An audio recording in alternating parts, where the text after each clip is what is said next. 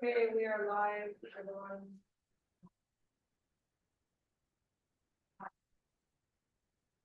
Morning. Morning. Are we on Prime Gov tables? It is on Prime Gov. I'm not seeing anything. It's on Prime though. It's so special. Oh, we're the 6th today. Okay, so which one are we doing here? This one? Yes. In my space. Is the whole day of those?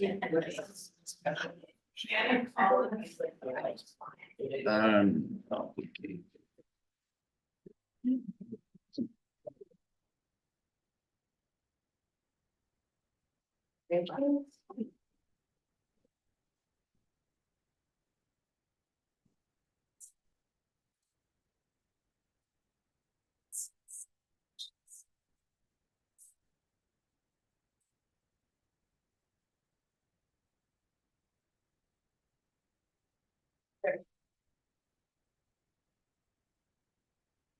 When are we going? Later this afternoon. Good morning, everybody. Welcome to our special council meeting for February 6th, 2024. We have quorum. I will call the meeting to order. The time is 9:03. As usual, I'd like to start off the meeting in a positive way by acknowledging that the city of Maple Ridge carries out its business under traditional and unceded territory that the Katzie First Nation and the Kwantlen First Nation. First up on the agenda is approval of the agenda. However, there was a little faux pas happening, so I'd like to amend the approval to add a public question period of item 4. Can I get a motion for the amendment, please? Moved by Councillor Dewick, seconded by Councillor Schiller. Comments, questions on the amendment? Seeing none, I will call the question to the amendment. All those in favor? Motion's carried. And then we'll move on to the main item of the approval of the agenda. Any further additions? Seeing none, can I get a motion for that one? Moved by Councillor Schiller, seconded by Councillor Dewick. All those in favor? Motion's carried unanimously. Thank you very much. And now we're going to move on to the next item, Madam Clerk. Thank you, Your Worship. Today we have one item on the agenda, item 3.1, which is business planning for 2024 to 2028, and staff are in attendance to present. Good morning, Your Worship, members of council. We're back at business planning, looking at our 5-year financial plan, but more importantly, 2024. And so if you recall, this is an ongoing journey we're having with business planning processes to make sure that the corporation and its finances are aligned with council's strategic objectives and the objectives and key results, the OKRs, that have been approved and endorsed by you. As you recall, back in December, you heard from all of the department heads around core service presentations, and this was an opportunity for them to talk to council about the service delivery that they provide 24/7, 365 days a year to Maple Ridge residents. In January, at the beginning, right after the holiday break, the city went out to do the public engagement period, which was the direction we sought from the December presentations. And so that work has been completed. Today, you're going to get a presentation on the data that was collected during that engagement, which has helped the staff and the budget teams inform their decisions and their recommendations to you at council. So today, where we're at is budget deliberations. You're going to learn a bit about our business planning framework again, just to recap. You're going to look at the financial overview of the corporation, and then we're going to get into the capital program overviews and then the operating budget. So you're going to hear from the SPOT teams throughout the day and the SPOT leads on how the work that they're doing informs your objectives and key results, and allows me as the head of the corporation to make decisions throughout the year to deliver on council's strategic objectives. The ultimate goal is we have a deadline that's legislated by the province that we have to have the 4th reading of the financial plan and bylaw adopted by May 15th. So we're well within the window of getting that done. However, our commitment to you in December, which stands still today, is our objective is to get most of this heavy lifting done before spring break. And then that allows our finance team to really make sure that the budget and the 5-year financial plan is ready to go for ratification well in advance. So if there is a hiccup, we have a bit of a breathing space to be able to deal with that. But the full intentions is that you'll have your tax rate set, the capital budget approved so that we can start on capital projects without having to burn literally 5 months short and run 7 months to get spent the money that's being requested. So the objectives today is to really provide an overview of the city's proposed financial plan, highlight the key strategic priorities and initiatives that align with your OKRs, as well as some of the other pieces, to report on the community engagement results, and then to talk about proposed service enhancements based on the data that we got through engagement. And we tried our best to bucket these under your 5 foundational components of your strategic plan. So keep in mind the commentary from staff, as well as the vocabulary that I've been using with you since the election. The priority for 24 is to continue to build the foundation of the corporation so that we can deliver on your strategic objectives. So a lot of these initiatives are linked to foundational items that include things like software enhancements, and with the legislation, making sure that we have the bylaws in place, our policies, our procedures, all of those pieces. So you're going to hear a bit about that from the SPOT teams. And that is really what we're trying to do, is set you up for success this year and leading into 25 and 26. So it really is a multi-stage process and not just a series of quick wins. However, there's always a series of quick wins, and you've got Summer Games as an example, and the Maple Ridge 150, for which you've already assigned some funds in this year's budget. So we're well underway with those planning and deliverables and executables on that project. So today, what we're hoping to seek from council is approval on the capital plan and the allocation of the community Growing Communities Fund. That's a $16.5 million that was given out last year. That is linked to capital programming. And so what you're going to see is a series of capital items. And what we'd like council to do is say, yes, we're comfortable with that. And then Mr. Thompson will describe how we're funding those. And some of those funds will be used from the Growing Community Fund to fund some of those strategic priorities identified in this year's financial plan.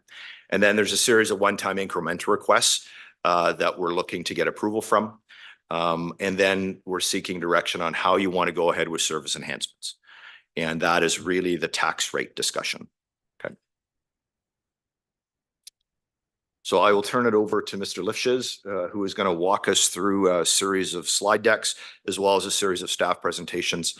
And again, Your Worship, at any time, feel free to stop and let's deal with this on a case-by-case basis with council. We want to make sure that council has all the information ready to make informed decisions and provide strategic direction to staff. So thank you.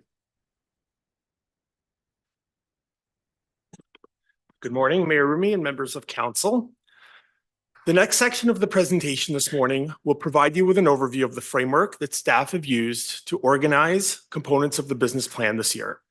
This will set the stage for the presentations for the remainder of the day, when we will get into topics related to the budget and elements of the business plan. The framework for this year's business plan is modeled in this triangle. The base of the triangle represents the city's core services. These are the many lines of businesses and day-to-day activities performed by the city, which is what council saw on December 12th of last year, when each of the departments presented the services that they deliver. As such, following the description of the framework, Mr. Thompson will then present the financial background of how we maintain those core services moving forward, given the various changes in the municipal landscape and inflationary cost pressures associated with maintaining existing core services.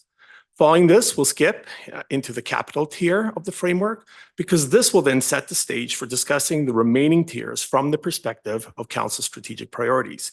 The capital presentation will include details of the capital planning context, funding, and elements of the 2024 through 2028 capital plan. Following capital, we will review the 3 remaining tiers of the framework, specifically the budget items and initiatives that represent the enablers and service enhancements, foundational initiatives, and OKRs, objectives and key results. The proposed initiatives and budget impacts associated with each of these tiers will be reviewed from the perspective of council's 5 strategic priorities, and then will be presented by the SPOT team leads for each of these priorities. As a reminder, the SPA teams are the strategic priority oversight teams, which are tasked with overseeing implementation of the various initiatives and projects associated with Council's strategic plan. During the presentations, the SPA teams will be supported by the various directors and managers who have put forward components of the business plan so that any questions that Council may have can be addressed fully. During the review of those three tiers of the framework, the proposed requests and budget impacts will take the form of incremental requests. These incremental requests, or just known as incrementals, include funding for staff, projects, and/or ongoing programs. The information presented will distinguish between one-time and ongoing incremental requests. This is a relevant distinction since one-time incremental requests do not impact the proposed property tax increase for 2024, whereas ongoing incremental requests have the potential to impact that rate. So let's take a brief look at the 4 tiers above core services. First up is the Enablers and Service Enhancements tier, which consists of incremental requests that propose new services as well as enhancements to existing services, including those areas where underinvestment in the past has resulted in potential risks to effective delivery of services. The incremental requests that will be presented in this tier include funding for staff and/or ongoing programs. The capital tier is next and consists of the capital plan that allows the city to deliver on infrastructure projects and maintain the city's nearly $2 billion in assets through the 2024 through 2028 capital program. Projects in this tier include capital investments that both represent infrastructure that is part of the city's existing core service delivery, as well as proposed new capital projects that are strategic in nature and which advance Council's strategic priorities. The capital program presentation today will focus on those proposed strategic capital investments. The next tier of the framework consists of foundational planning projects. These are the one-time incrementals that lead to the development of plans or pilot projects that will drive future strategic progress, plan for the city's future growth, identify future measurable objectives, and help the city prepare for the changes required by new and evolving legislation and regulations. The final tier is OKRs, or Objectives and Key Results, and this consists of a group of mostly one-time incrementals that will enable the organization to operationalize the priorities outlined in Council's 2023 through 2026 strategic plan through the delivery of specific, measurable strategic outcomes known as OKRs, as approved by Council in the fall of 2023. All but one of the incrementals in this tier are one-time requests. I will now pass the presentation over to Mr. Thompson, who will present information regarding the core services budget environment, along with cost drivers, changes from the previous financial plan, and the legislative framework. This will then be followed by a review of the capital program and environment before coming back to go through the remaining tiers.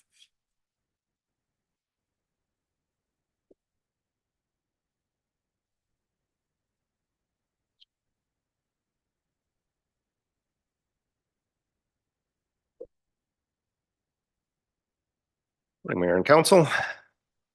So, financial plan, budget overview. Essentially, the budget is a one-page document that's a legislative based on the community charter. It's in a very summary format. It's really the reason why we produce the overview report. It provides some context. It is a balanced budget, and what does that mean? Basically, it means the sources and uses of funds are identified. So it's largely on a cash basis. When we say balanced, it doesn't mean that all of the revenues have to equal the expenditures. We can borrow money as long as we have a source of funding to repay that. We can draw on reserves, and we use reserves strategically, and we'll talk a little bit more about that when we get into the capital program. And one piece, and it'll probably be more evident this year than most, is there's a real difference between financial reporting, so our annual report, and financial planning. Financial reporting has a bunch of accounting rules. You look at accruals and liabilities, whereas really the financial planning is based on cash flows. So what's in the overview report, and why do we bother with it? Essentially, it's an overall picture of the financial plan.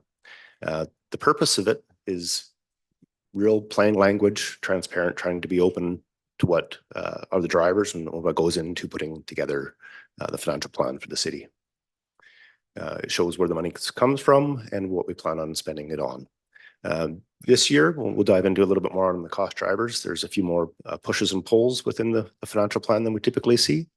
There's a page on staff count that shows basically our departmental head count, and based on how we financial plan, so having a base budget, which is really just the core services, as mentioned earlier. The staff count doesn't change a ton within the base budget. It's just a couple of head count on a count of about 500, so very minimal. And that's why we look to the incrementals as a way of changing service levels. It provides a bit of a property tax information, both in how much we generate, as well as the impacts to the average house. And then a little bit later, I'll talk about some of the financial reserves and the capital program. But this piece of the presentation will largely focus on the operating costs and some of the transfers to reserves that fund the capital. So the financial plan was last adopted in May, and we've had some significant changes since. The legislative framework with respect to housing affordability has changed, and there's also been some pressures on some contractual costs, as well as labor costs. There remains some uncertainty. We have some union contracts still outstanding, but largely the trend is seen within the region. So what is the biggest culprit of changes in this financial plan? It's inflation. So certainly inflation is coming down, but we're still going to see the consequences of that peak in some of our costs going forward. So again, the large cost drivers for the budget is labor. I've got RCMP in there as labor. Really, it is a contracted service, but labor is the driving force behind the cost increases. We've got e-com with some cost increases, and we'll see some of those details in the next few slides, and some other contracted services. Software costs continue to increase, and we've had some facility cost increases, both in the way of new facilities and cost increases. So what does the base budget look like to start with? For general purpose, with just under 4% tax increase and a 0.4% for infrastructure replacement. And 0.4 is a little bit lower than it has been in the past, but that really is to provide some capacity to address some of the other cost pressures. And I'll speak more about the infrastructure replacement and where we are when we get into the capital program.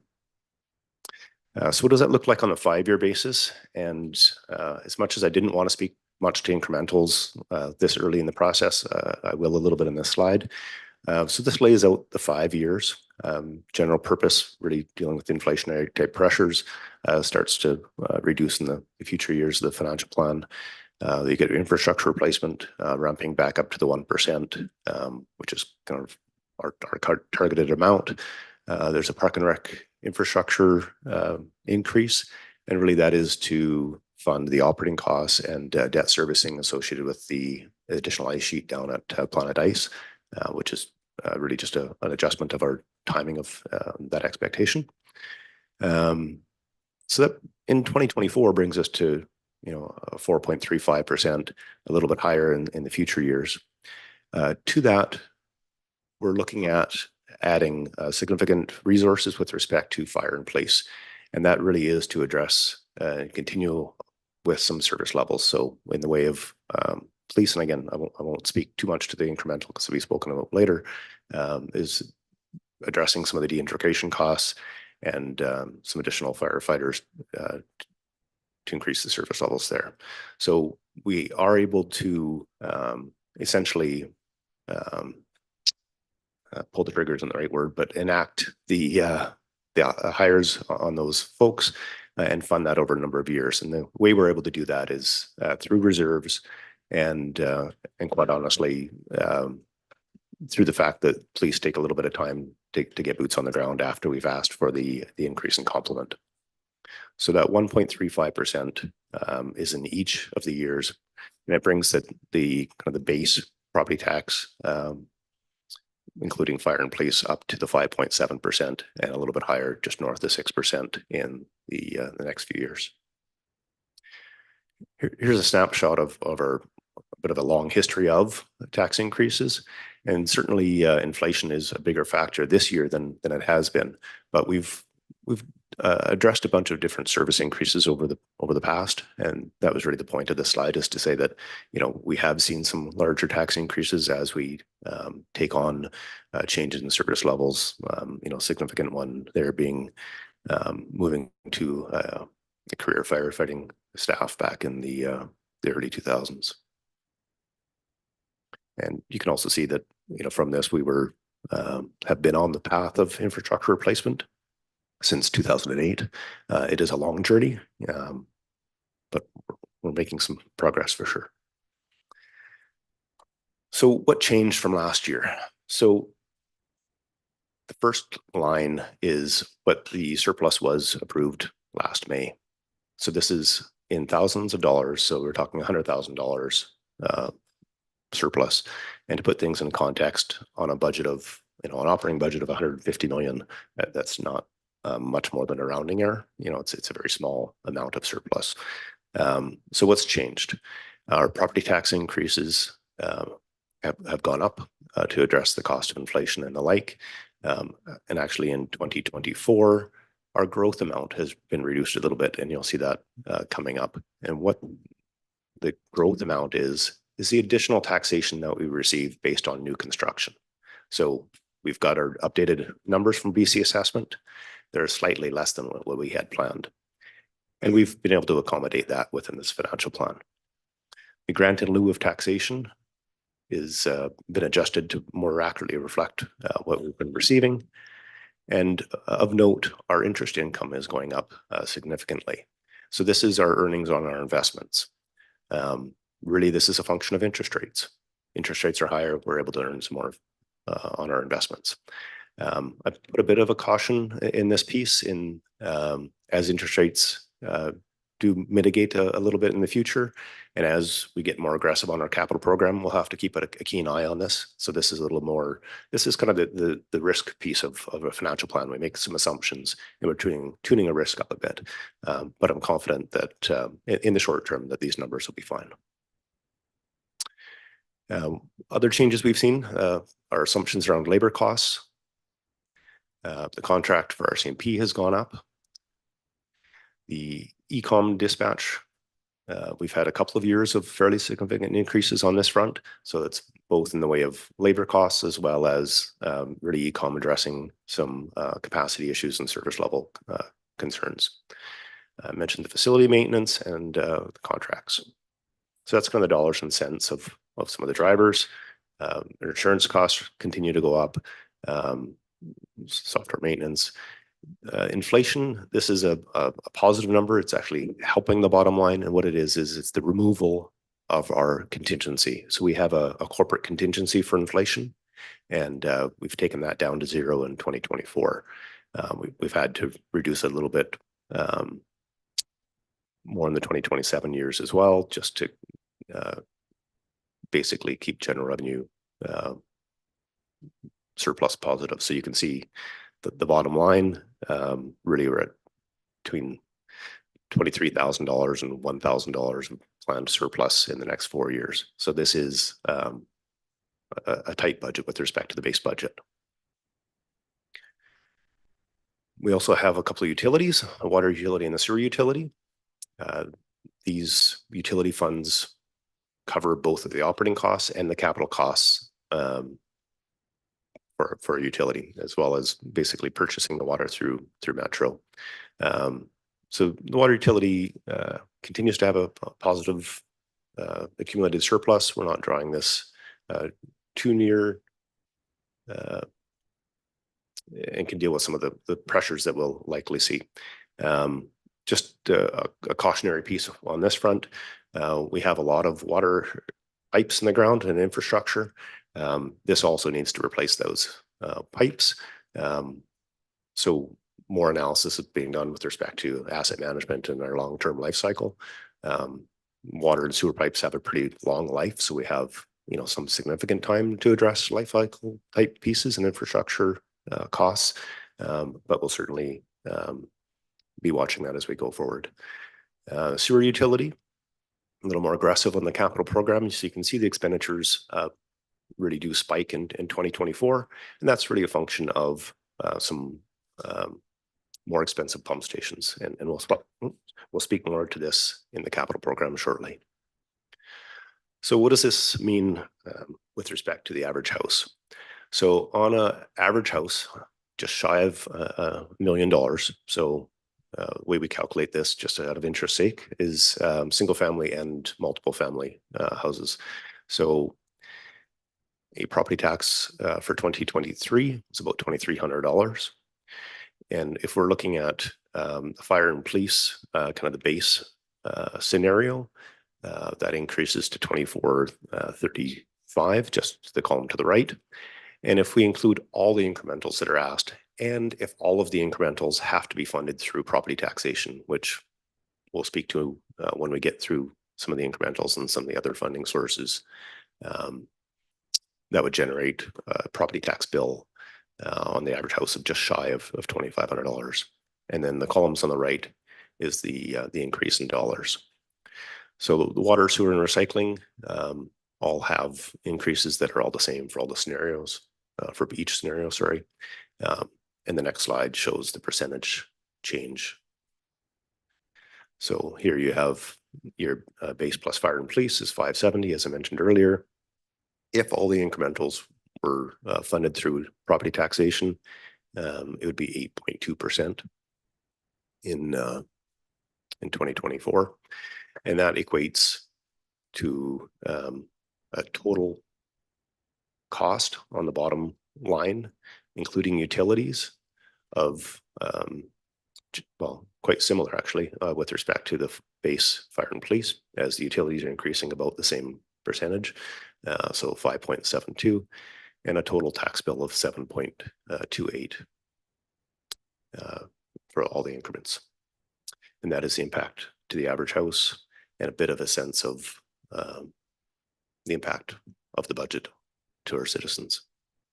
I'd welcome any questions. I think maybe just in closing, quite often council will see a financial plan bylaw come right after business planning and the presentations.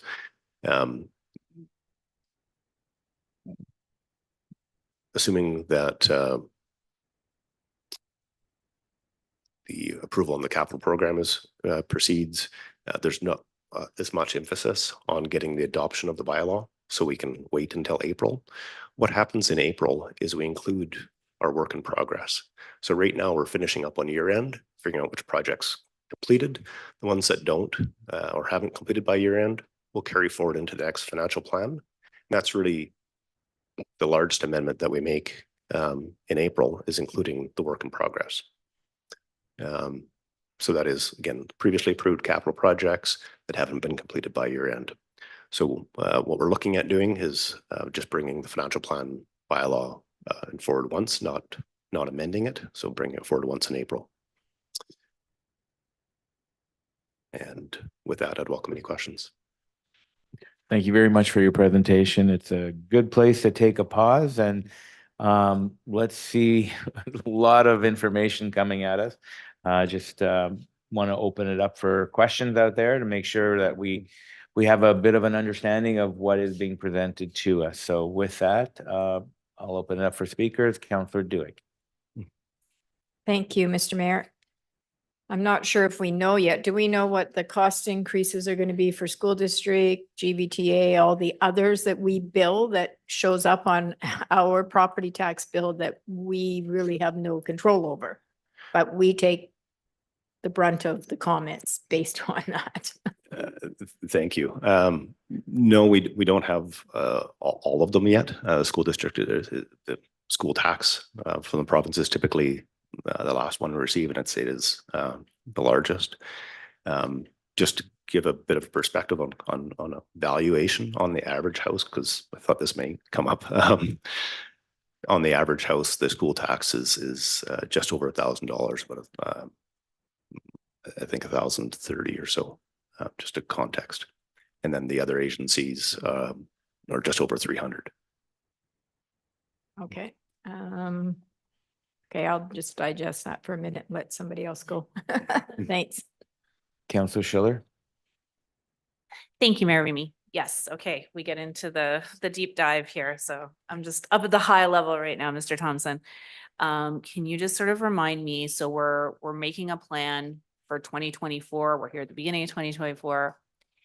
We collected property taxes in July. I'm just struggling a little bit to understand like the relationship between like we collected those monies in July. Are those the monies for this year? Help me. Thank you. So we collect the taxes in the middle of their year, essentially. So while we have to manage our cash flow throughout the year, we collect the taxes for the year about mid-year. Yes. So okay. we're talking about the operating costs of 2024 and the property taxes that we'll collect at the end of June, early July. And we're able to have that conversation. We know what we collected in July. We know what those amounts are. So then we can make decisions about what we're doing going forward, but we have that revenue collected and it's a fine, like we know what that number is. Right. And so really what we're talking about now is the next, well, is the current year, it's 2024's taxation amount. So the amount that we'll levy in May and send out the bills in June. Yes. And at the end, it all works together. In the end. Okay, thank you.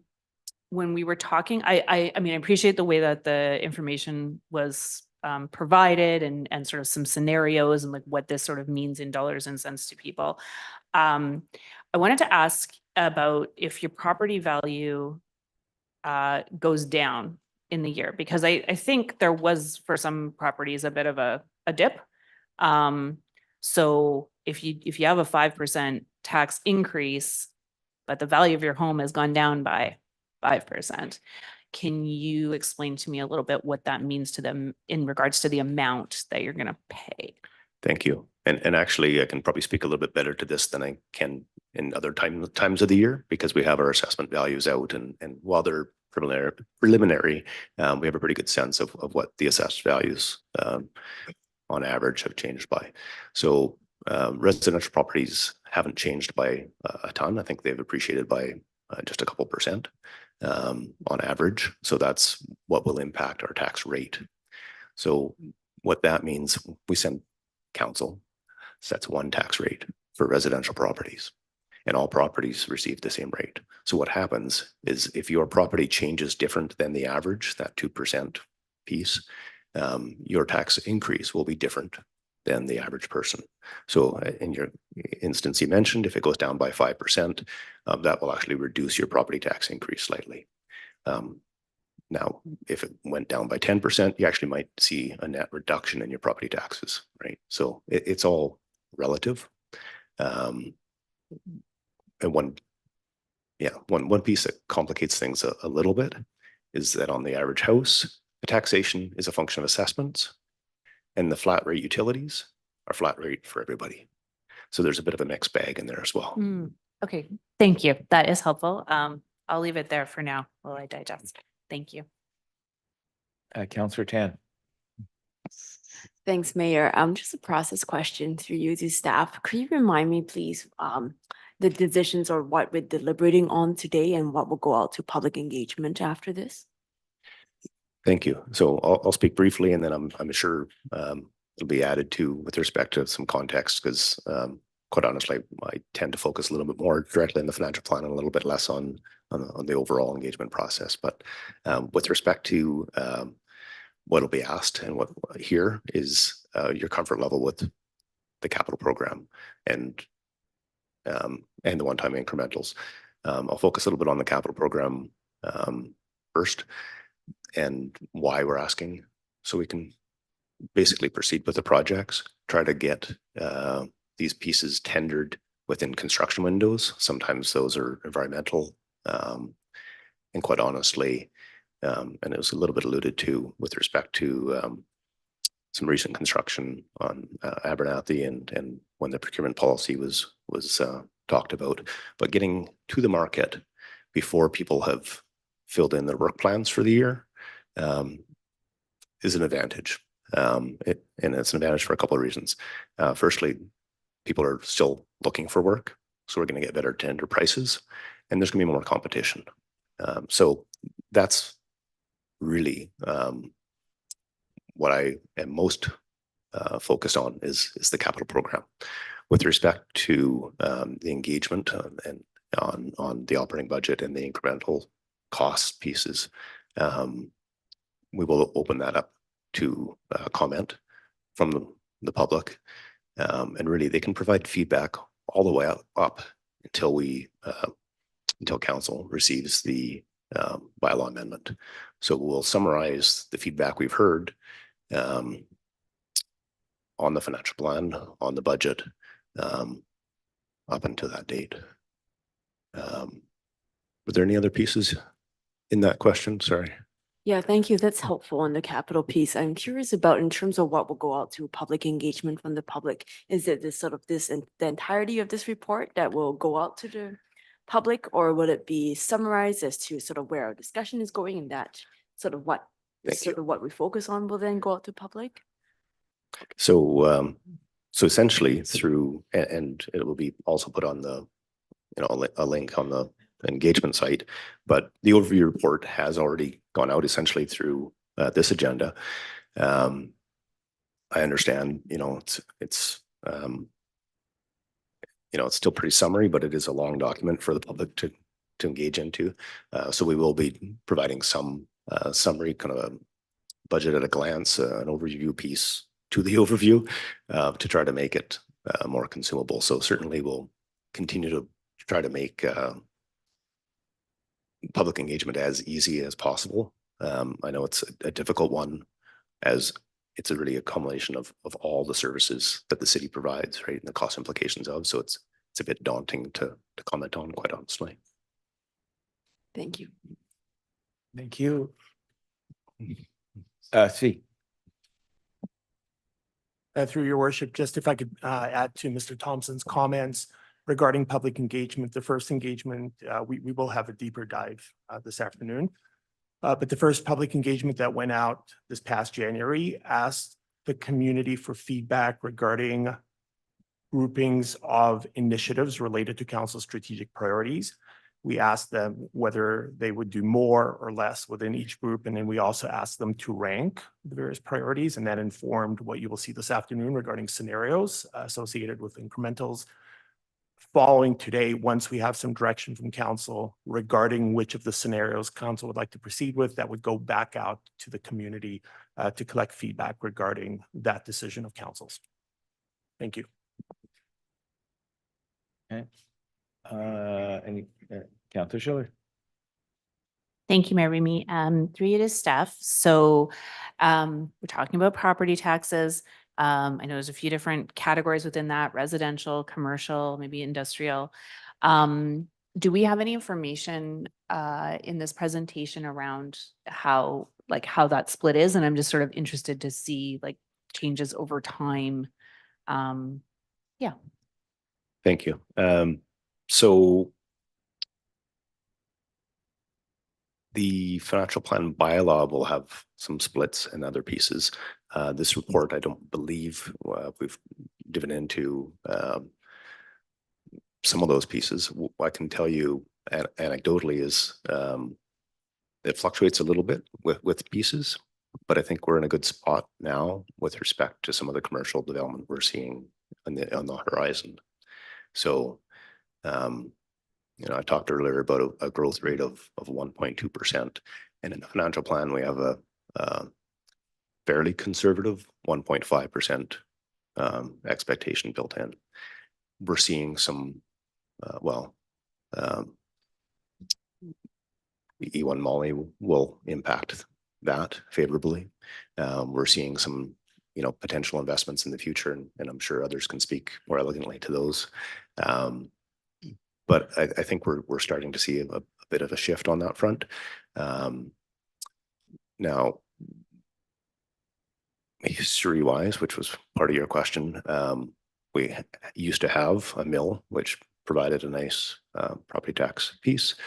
There's a bit of a dip while we look at, waiting for redevelopment on that front. But, there's those kind of ebbs and flows that'll go through.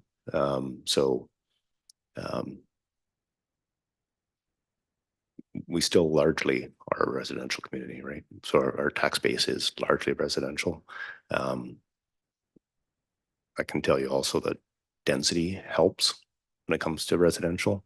So linear infrastructure is expensive to maintain. So as we see density, as we start growing up, even on the residential side, it becomes more sustainable. So I think we're headed in the right direction on a couple fronts. And that's great. Thank you. Like that type of answer is helpful to me to just try to put it in context. I have another question as well, and this might be like for later, it's a bit more detailed, but I'm just thinking about, the DCC, because I appreciate we're talking about a property tax, but that gets me thinking about like revenues and so I'm thinking about DCCs. I know we had applied to the province at one point to change our DCC rate. Can somebody remind me where we're at? Sure, with certainly. that? So I will address this in more detail when we get into the capital end of things. But with respect to the amendment that's in progress, we had a bit of a stall with the province. We've had to do some rework. Quite honestly, I had a bit of a question mark of, is it going to survive given some of the legislative changes on the housing front? And we had to do some rework on our capital piece to fit it within a minor amendment. But long story short, it's still on the books. There's still a window. The province is willing to look at it again. So that will be the next task once I have kind of the financial planning behind us. So hopefully in short order, we'll have that minor amendment back in front of council. So Okay. that's subject to of course the province being okay with it, but we'll go through that process a little bit more rigorously with the province prior to bringing it back. Okay, thank you very much. Does that make sense? I see a question that might I think if we can clarify, where is it sitting right now? Is it sitting with the province? Is it sitting with us? it's sitting with staff. Okay. So it went to the province, yes. And just walk us through what happened, because it's been a while. It obviously, has, since we it put has. that. So the province, so it went to through the process in the way of a minor amendment. And what that means is that we're only allowed to look at the project costing of the existing projects. And in our submission, there was a few projects that were related to new growth, new assumption changes in our capital program with respect to Northeast Albion and the Lougheed corridor. So the province said, no, you can't have these in here.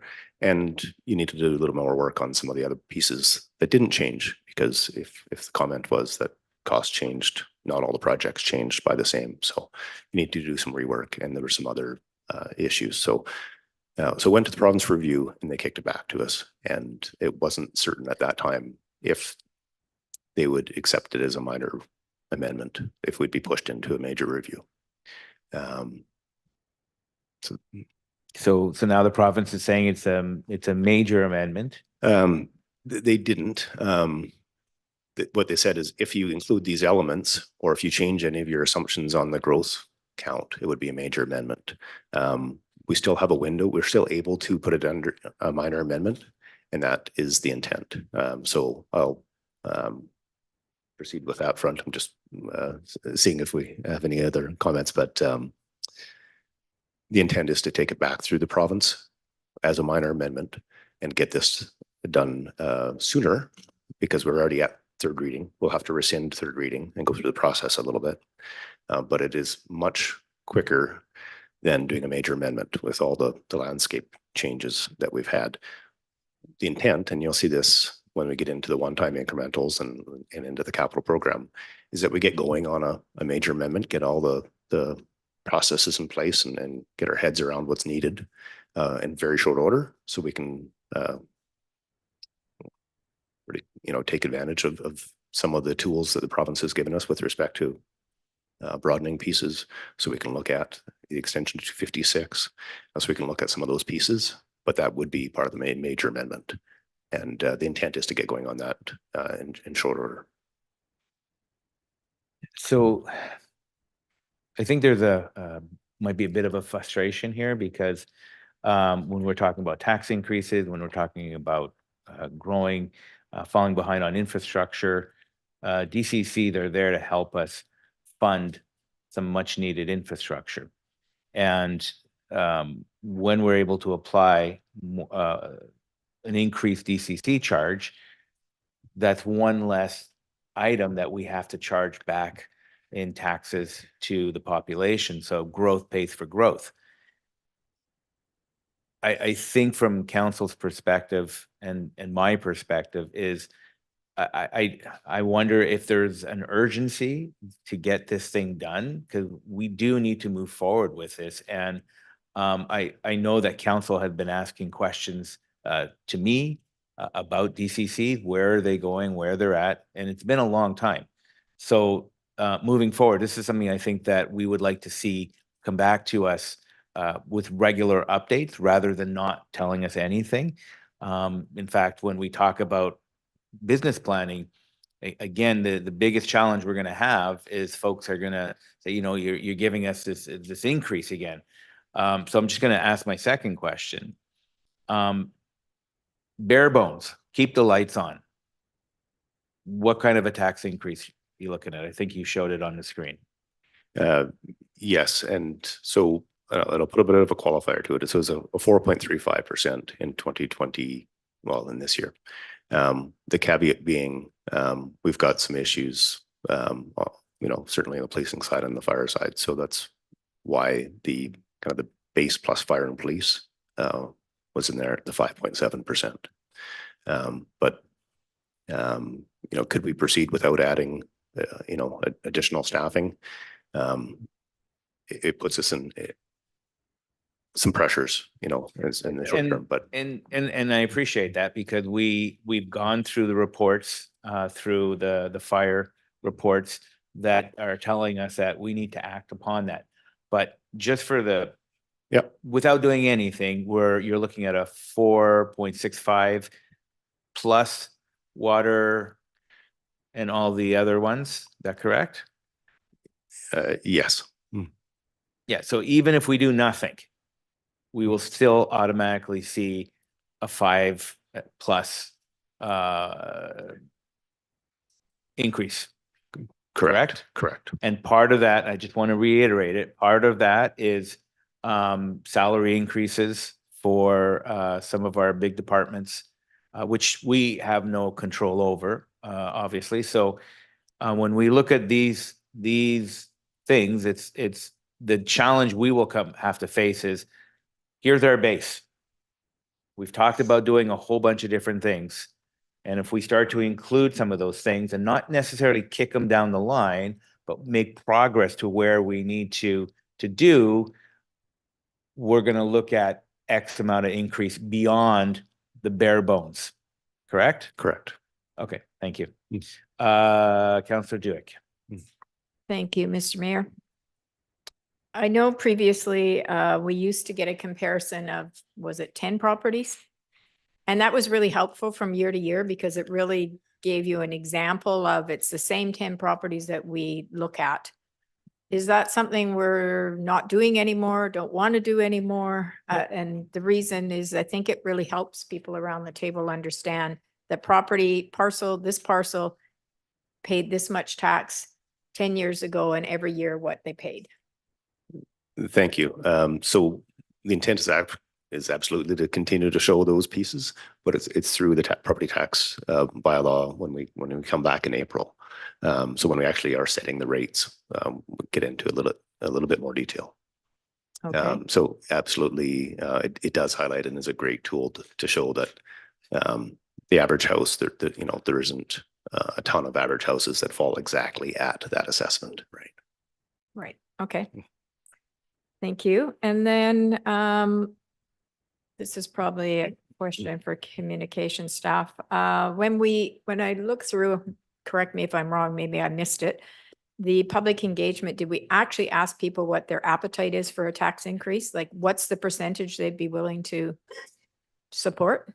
It's one thing to rank what you'd like, and it's another thing, I think of this when we went through the garbage discussion. It's one thing to ask people if you want garbage pickup, and it's another thing to say, oh, but did you know it's going to cost you $300 a year? Oh, no, now I don't want it. I want it before if the city's going to include it in my existing taxes, but I don't want it if I have to pay $300. Through your worship. We went back and forth quite a bit on whether to include specific numbers in that. Ultimately, the decision was made to focus on priorities and initiatives to get a sense from the community whether the actions being taken and the work plan being proposed is the right one for each priority. Do more, do less, or keep the same within each priority. And then to compare the priorities against each other in a ranking. We knew that we would be having this discussion today. And then based on council's direction, go back out to the community with a more fulsome discussion regarding rates and how that affects the community from a fiscal perspective. Okay, thank you very much. And then referencing, Mr. Thompson, you referenced the mill. And so previously their taxes would have been based on the fact that it was a functioning business on whatever the zone property is. I can't remember off the top of my head right now. So are you saying that now because the mill is not operational, it's bare land zoning that they're assessed at? So in the past, they were our only major industrial property. The major industrial rate is higher than any other tax rate. Right. And I forget exactly the proportion compared to business, but it is higher than business and light industrial. So that element alone is a piece. And they had the improvements on it and other pieces. So now, yes, there's a temporary reduction in what we would have received in the last couple of years with respect to property taxes, because it's now based on light industrial and in a bit of a transition. Okay, thank you. And then I think questions, so we're going to save questions as we go through each section rather than the overview. Is that correct? Okay, thank you. Thank you. Councillor Tan. Thank you, Mayor. I just wanted to follow up on your question. I just wanted to make sure I understand the definition of the word base there. So base plus fire and police, base plus all incrementals. What exactly does base mean? Sure, certainly. So base is often referred to as core services or a kind of our existing budget. So without impacting service levels. So really it is the cost of doing the same that we are doing now. So that is our starting point. Right. And okay, so it means with no extra, the cost of doing everything as it is now. And so the increase, the something like 4.35% I see, which accounts for base increase would be something like the mayor said, any additional expenses, inflation, but anything that requires to just keep things going as they are for now. Right, exactly. So the base is continuing along with our existing service levels. Okay, great. Thanks. Thank you. Seeing none, I'll throw in one final comment for me, which was touched upon. We know that currently about 93% of our tax base is residential. If we don't start moving the dial on growing our economic development, which would help with the residential tax base, that's the key to me to not being always in this position. And again, growth pays for growth, but you need to have the economic development piece that's in there. And I know that we are actively working on building our economic development. The example of the battery plant, when that's up and running, that's going to have a major contribution. And there's other industrial areas. But there's pieces that the city needs to do, such as Abernathy, widening that is so critical. If we don't find a way to fund ourselves out to 256, including the 240th bridge, where we have 600-800 acres of land, industrial land, that is the gold mine for us. And we as a city, because it is city roads, we need to find a way to make that happen. Because in the long run, that is the best thing that will happen for our community. And that'll put us in a position where we can build more infrastructure, we can build more recreational centers and community centers. But if we don't do any of that, then we are losing out on that gold mine. And that's the challenge that we're faced with. So I'll leave that there, and I guess we can move on to the next item. Thank you. Thank you. So part 2, capital program. So a bit of context. We have a lot of assets, about $2 billion worth of assets. There's 2 real key focus pieces that we have. One, maintaining what we have so that the service levels don't diminish on an existing. So as mentioned, we have a program around maintaining our infrastructure. And the next piece is, certainly we're a growing community and we have a lot of new infrastructure needs, both external and internal with respect to supporting our business operations. So a little bit of context. This year was a little bit unique. We did a bit of a deeper dive with respect to our existing program. So we have about $200 million of projects on the books this year. We took a look at these, which ones are progressing, which ones aren't, which ones are still a high priority, which ones aren't, what are our other priorities that are changing and shifting going forward, and can we tap into any of this by reprioritizing these projects and getting a little bit better bang out of the buck. So that was done. We prioritized about $15 million of projects, and you'll see that in the capital program in that 2024 and 2025 have a little bit more funding in some of the funding sources than typical. So we're able to reprioritize those into higher priority projects. On the horizon is the implications of the housing legislation changes.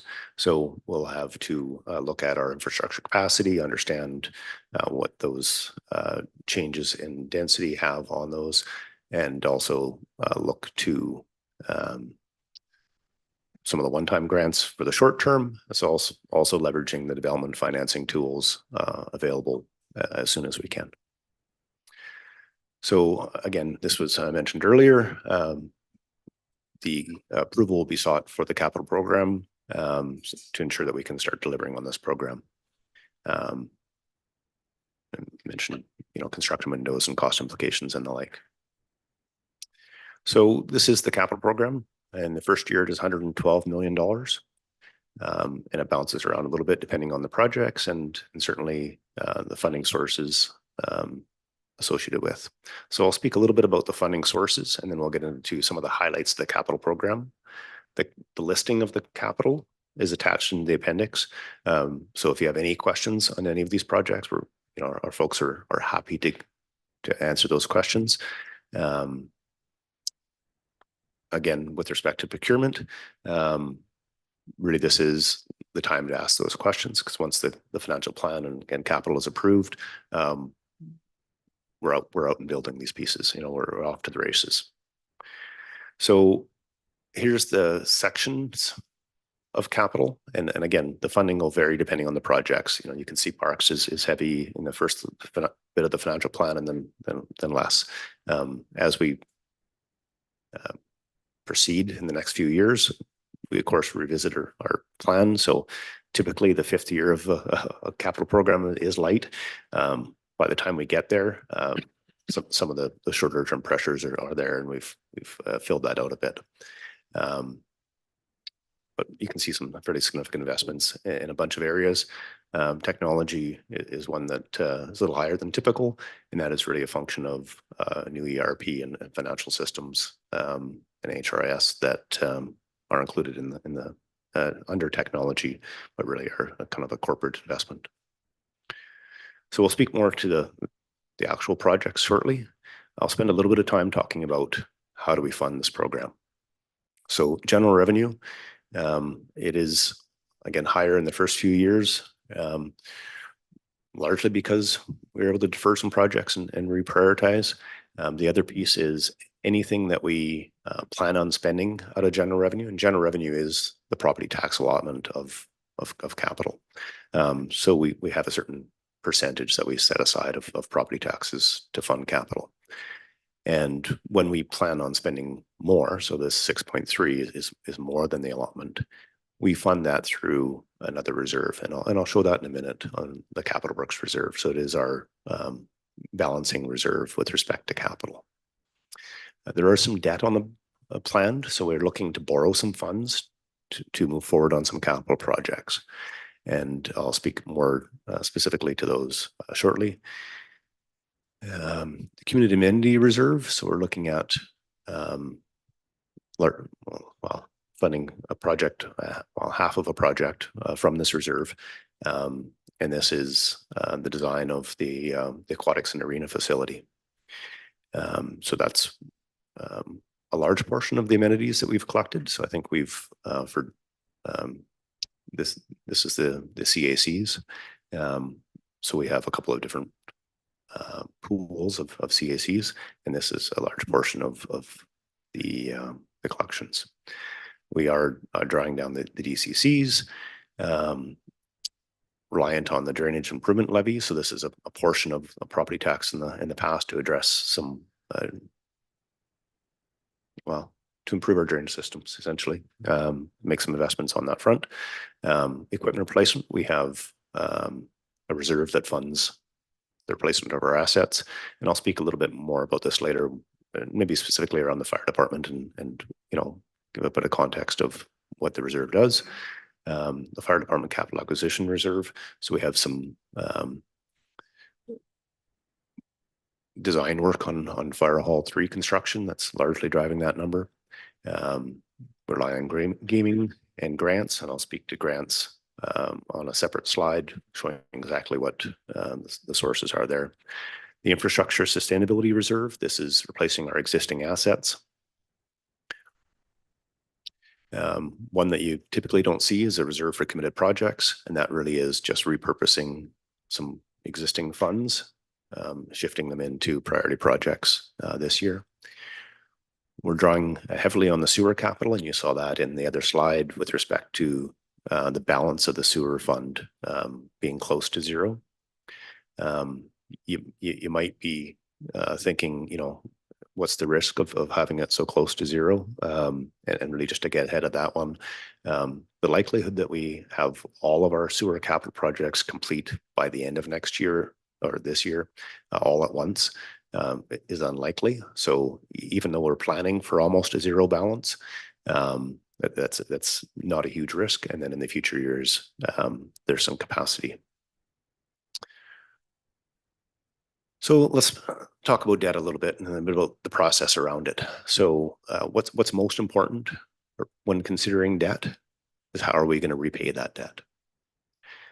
So we have a pump station in Hammond, a $10 million investment, and that is going to be funded through the drainage reserve. So again, not an impact to the property tax increase, but existing funding through drainage. The fire hall replacement, right now it's estimated at a $30 million investment split over a couple of years, and that is paid for through essentially through the fire department capital acquisition reserve. And the fire department capital acquisition reserve is funded through taxation. So we are taking money that we have saved in the past and essentially funding the capital both on the operating or on the equipment replacement and the capital acquisition. One piece that is going to be in the program in the future, once we have a better sense of the cost and scope and the like, is the aquatic and arena facility. In all likelihood, we won't have much in the way of options other than to borrow for this project. It's of that size. I should talk a little bit about the approval process. So council will see this shortly with respect to the pump station, as we'll need to have approval in place prior to doing the project, of course. Any borrowing of this size, we'll need to go to the public for approval. So it's basically an assent of the electoral. Typically that's done through the alternative approval process, and we'll bring some reports to council and talk about that process and what that looks like specifically. But essentially, we asked to borrow the money, and as long as 10% of registered voters don't object, then we can proceed. And that is the process that we've used time and again for essentially all the borrowing that we have on our books. CACs and DCCs. I'll take a little bit of time on this slide. So there is a balance in the amenity contributions, just shy of $10 million. And we have a planned spend of 7.5. Part of that 10 million is specifically for affordable housing. And again, this is the existing CACs. The province has introduced new legislation with respect to ACCs, and they'll provide some additional guidance soon, but the council will see and hear more of these tools shortly. Essentially broadening what we can use for it also changes the process a fair bit with respect to amenity charges, and they more closely resemble DCCs, where we set out the projects in advance and calculate a rate based on development. So again, something the council will see more of shortly. With respect to DCCs, there is a minor amendment in progress, and we spoke a little bit about that earlier, and I'll provide some updates once we hear more from the ministry in the coming weeks and maybe months. But in the very short order, we'll get this back in front of council. With respect to the legislative changes, essentially they're expanding some of the uses that we're allowed to use for DCCs, including new fire halls and new police stations. Again, these are pieces that are associated with growth. And we will be looking to start the process around a major amendment for DCCs in 2024. So I'll step through some of the reserves. So the first one is our largest piece for general capital. It is a capital works reserve. There's some policies around this piece, but also speak firstly to the inflows. It is largely property taxation. We have used it in the past as a financing tool. So we have internally financed some investments or renovations to the pool and enhancements there. And we've used it to fund some other pieces, such as the power down at the Haney waterfront for filming. And so the revenues associated with that pay back this reserve for that capital investment. So those are the inflows, just shy of $2 million in the first bit as we're receiving the repayments. And here's the planned draws. So essentially it is the balancing piece for the general capital funding. That's GCF. So we are drawing it down because of the amount that we've planned to fund out of capital. And this reserve has a 10% prior year taxation minimum balance. The purpose of that is if there is any incident, any emergency, anything that impacts our capital where we have to replace things, this would help fund those pieces. So earthquakes and the like, uninsured losses would be this piece. Put things in perspective, $10 million on our assets of $2 billion isn't a whole heap, but it is something that helps us address some of the pieces. We have dipped into this in the past briefly into the minimum balance. So you can see the unencumbered balance. We actually plan on dipping into this ever so marginally for a 1-year term in 2025.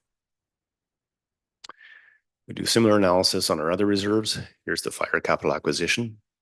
So this piece we have some fairly large expenditures planned with respect to design work. And to that end, we've had to actually move some allocations of the equipment replacement reserve into the fire department in the first 2 years. And that's why you see the annual transfer here is about $3 million in the first few years. And it actually reduces a little bit going forward. And that's because it also includes what otherwise would have gone towards equipment replacement. So there's the planned spends and the debt repayments, first associated with Fire Hall 4, which is already completed, and then the proposed Fire Hall 3. Here's the fire department equipment replacement. And as mentioned, the first 2 years, we put a pause on those funds to put them into fund other fire capital. And here's the reserve. It's fairly healthy. They've got just a couple of fairly minor replacements in the future years. So the reserve has some capacity, and those are the fire reserves. Infrastructure replacement. So again, we've been at this since 2008 in the way of funding, a dedicated funding source for infrastructure replacement. Certainly before 2008, we were replacing infrastructure, but dedicated funding for started at that point. And it's got us a long ways. We're funding $8 million a year of infrastructure through it. By the end of this plan, it's almost 13 million. That being said, the number we're probably targeting is probably in the low 20s. So we have still a journey ahead of us. Our infrastructure is relatively young, but getting less so. So here's where the outflows of those funds go, really dealing with some of our pressures around facilities, replacement of fire capital, highways drainage, and the like, and then some smaller amounts in the way of technology and equipment. Capital funded by others. So this is a bit bigger numbers than we've typically seen. This is the funds that we received last year with respect to the Growing Communities Fund. So I've denoted this as Growing Communities Grant, just because we already have a GCF acronym, and I'm trying not to confuse everybody all the time. So these monies are sitting in a reserve, and council will see a reserve fund bylaw come shortly, as it was a requirement of the grant to have these in a separate fund. So as much as we call these contributions from others, they are sitting in reserves. So you can see we are reliant on funding from others. Maybe just going down the list, the first project of size is the 240th Street Bridge. So this isn't planned next year, but it's within the 5-year horizon, and we are heavily reliant on others' levels of government for funding, to the tune of about $37 million. Now, the design work is proceeding prior. This will really get us shovel ready, and others will speak to this project. But this is one that's in the near horizon, and certainly a piece that we'll need to advocate to secure this funding. So where we have secured funding is in the middle column, and really it's just an allocation of the funds that were received. So we were able to leverage existing funds with respect to the Abernathy construction of 224th to 230th, pay for the other half of the aquatic and arena facility design, and leverage the funds on some of the other investments. So that is the 16.6, and this is the full amount of the grant, the 16 point, well, what's often referred to as 16.5 million. This is the full allocation of the funds, and this will be something that we ask council for a specific resolution on, because that's a function of the grant as well. So just to confirm, this is the 16.5 million that the province gave us at the end of, when was it that they gave it to us? Was it late last year? Yeah. I forget what month it Okay, was. so that's sitting there, and those are allocated to these funds. Okay, Exactly. thank you. Sorry, and then the other grants? So the other grants may or may not be secured. So likely the 228 piece and others probably be able to save me on this, but there's things like TransLink and there's other pieces that are more likely. And then the $37 million is not yet secured. So that's the 240th Street bridge. Is piece. that for the application for the disaster risk mitigation federal funding? Right, so there's an application. And I don't think we've heard. Okay, thank you. Yeah. All right, thank you. And that is the funding side. I don't know if you prefer to stop and ask questions Yep. on how we fund it, or do you We'll want to get stop. into the actual projects? We'll Great. stop just to make sure everybody's on board Thank you. and have their opportunity to ask their questions. Again, another wealth of information that's coming at us. So just we'll take it slow and we'll make sure that we're all on the same page. So questions from council. Councillor Carreras.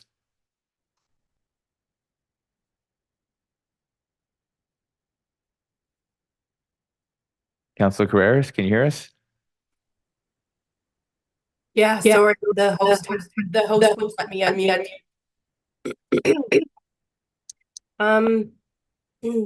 Just a quick question because we're getting into the ACC stuff. The new legislation that's coming down. So within our CACs, you said it's roughly about $10 million is what the pot is right now. Correct. And what is it? What have we got money stashed away to fund out of that 10 million? Thank you. So just going from memory, there's 3 pots, but maybe buckets are a better word, of amenity charges. So we have the Albion density bonus piece, and that has largely been spent on the Albion Community Center. We've had some collections this year, just a couple $100,000-ish in the way of balance. There's the broader CAC piece and what we're allowed to spend that on is set out in the planning policies.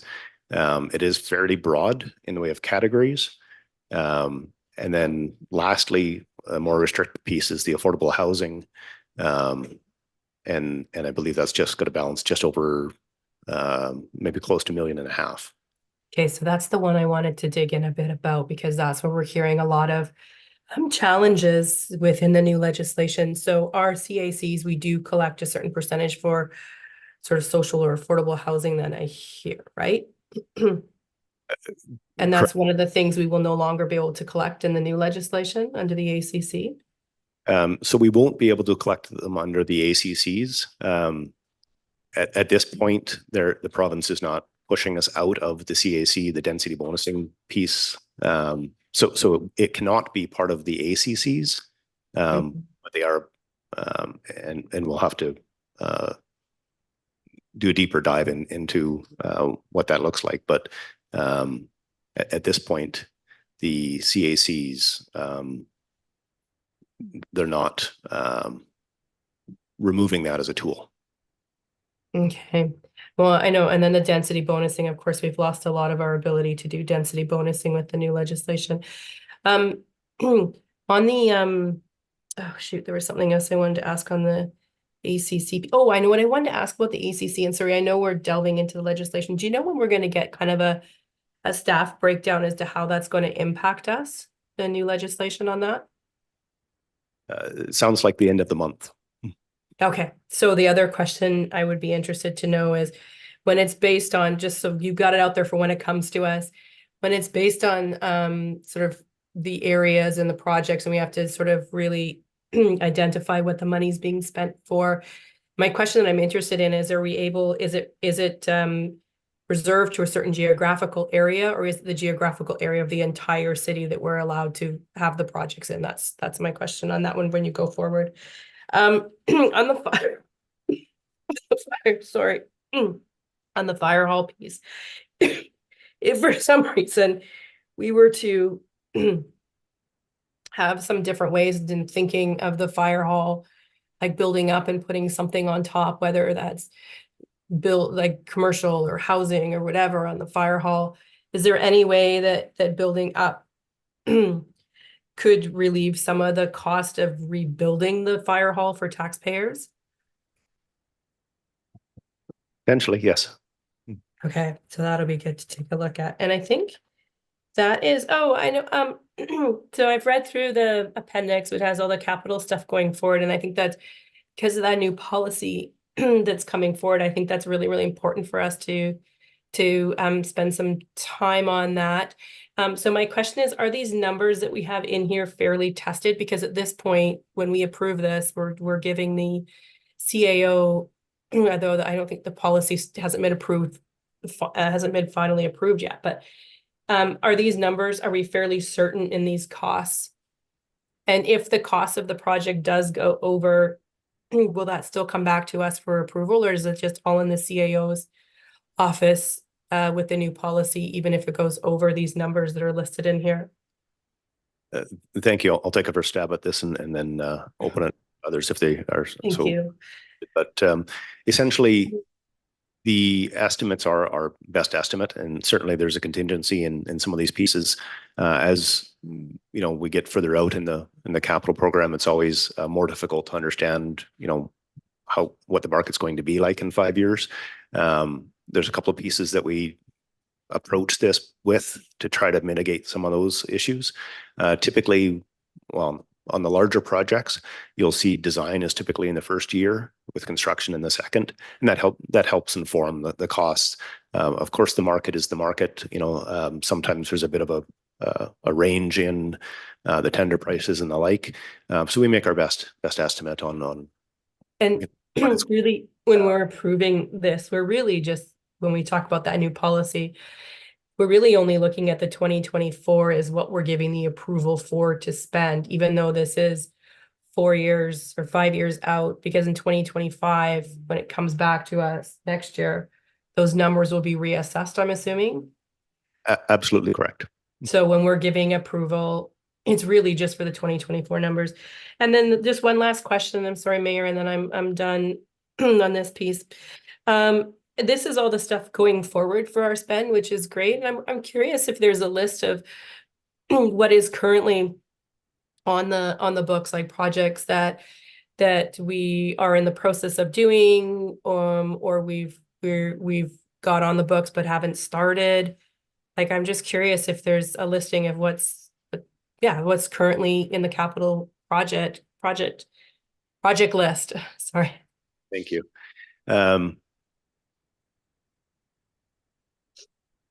So largely these would be what was in the capital program in prior years. And I appreciate that, you know, sometimes it takes a few years to deliver on the projects.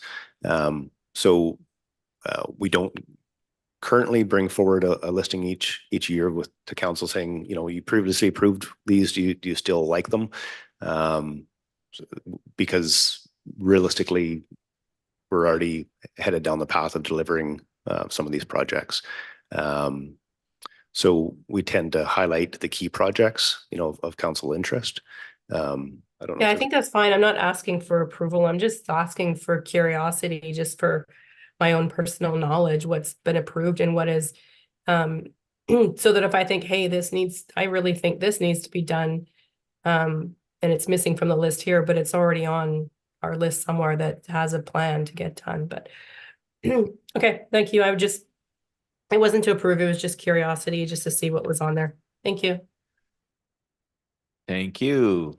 Any other further comments or questions? Councillor Schiller. Thank you, Mayor Remy. Okay, more to digest. I just want to acknowledge this is a difficult conversation. We all wish that there was more money coming in and that things cost less, but that's what we're here to get into.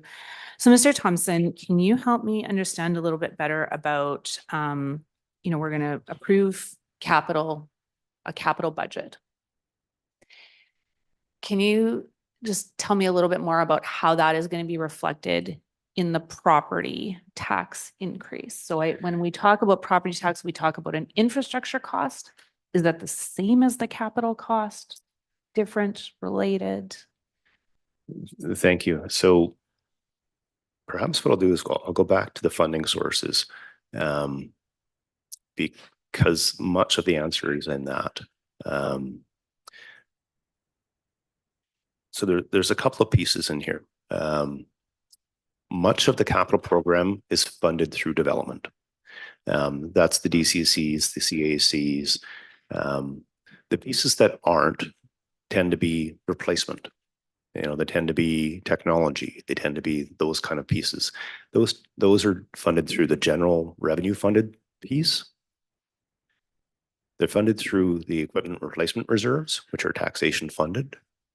Fire capital reserve, which is basically taxation funded.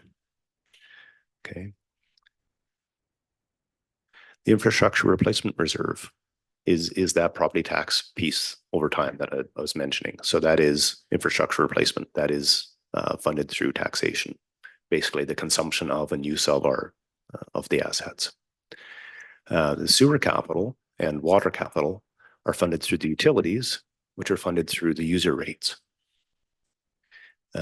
We also have development fees that pay or help pay for water and sewer, but the replacement of pump stations is largely done through the utilities, and that's what's driving some of these bigger numbers.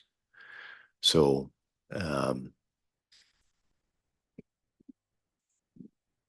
so it's a good piece of property taxation is our assets and replacement of. Thank you. Yes, you're right. That is right where the answer was. That portion of this funding comes from the property taxes, and you can kind of get a sense of what that portion is based on the different numbers. Okay. Capital, just as I'm looking through the items on this plan, there is a range of items. So, like something like a pump station, I think would be considered a pretty core service by everybody. Whereas something like, an aquatic center, might be put in a different category. Is there sort of, when we talked at the beginning of this, we sort of talked, okay, like here's our core services and here's our enablers. I mean, is capital kind of parsed out in a similar way? Or if not, maybe just help me understand a little bit more about like the thinking about like what makes it onto that capital plan. Thank you. And perhaps others as they present can help fill in some of the gaps too, because really they are the ones that are putting forward the projects, really managing what that looks like in the way of funding. But some of the bigger pieces, some of the bigger investments in the community where I'll use the arena and pool as an example because it's by far the largest piece that we'll be talking about. Is a significant increase in service level, but it probably addresses a bit of a deficit that's been there for a while. So, to say what is core service is really a function of, what is the expectation of the community. So it's a bit of a tough one. Usually those big projects we deal with through master plans and other pieces. So they tend not to be something that we can really just chew off in our normal funding. So you'll see, well, for the arena and the pool, we'll need to go to the public and get their approval to borrow the money. We've already seen an engagement process, starting around that. So I would say that's probably the gist of it. Some of the bigger pieces. I mean, the $9 or $10 million pump station is expensive, but quite honestly, it's not something we have an option on. Right? It is a requirement for providing the services. So how many nice to haves is there? Well, I would say it really is a function of making it livable, right? So what do you need for livable? And fair enough, there's going to be a lot of different views on what's needed and what's core and what's priority. So thank you. That was a helpful way of framing it. Yeah, I mean, just a couple specific notes. We have this over $60 million provided by the province to address the needs of our growing community. And, that's such a great opportunity to address some of these, gaps that we have. And yet I see that, a large portion of it is, earmarked for the aquatic, facility design, and that makes sense, but it also is just something that's sort of sticking out to me in this moment, as we face these sort of harder choices. Couple specific questions. Can funds from the fire reserve be used to address the cost of a new fire hall? And that may have been clear in the slide, but I'm just going to need clarification. Sure. Thank you. So the intent is okay, so maybe I'll back up a bit. When we design the financial plan, we've got a couple of pieces of funding, general taxation that goes into the capital for fire. They have two reserves. One is equipment replacement, fairly simple. If you've already got it approved, we'll eventually need to replace it. So we do some analysis on that reserve. The other piece was the fire department capital acquisition. So this is for new items. So as much as a fire hall is a replacement of a fire hall, we're treating that as a new capital acquisition. So the debt funding for the Fire Hall 3 will be funded through the reserve. The design work is also being funded through the reserve. It does put some significant pressure, and as you can see, planned balance just dipping into the negative in the second year. So the Fire Hall design and construction is being funded entirely through this reserve. Thank you. That's it for now. Thank you. Thank you very much. Councillor Chan. Thank you, Mayor. Through you to staff, I just have a couple of questions on the specific capital project listings. So I was just going through the list in Appendix 2, and I just had a few questions about some of them. If you could talk me through some of them. For example, I'm looking at recycling collection equipment for 100,000 there. Given that we're transitioning to Recycle BC for collection, why the expense in there? Thank you. So I should start out by saying the folks in each section of the capital will come up and present some of their key projects, but I'm absolutely, and that one wouldn't be on it. So let me answer that piece and just to put things in perspective. So yes, we're transitioning out of that service. I believe that's kind of the blue blocks replacement pieces. So when somebody calls up and says, hey, mine's broken, can I have a replacement? Those are those kind of minor cost of blue blocks replacement, I believe, it's the collection equipment. So it is to maintain the services for the next 2 years. Until the transition? Exactly. I see. Okay. And would someone be speaking to the FVRL book return equipment for 400,000? I'll take a poke at it and we can dive into more details with Parks if we need to. But this is the book return at the library. So this is just to the left of the door when you put your book in. That is end of life. So working through the library, we are looking at replacing that piece of infrastructure. Now, we have been putting aside funding for this. We've actually been paying the library to put it aside for us in a reserve because it's an expensive piece of equipment. So I think the lifespan, and I have to look back at this, but I think it's about a 15-year lifespan. I could be wrong, but it is a fairly expensive piece of equipment. So they'll be coordinating with our facilities group and on the install, certainly.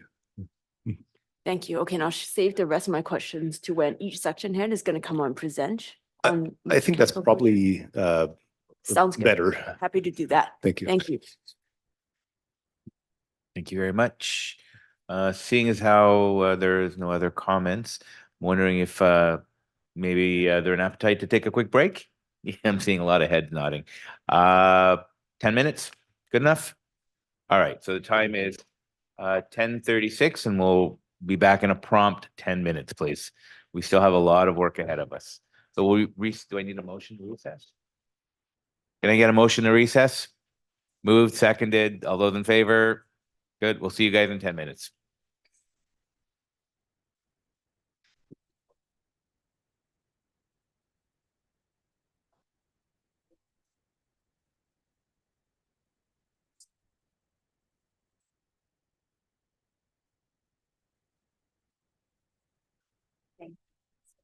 They have that little piece of paper. Yes, just when you got it. So which, so I. So these are the. Yes, yes. And then. Yes, that's right. It's sort of.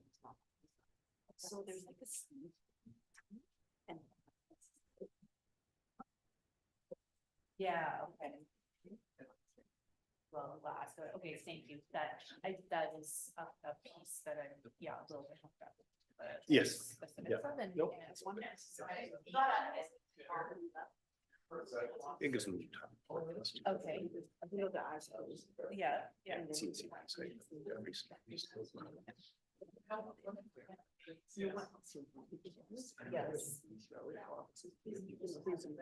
Yes, like, yeah.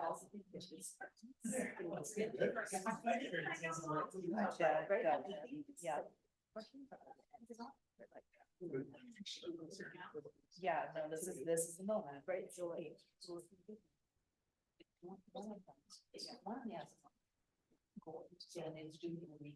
It's hard to.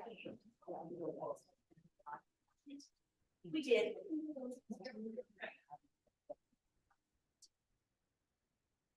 I didn't.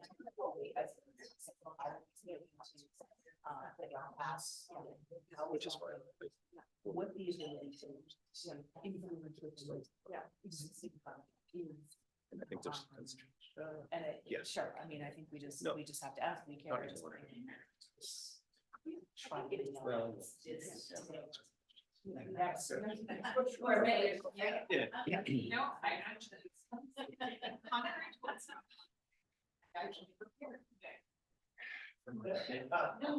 Yeah. Yeah.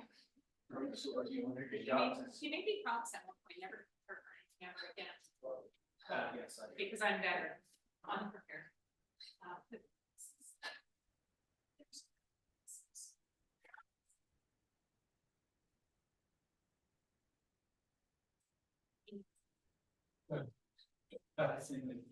What? No, he doesn't, I'm sure on his head, or how. Yeah, yeah. I'm gonna talk with the here. He was fine. Yeah. I assume. Well, I mean, I could have, both things require any.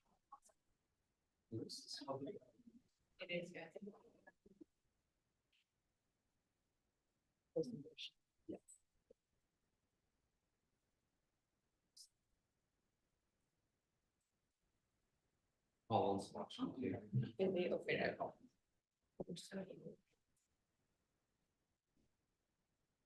See?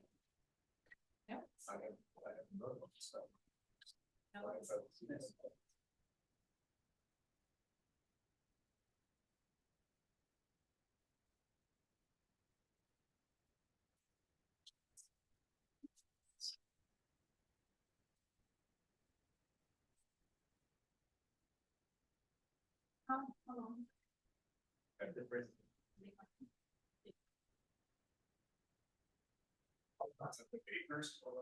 Yeah. I'm judging, I won't judge you. Whatever. It's not judging. We don't know. I care. Care words are not. Thank you. But come on. I said hers, I didn't say yours.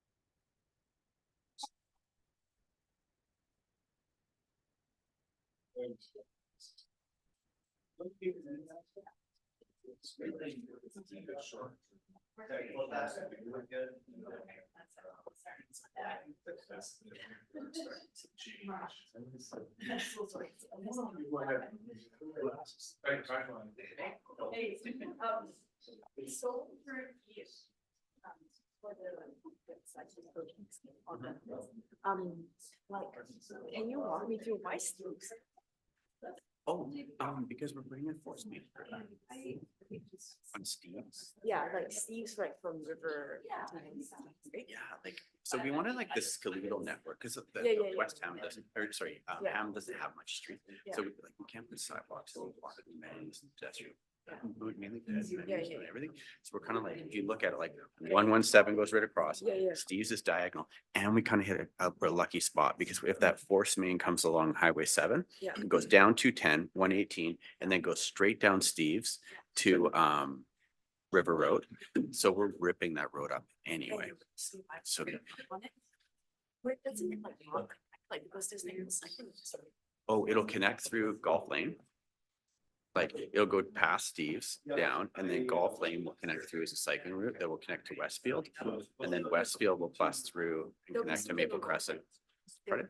There is. Well, what Golf Lane's like gonna have really low volumes, so it'll be AAA neighborhood bikeway. So we'll, at some point, we'll probably just put in like speed humps. We won't preclude that, but I know we need to like. we need to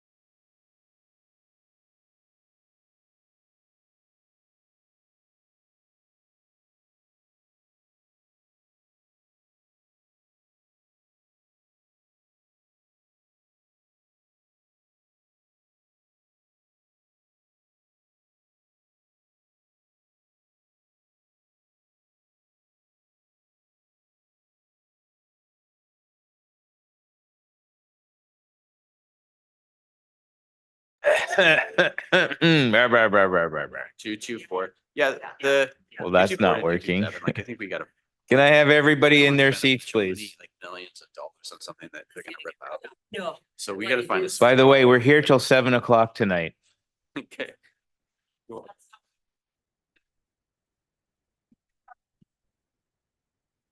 Seats, everyone, seats, everyone. You got all your snackies? Got my snackies.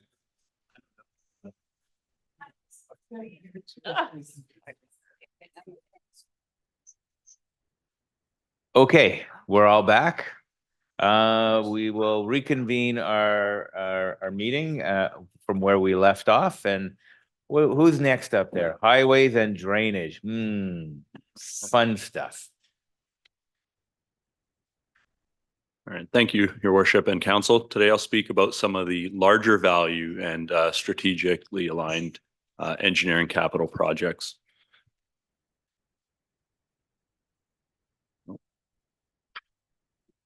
It's not working. There we go. The Abernathy Way widening between 224 and 230th Street will provide a continuous 4-lane arterial roadway between 210 and 232 Street, and it'll provide a multi-use path to provide options for walking and rolling for people of all ages and abilities. We just awarded the contract for this last week, and the total project costs are $11 million, and that compares to the previous estimates and available budget of $15 million. This project, along with the future phases of the Abernathy Way extension, will provide access to the 256th Street industrial lands and enable the city to explore development of those lands. And it'll provide opportunities for movement of goods and people in and out of the city. The extension to 256th Street is subject to ongoing efforts by the city to lobby senior levels of government. And this project, along with the future, the planned extension of the Abernathy Way to 240th Street also ties into our next key project that we'll be designing in 2024, which is a 2-lane bridge complete with a multi-use path to provide secondary access in and out of Silver Valley. This is budgeted as a $4.5 million design exercise in 2024, and it'll allow us to be shovel ready for construction of that project in 2026. In addition to providing secondary access, which will alleviate congestion concerns related to ongoing development in Silver Valley, this bridge will also provide improved emergency response access as well.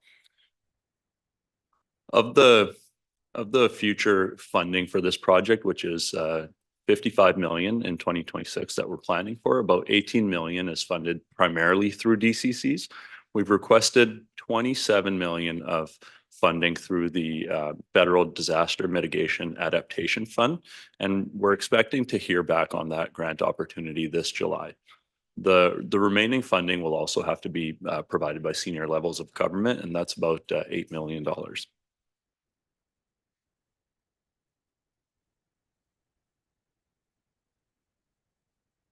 The Lougheed Highway multi-use path between 216 and 220th Street is part of the livable community objective and key result to include a complete east to west cycling facility for people of all ages and abilities between 240th Street and the Maple Meadows train station.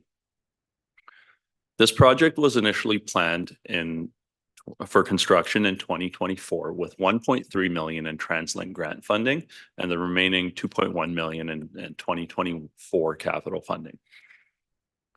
Since the bus rapid transit along Lougheed Highway has been prioritized as part of TransLink's Access for Everyone 10-year plan, we've confirmed that the alignment for this MUP conflicts with that future project, and to make best use of taxpayer dollars, we've decided to defer that project and construct it at the same time as the bus rapid transit project.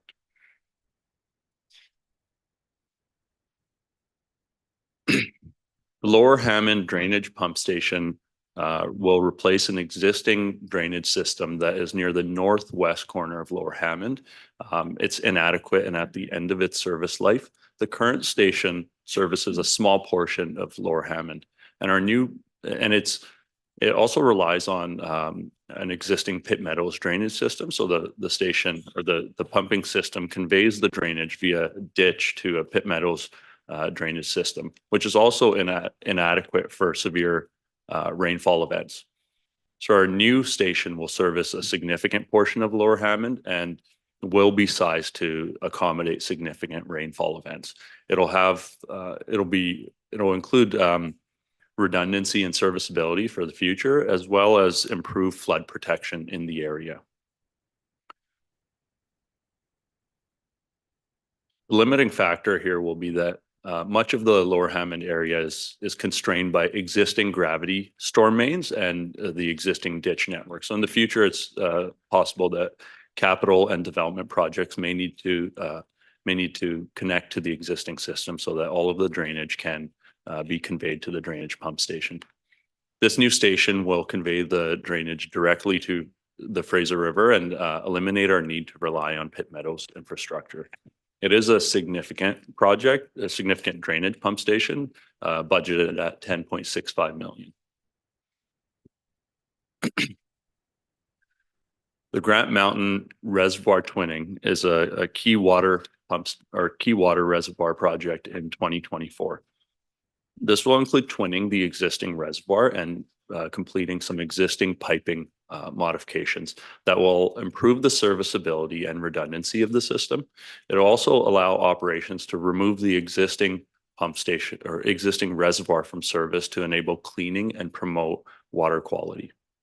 This existing reservoir is located at the eastern extent of our water network and is at high elevation. So there's not a lot of alternatives to provide water and do the cleaning. So that's why we have to have some redundancy built in. And finally, our final project is a sanitary force main between the 225 Street pump station and Metro Vancouver's sanitary sewer on River Road and Steves. The force main will convey sewage from our existing pump station to Metro Vancouver. Approximately 900 meters of this force main were already constructed between 2018 and 2020 as part of Ministry of Transportation's highway works on Haney Bypass. That portion was between Cliff Avenue and 225 pump station. The pump station itself was expanded. The construction work was completed in 2023. And this phase will extend the force main from Cliff Avenue to River Road and Steves. It's a 3.1 kilometer section of force main, and it was originally planned as a single force main based on the projected growth in the downtown core and Northeast Albion at the time.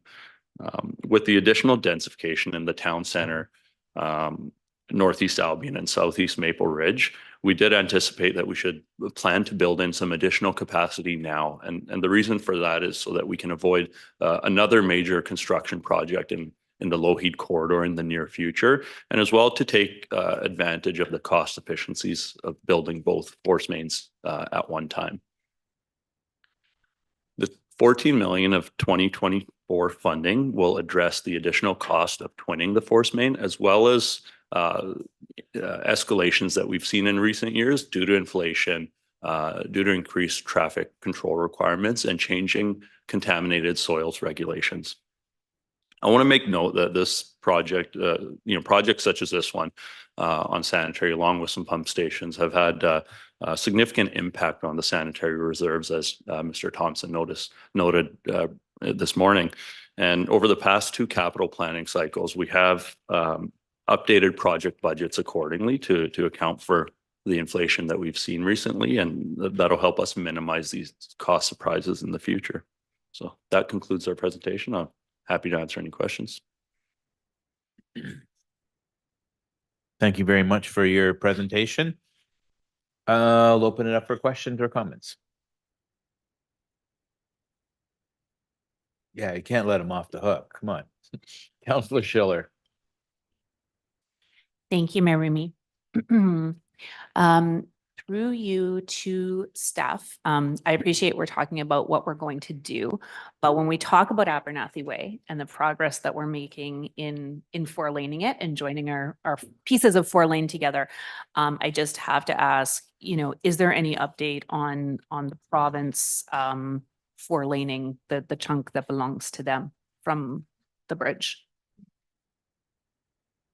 Yeah, I'll start and open it up to one of my colleagues, but yeah, this project was reviewed and advanced as part of is it the 10-year access for everyone? Yeah, the 10-year access for everyone 10-year plan with TransLink. And so currently I understand that we're seeking a funding source.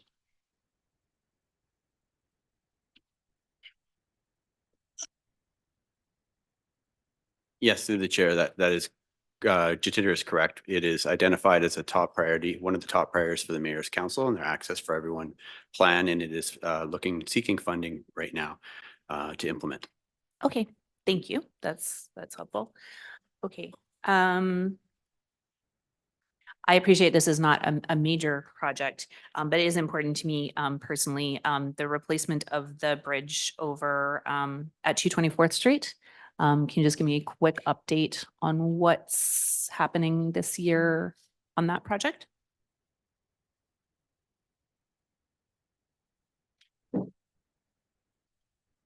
Yeah, through the chair. So we've budgeted 250,000 for design in 2024 and allow for 5 million for the replacement of that in 2027.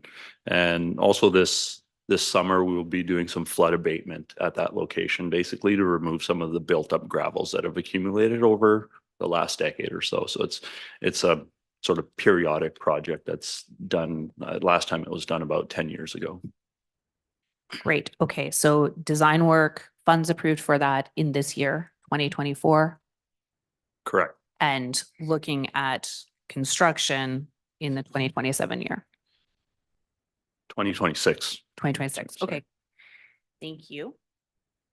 Okay. Lastly, bike lanes, another personal pet project. So can you just remind me what I'm interested in, like the dollar amount, and let's say I'm interested in the dollar amount that we've committed, because I think we did some of these transportation approvals possibly back in the fall. So what's the amount that we've committed to spend this year on cycling infrastructure, or are we actually making that decision today? I'll open it up to manager of transportation in a moment here for the dollar amount, but we do have a number of cycling infrastructure improvements that are being carried forward and were identified in the STP for the 10-year plan. So right now we're reviewing our work plan for the year to see which ones will be implemented this year. And then I'll invite Mark Halpin up to speak about the overall value. Okay, thank you. Yes, through the chair.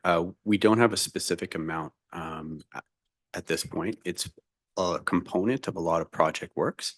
So we'd have to take some time to extract and determine a high level estimate of what that would be. Thank you for that. I guess I'm just in my mind somewhere, I have this vision of like an OKR, and maybe it's not dollar amount, maybe it's number of kilometers that we committed to build this year. Do we have, is there an OKR that speaks to a certain number of kilometers for cycling paths this year? Through the chair, we do have an OKR in reference to the amount of cycling infrastructure that we'd like to build. I'll have to refer to that quickly to provide that specific information for you. We are looking forward to doing some design works in preparation for the STP. So Strategic Transportation Plan, as you know, was approved in September of last year. So we're looking forward to adding some of those projects are identified in the capital plan, but over the next year, we'll sort of flush out that in more detail for the next capital iteration. And you'll see a bit more context of how the STP is being integrated. Thank you.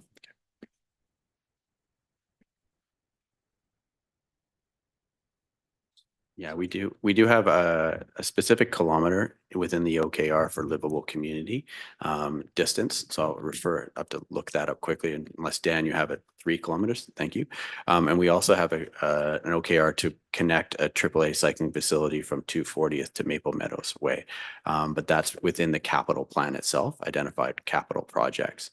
So that's why we referenced earlier the MUP on the multi-use pathway on Loweed Highway, just with the advent of BRT coming along. That's the one link that will be a bit of a challenge within that window because it is subject to external parties such as the Ministry of Transportation, the Mayor's Council, and TransLink. Thank you. That's very helpful. That's all. Thank you very much. Councillor Tan. Thanks, Mayor. I want to touch base on as we talk about the BRT and a public transit conversation. I just wanted to ask about feeding the BRT with bus benches and shelters. Is there a capital ask for that?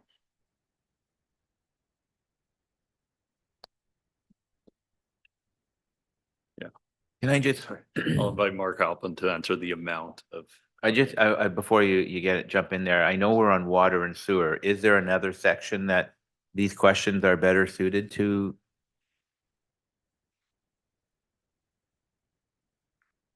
Okay, it is part of highways and drainage, so that's probably the right place to be asking a question. Good, thank you. Yes, through the chair, we do not have a specific project identified for transit infrastructure at this time in the capital budget, but that will be reviewed and coming forward in future years. Okay, I'm just curious, is there active work being done on sort of sourcing bus, sort of having that in place? I know there's been a lot of conversation around this table about sort of improving our transit stops and with these kinds of amenities. And I'm wondering if we expect that to come forward soon. Through the chair, interesting question. There's a lot of work going on with supporting transit amenities right now at an operations level. So we are looking at renewal of contracts for bus stop amenities right now. So we'll be putting that out shortly. We are also exploring options for increasing our amenities within what we call coverage areas. So we will be looking at an engineering level at some options that are available for us to explore. We don't have any further information at this time until we flush out those programs a little bit more entirety. And those are to support some of the goals and objectives identified in the strategic transportation plan. Okay, thank you. I look forward to that conversation because I know it's been discussed at this table about providing more amenities, and I look forward to have more fulsome discussion. And there's a capital ask, and happy to have that discussion. Okay, so just to follow up to my next question, I'm just going to pick up on Councillor Schiller's line of questioning there. I know in September, this was a while ago, in September when we approved the SPTP, I know we were looking at a $72 million budget amount for cycling infrastructure. Can you help me break down, like, do we see that 72 million in this capital plan here? Or where does that 72 million come in to the fold? Through the chair, we'll have to look the 71, 72 million, That's you're right. correct, was identified for cycling infrastructure over the next 10 years, which effectively equates to about $7 million per year if it's straight linear projection. So we will be looking at that in more detail. We have identified some projects as noted here that are fairly close to that number. These will be flushed out in further detail as we go forward. So in the next capital plan, we could likely provide a bit more context how we're moving forward or around that time. Thank you. That's helpful. Just to make sure I understand, because we've endorsed the 72 million in principle. We'd love to just see some detail about how that 72 million is rolling out in this in these upcoming capital plans. Okay, and I just had a specific question around sort of projects. The 203rd Street project, sort of south of Dewdney, I know that I believe has been talked about as sort of like one of the areas that we're going to be looking at. I don't see it in the capital project for the next 5 years. Do we anticipate seeing that come through at some point? Through the chair, it is identified within our 10-year plan for the short-term projects under the strategic transportation plan. So as stated earlier, we have identified and moved forward on some of the projects within the SDP. And we'll flesh that out in further detail as we move forward. We do have some portfolio funding available for us to do some design works on key infrastructure projects that'll help accelerate us and move forward in future years. 2/3 is under consideration amongst several other projects. So it'll be pending conversations about our priorities and see what we can flush forward with the design. So we're looking at doing some work on Thorn Avenue as well in design this year, and connections for a AAA cycling facility from 227 to 240th. So not 100% sure if we'll get the design ready for 2/3 within 2024, but it is identified within the 10-year plan. Thank you. Thank you, Mayor. Thank you. Any further comments or questions? Seeing none, I have one to throw at you guys. Just a little bit of history here. 2001, our population here was 63,000. 2011, 76,000. 2016, 82,000. 2022, 96,000. So historically, in the last 20 years, we've grown by about 33,000 population. Our population has grown. I bring that up because when I look at our sewer capacity and our utilities and everything that we're doing, I'm curious to know, does that account for another 30,000 over the next 10 to 20 years? Or are we going to have to rip it all up and start all over again? Like, where does this fit into this? We know we're growing. So how is our capacity to handle this?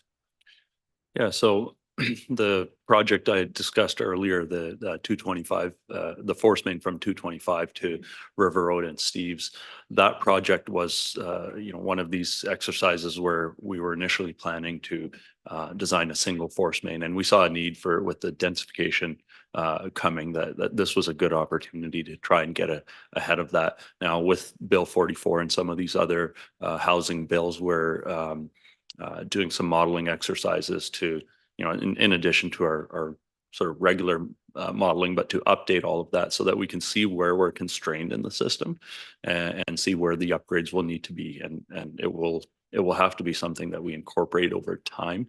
I wouldn't say that we need to start over, right? A lot of these are, when we think about pump stations,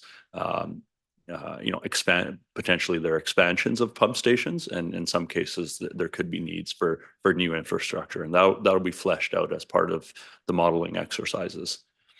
So with the modeling exercises that you're doing, you are projecting it based on the next 20, 30, 40 years? Correct. Okay. All right, perfect. That's we're growing rapidly, and we need to make sure that our infrastructure is adequate and that we're not going back to the purse every 5 years to redo stuff that, if we're going to do it, let's make sure that we're doing it right to account for our future growth. Thank you. That's all I have. Great. No other further questions. We can move on. Thank you.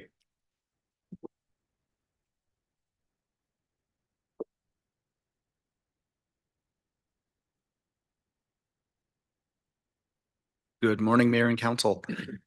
Morning.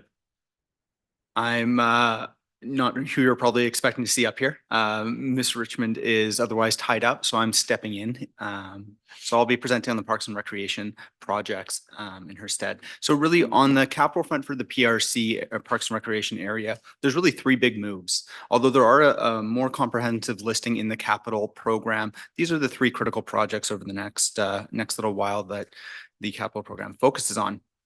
The first being, and I should also mention, as Mr. Thompson identified, all three of these projects are partially funded through the Growing Communities Grant to some degree. The aquatic and arena facility process is well underway with feasibility as well as design work happening. So we're out to the public for engagement. The vision of the facility is coming to fruition. And then staff are anticipating that the conceptual design will actually complete in Q2 of this year with a report back to council on the outcomes from engagement as well as that design later on, targeting around September. So as we look on that horizon beyond kind of Q2, Q3, the next phase of design will include some cost refinement on what the build will actually look like. As we are trying to construct, a facility that is a leader in sustainability and innovation, as well as, facilitating social connectedness to meet the recreation needs of this community for many years to come. The second project on the list here is that Port Haney waterfront improvement. As site investigation is taking place, also the visioning for what that project is going to look like will take place. And throughout that process, there's going to be engagement with the Port of Vancouver for redesignation of those lands. And then as we move into design and service provision, all those pieces are going to require multi-jurisdictional approvals from, Ministry of Environment, CP Rail, as well as the Port of Vancouver. Finally, I just want to note the Maple Ridge Park Improvement Project. So in a couple of weeks, council will receive an award for a construction contract for the first phase of the park improvements, which is really going to focus on expanding the play structure and the accessibility of that playground. The second phase of work, which is really what we're talking about here, is going to focus on a complete renovation of the spray park area. With design and public engagement just launched last week, the future phases will include upgrades to all the washroom amenities to really serve the high volume of residents and visitors that attend the park. So I'm not best equipped to answer questions on these specific projects and the rest in the capital listing, but I do have a friend here who I'll bring over, and Mr. Neufeld, who will be able to answer any of your questions. Yes, you can use a phone a friend. I plan on relying that heavily. That's your presentation? Yes, and that concludes the presentation on Parks and Recreation. Short and sweet, huh? Yes. Okay, thank you very much. I'll open it up for comments and questions. Go ahead, Councillor Schiller. So many questions today. Thank you. Thank you, Chair. So just wanted to clarify around the piece where the work, some work would be done and some feedback. An initial design would come back to council in the fall around the proposed aquatic center. Can you just clarify, because earlier there was a significant amount of the Growing Communities Fund that was earmarked for that design. Can you just clarify for me how much of that we are committing to spending based on our decision today? Yeah, through the chair, for the recreation feasibility study, the next portion, if the feasibility study proves to be feasible, it would be to launch into the detailed design phase. So that's anticipated in Q3 and 4 of this year. But in order to have the funds available, it needs to be approved in 2024's plan. So I think the number was 7.5 million. Yeah, about half of 15 million in total. So, but that, just to be clear, so that would come back to council again before for approval again to like move forward with that more and so full expenditure. Yes, through the chair, the feasibility study will come back to council in I believe Q2 this year, so probably around July or so, I think is what we're targeting right now. Yeah. And that'll be the next decision point to move forward. Thank you for that clarification. Thank you, Councillor Chan. Thank you, Mayor. Through you, I'm curious about the Port Haney waterfront park improvements. Could you speak a little bit to what that would be like? Yeah. Yes, certainly. Through the chair. Yeah, it's the Port Haney waterfront improvement project is a complicated project for sure. There's a lot of complexities in dealing with the Fraser River and the various different jurisdictions. So we need to work through a process with the Ports Metro Vancouver to redesignate portions of physical land that is actually outside of the property that the city owns. So it's adjacent to the waterfront and the bank of the waterfront. And so we're starting that process with the Port Metro Vancouver, also engaging with Metro Vancouver on just connecting the trail connection as it needs to go through Kanaka Regional Park as well. And also working with CP Rail, the adjacent landowner with the rail tracks, and determining an appropriate crossing location where the public can have access into the site too. And so there's funds in this capital plan for various different capital or construction projects associated with that. But the timeline of, the full park development is a little unclear right now as we're still waiting through some of these preliminary approval processes and permitting. Right, so I think if I'm what I'm understanding is there's some degree of prep work that needs to be done with the different stakeholders and just also with working the land. And also I know that this council at least hasn't had that fulsome discussion of what this waterfront park could look like. So I just want to make sure that we're not necessarily putting cart before the horse here in terms of like what this park could look like. Yep. And what that land could be like. Okay. I do have a question around the Greenbelt acquisition. I see that we've got 200,000 marked for Greenbelt acquisition for the next 5 years. So I think, that puts us at about $1 million, and like certainly $1 million is a lot of money, but $1 million doesn't get you very much Greenbelt nowadays. So I'm curious, like sort of how we got to that amount and if you have any plans for that. Yeah, through the chair, that one is a bit of an anomaly in our capital plan. We record it as a line item here because it goes into a reserve, the Parkland Acquisition Reserve. And this is actually funded through developer contributions when they contribute cash in lieu of providing park dedication. And so that while we show 200,000 on every year, that number is actually dependent on how much cash in lieu comes to the city. And so that money is put into a reserve, and eventually when that accumulates to an amount, we can use that to purchase parkland. Right, okay, and it's probably not the time for a fulsome discussion here, but I know just in terms of setting, if we are, trying to budget for Greenbelt acquisition, I wonder if we might need to increase that amount in order to make sure that we are able to purchase land if necessary when it comes out. I don't know if you have any preliminary thoughts on that. Pass it off. Thank you. So just in the way of mechanisms, we carry forward the balance that's in that restricted revenue. So we're able to spend what we've collected. And the 200,000 is just an earmark of what we expect to collect in that year, so that we can ensure that we have the authorization to proceed with a purchase if needed. So in addition to the 200,000 that's here, we have the funds that have collected in the prior years included in the existing approved capital program. So we continue to build this 200,000 up as we collect the funds. So certainly you can't afford much with 200,000. Thank you. Thank you, Mayor. Thank you. Any further comments or questions on this section here? Seeing none, I will say you got off easy. Thank you. Thank you very much. We're gonna move on to the next item, please. Oh, the big guns are coming out.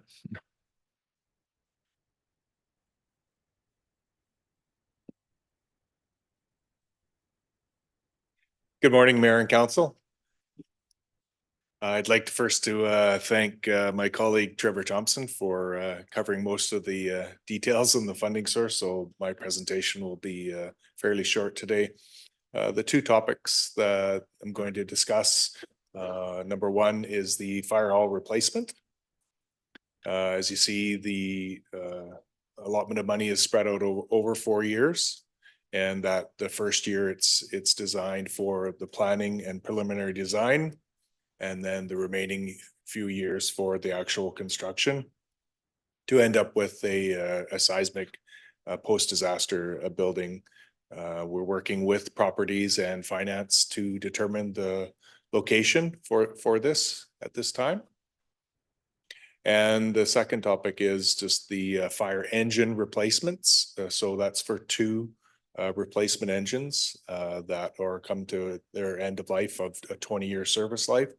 The funding source for that of the 1.9 was determined, realized through the supply chain that was not enough to cover 2 engines. So that's thus the additional 500,000. So that's we will work with the finance and procurement for the RFP process to determine get the best value and replace those 2 fire engines.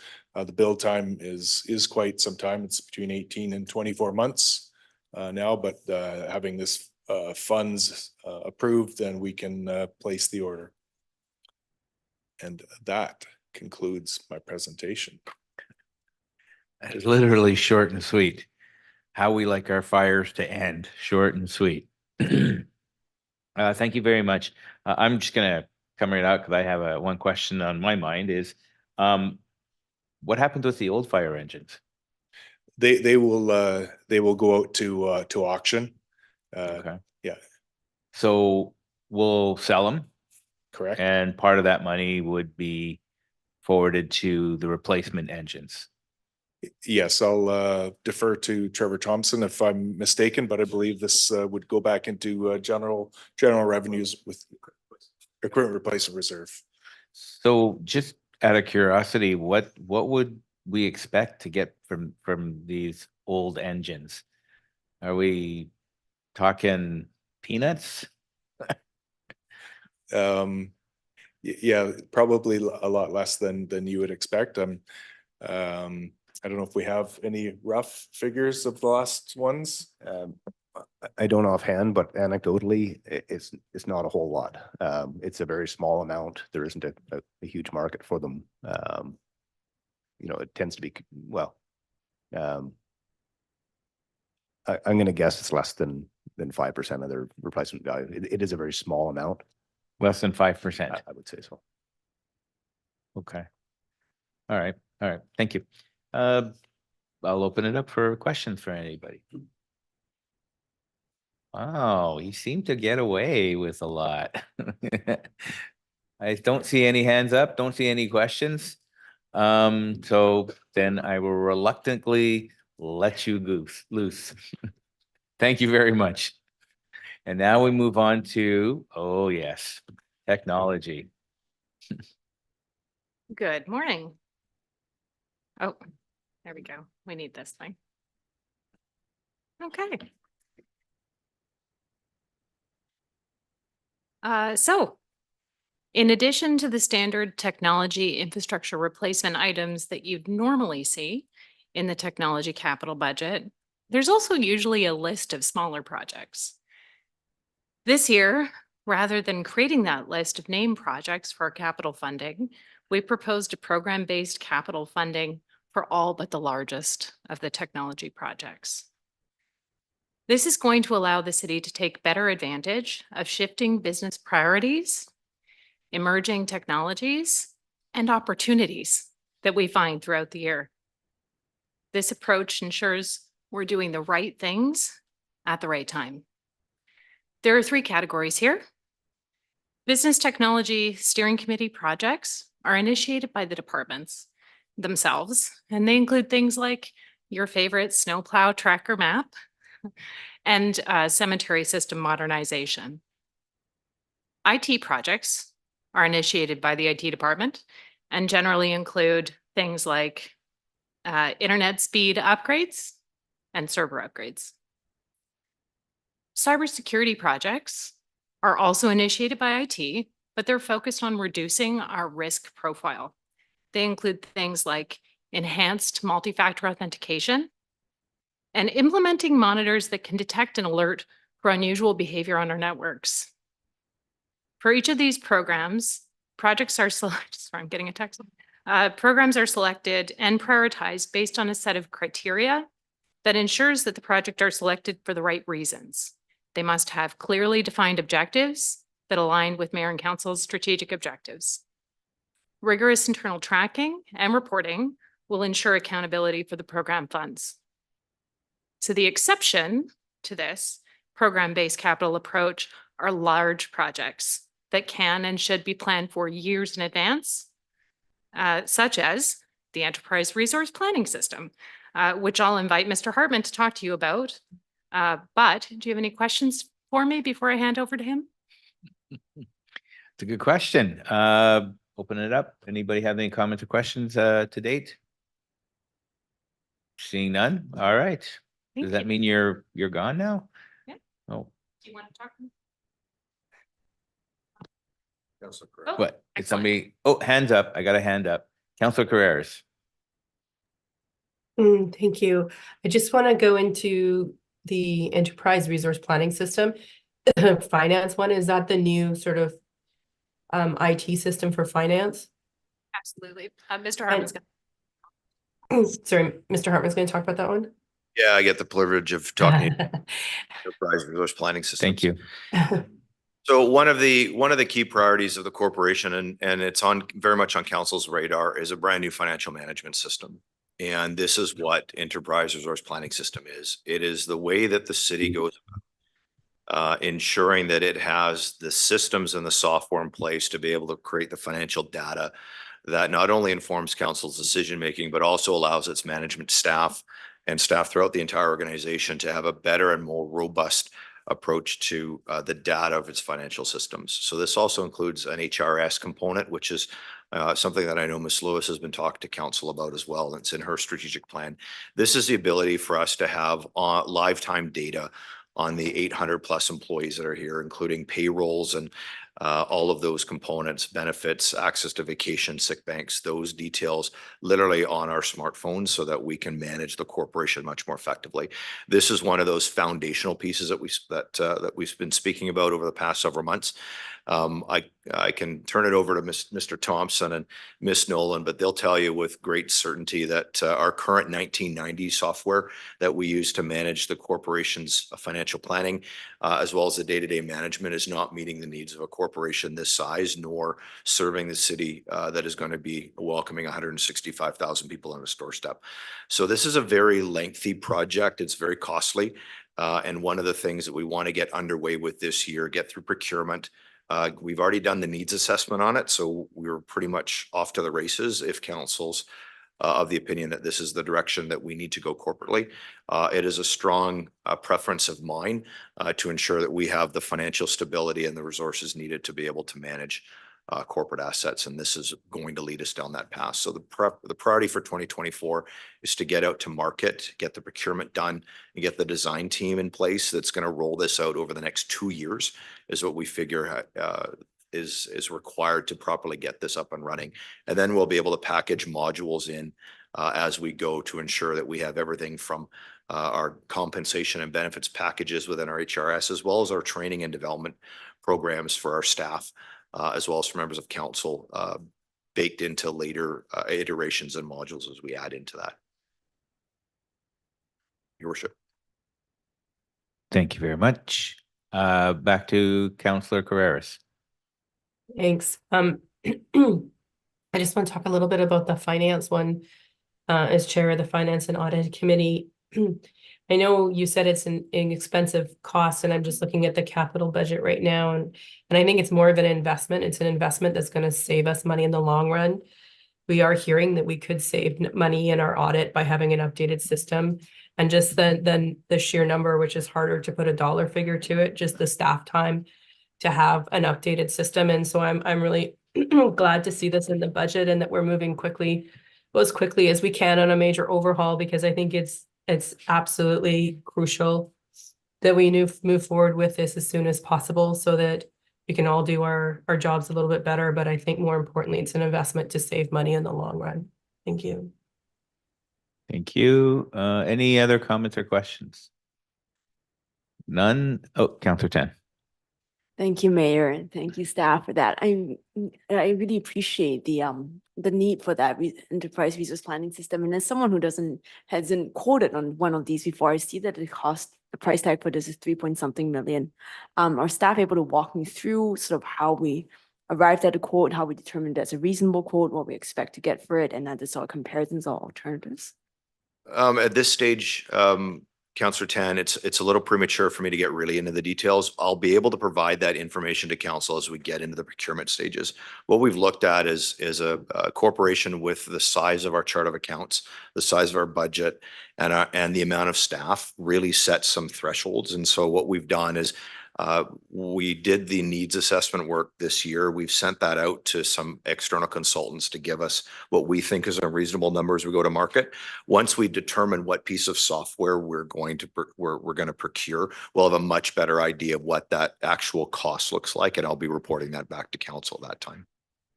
And that makes sense to me that there's more work that needs to be done before diving into the details. I will say I am a little bit nervous about a 3.3 million price tag. And so I'm just looking for ways to sort of, as we're looking for sort of council approval on this capital plan, I just need to sort of more context of why that would be that's something that I can reasonably go out to taxpayers for.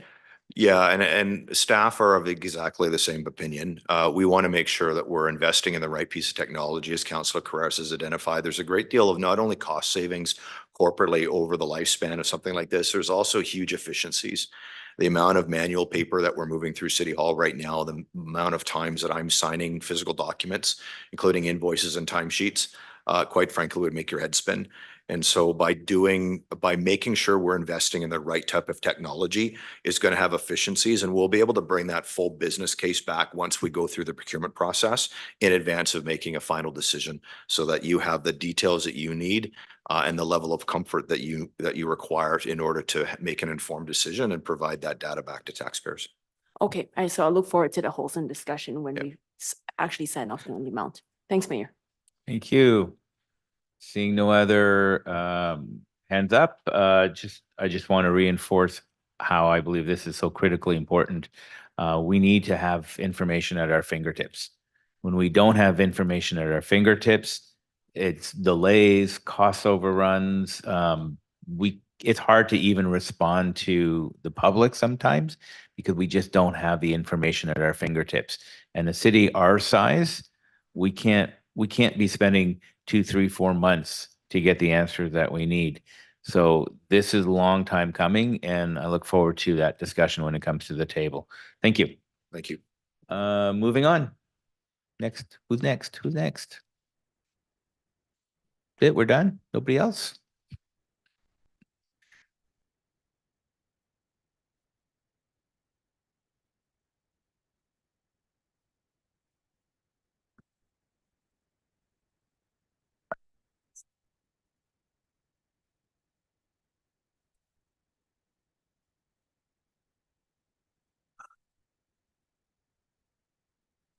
Here we go.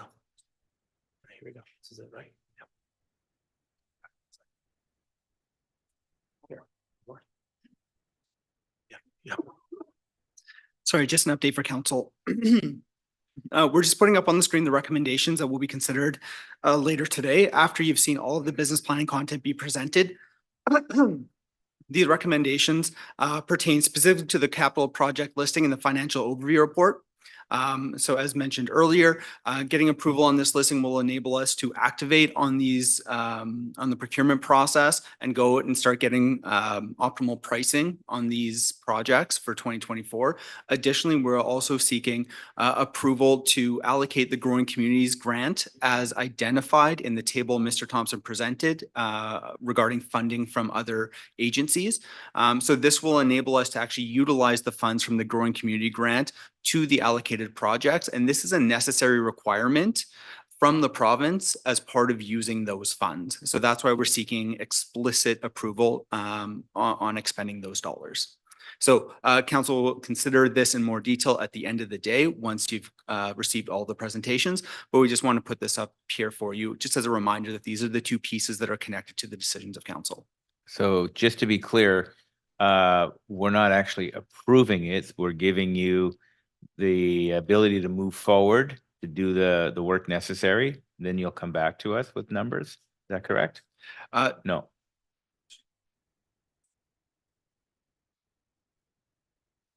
Thank you. So this is a bit unique from in the way of process. We are looking for your approval to move ahead with the capital spending, just capital. So the entire budget will come forward for approval in April, but this is to get moving with the capital program. So we are looking absolutely for your approval. We're not approving the whole budget right now. Correct. Okay. And that's sorry. I didn't specify that. That's what I was trying to get to. Okay. Thank you. Just one piece that was mentioned is the capital program is already set out within the funding sources identified. So it's not an additional property tax ask. It's funded within the existing piece. Thank you. So we're not going to do this right now. We're going to do this towards the end of the day. Is that correct? Okay. Thank you. Any Comments on that clarification? We're good? Okay. You're still back up there. Fantastic, thank you. So now we've gone over through the budget environment, through the capital funding and reserves, and also the key elements, and the key elements of the capital program. We will now move into the area of the strategic priority projects and the incremental requests associated with those projects in the 2024 strategic work plan. So here's a quick review of what's ahead. The next stage of today's presentation, we'll review the strategic work plan for 2024, and that will be arranged by council strategic priorities. And this will include both one-time and ongoing incremental requests. At the end of this strategic priority presentation, a summary of all of the incremental requests, both one-time and ongoing, will be provided. Once the work plans and incremental requests for these strategic priorities have been presented, staff will then present the outcomes of the public engagement process that was conducted this past January, which asked the community for feedback regarding a summary of the proposed work plan for each of the strategic priorities that you'll see. Finally, staff will go back to the incremental requests, but this time showing them all in one place. And members of council will be presented with 3 scenarios for those ongoing incrementals, which have been prepared for council's consideration. And those have been prepared using the community engagement outcomes as well as key operational priorities to define the specific scenarios. So let's start going through the initiatives of the 2024 strategic work plan and any associated incremental requests that go along with that. The work plan will show the key priority projects and services within the remaining tiers of the strategic priority or the strategic planning framework, which advances council's priorities. For each of the strategic priorities, the leads for the strategic priority oversight teams will start at the top of the framework triangle and work their way down, looking or defining the initiatives, as well as the one-time and ongoing incremental requests associated with each of those tiers, objectives and key results, foundational initiatives, and enablers and service enhancements. With that, I will pass this along to Ms. Best. Yep. Who will get things started with the first strategic priority oversight team, which is the livable community strategic priority.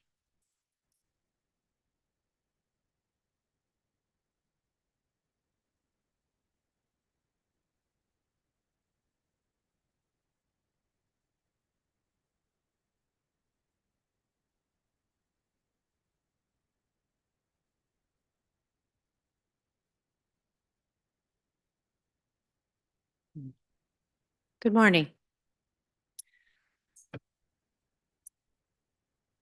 Livable community. The strategic priority statement opens with, we continue to build Maple Ridge into a livable community that meets the needs of our diverse residents, businesses, and other stakeholders through community planning, transportation, and infrastructure services that benefit and strengthen the city today and in the future. We then move on to objectives and key results. We facilitate expanded housing diversity and supply to promote attainability. We'll be doing this through creating development application prioritization criteria. Increase housing supply as measured by permitted units by 2.5% by the third quarter of 2026. We'll update the housing needs assessment, the housing strategy, and conduct a feasibility assessment for residential incentive programs throughout the city. Develop pre-approved site plans for a range of housing types, which we've been active with Metro Vancouver just recently. Updated citywide density bonusing programs. We will secure below market housing units for the fourth quarter of 2025. Identify inclusionary zoning options. Explore the use of city-owned lands for affordable housing, and develop a concierge program to facilitate affordable housing development. Under facilitate expanded housing diversity and supply to promote attainability, there's 3 key results. To increase the multi-unit housing portion of the building stock by the 4% by the fourth quarter of 2026. We'll be doing a servicing assessment for the low heat transit corridor area plan and review parking and mobility requirement for transit-oriented areas. We need to complete the city's regulations and policies with Homes for People provincial strategy. I'm sorry, we have to complete the alignment of the city's regulations with the Homes for People under the provincial strategy. We need to establish benchmark timelines for internal city processes and reviews within the development application process. Improve mobility with sustainable and effective transportation options. We will put into the capital plan to complete the East-West AAA bike route from 240th Street to Maple Meadows. This is to be coordinated with the transit and the funding on the bus rapid transit system. We'll install 30 secure bike and micro mobility lockers within the Civic Core area, and will increase the cycling network by a length of 3 kilometers. Develop infrastructure that positions the city to provide accessibility and sustainable services while accommodating growth. This will involve the development of an asset management strategy. Once this is complete, we will move on to updating funding, an updated funding strategy for asset replacement and maintenance, building off of existing allocations. Establish service plans, including green infrastructure solutions to service 3 key growth areas. Then the foundation initiatives. We'll be conducting the Albion industrial land use and servicing analysis to further unlock lands along the river. We'll oversee development planning and consulting services to improve the service to both our council and the development industry. We will begin initial work on the official community plan and the zoning bylaw update. We'll update citywide density bonusing programs. The enablers and service enhancement. In order to achieve the objectives and key results, the city proposes to hire the following positions: design and construction engineer, development application project manager, a landscape architect, a planner 1 and a planner 2 for community planning, a planner 2 for development planning, and a roads laborer. This is a summary of the items required for the ongoing and foundational initiatives. So the items with the check marks are applicable. Thank you. Thank you very much.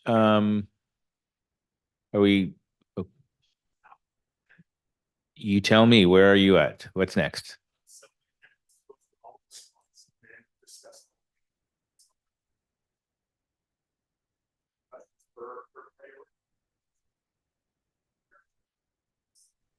Sorry, what was that? I'd prefer to do it per priority. For priority? Yeah, I would agree with that. Okay, Councillor Duick. Thank you, Mr. Mayor. My first one is to do with the OCP and our requirement to review the OCP. So am I reading this correctly that we're looking at $200,000 to initiate this? I will ask for assistance if as required, but at this point in time, approximately $100,000 is budgeted for the zoning bylaw, which will be initiated in the next couple of weeks. And the following $100,000 is to initiate the OCP review, because it will take more than a year to complete, and it will take more than $100,000. Okay, so the 200,000 is for both initiatives is okay. The reason I ask that is I realize that we're required by provincial legislation to review it, but I don't see it being a real onerous task on our part, given that over the years, even though it was adopted in 2005-6. We've done a number of area plans. We've done a number of updates as we went along. So it's really just reaffirming that what Bill 44, the impact it has to on our community, et cetera, correct? I take this opportunity to clarify that it would be substantially more than that. Okay. The City of Maple Ridge's official community plan is in need of an appropriate 5 to 10-year overhaul. Okay. I'm gonna need some more information on that because, okay. I'll leave it at that. It's not for business planning, but I don't see when you say an overhaul, that really makes me uncomfortable, I guess. Yeah, Councillor Duke, I appreciate where your head's at. The key for 2024 is to get alignment with some of our bylaws and the intention of the OCP and update some of those area plans. And that's the work that council's directed staff to do, in particular to LTCAP. And so that'll be coming back, as well as it'll also inform the discussion you're going to have in March with respect to the housing needs assessment, because that report will be in front of you, as well as the industrial land strategy that'll be coming forward. So what Ms. Best is talking about is really ensuring that we can get started on some of the updates we need to do to some of the bylaws that we have in preparation for us to be ready to execute on the new legislation coming out of the province. There'll be a fulsome report coming back, and probably in preparation for the 2025 budget cycle, which will inform what we need to do moving forward to make sure everything's in a full alignment. But right now, what we're seeking is $200,000 to do some of the consulting work, do a review of the OCP to find out where our trip hazards are, and make sure that we've got all of those things smoothed out so we can come back to you with a more robust plan on how we want to move to accommodate those 165 or the new 65,000 residents that we know we're going to be having by 2040, 2045. So there's a lot of work on this. What the 24 budget has is an initial ask of 200,000 to start the work. The zoning bylaw is one of our big tripping hazards. So we want to be able to get that redone in front of council and approved this year. We anticipate that that's going to take about 8 months to do that. We're also going to be updating the tree bylaw and the watercourse protection bylaw in the same process, because you're going to be getting a presentation shortly on urban forestry. And so we want to make sure all of those components are there. And then when we're ready, bringing back a strategy and roadmap for you to look at whether or not we need to update those other additional area plans, or bake some of those into an updated OCP component, depending on where that looks long-term, to make sure that that vision document is supporting the direction of council. Okay, thank you. That helps. On page 2 of this section, it talks about engage with development planning consulting services for 100,000. So what is this for? These fees will be associated with the land development approval process in case we need to have special research done for specific areas, such as if additional survey being legal survey, or environmental research needs to be done, or additional engineering in order to clarify and strengthen the position and the needs of the city. Okay. All right. Thank you. Thank you, Councillor Carreras.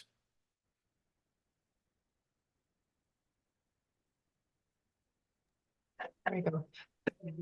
Thanks. I got a quick question.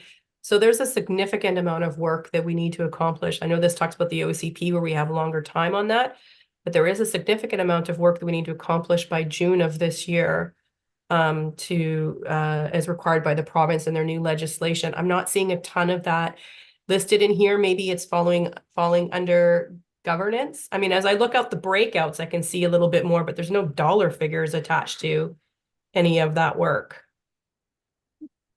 That number is included in the 200,000. Yeah, Councillor Carreras, that work is currently underway.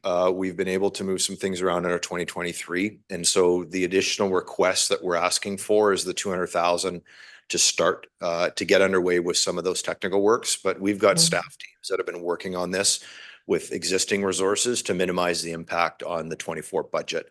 So right now, what we see as a trip is the $200,000 required to start bringing out some outside help to support with the zoning bylaw. The rest of those pieces are being covered by other operational requirements within. Okay, and the other question I have to follow up on that is the province has provided cities and municipalities funds to help with the transition over the next little while. I don't know how we're going to be accounting for that or how we're identifying that. Is that going to be used to cover this 200 and 100,000? Yes. The way the process works, Councillor, is council approves a budget and we have 500, I believe it's 550,000. 580 that we receive from the province to fund this. So what you're going to see in the overall is that we're asking for X amount of funds to run the corporation with respect to this. And what we'll do is put the 580,000 we got from the province as a offset to the expenses. What you're seeing right now is just the expenses. You're not seeing the revenue side. Okay, so it will be in somewhere as a grant, as an offset, so that this additional, of course, these are one-time costs. They're not ongoing anyhow, so they're dealt with differently, but we will see it accommodated for, so there is no increased. Basically, it's going to free up extra money that we can spend on other things in the budget. That's exactly what we need to do in the budget is account for the expense. And then this has zero impact on taxes, given the fact that there's a $580,000 grant received by the city.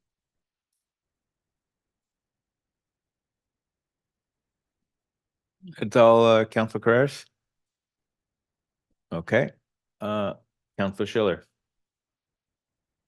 Thank you, Mayor Remy. This is more of a general question. I just want to make sure that I'm clear. One-time incrementals do not impact the property tax rate. Is that correct? That's correct. What we're doing is we're using grant funding or surplus to fund one-time incrementals. So the impact is across when we increase the core. It's not when we increase the supplemental budget for one-time requests. Thank you very much. And then a question in regards to the livable community priority. Just one of the OKRs that caught my eye was a goal to increase, an objective to increase by 4% the amount of multifamily housing in the community by the end of 2026. I think I was just surprised. I feel like given the rate of development, likely that would increase more by the end of 2026. So maybe I'm misunderstanding. Yeah, through to Councillor Schiller. You're going to have a better line of sight on that number when we bring you the housing needs report in March. And then staff will bring a recommendation and have a discussion with council to update that OKR to properly reflect the data that's coming forward. Right now, we're using the 4% as a placeholder. We know that that number is going to change as we talk about when you see that housing mix report, that comes in March, you'll be able to adjust the OKR accordingly. Thank you very much. Thank you. Any other further comments or questions? Seeing none, the only question I have is when we're looking at landscape architect, planners, road laborers, what are we looking at for timeline? Because I know the labor market is tight. Your worship, the labor market's incredibly tight, especially for these types of individuals. The city is out right now recruiting for planners and general laborers because we normally bring in additional bodies in the summertime, especially on the labor front. Ms. Best is out recruiting for planner 1 and 2s right now. What we're looking for is, as we go through that process, is making sure that we have the ability to bring in additional bodies. So we expect right now our recruitment timelines are about 4 months from the time that we put a posting out to go through all of those components. We're trying to shorten those windows down by getting ahead of the curve, and that's why we're seeking endorsement in the 24 budget to be able to continue with that process. And staff are working diligently with Ms. Lewis and her team in HR to ensure that the corporation has the resources it needs when it needs it. And this gives us a line of sight as we go through existing recruitments on backfilling, that if there's an ability for us to bring in some additional bodies, we can shorten those timelines. Thank you. All right, seeing no further questions or comments, move on to the next one.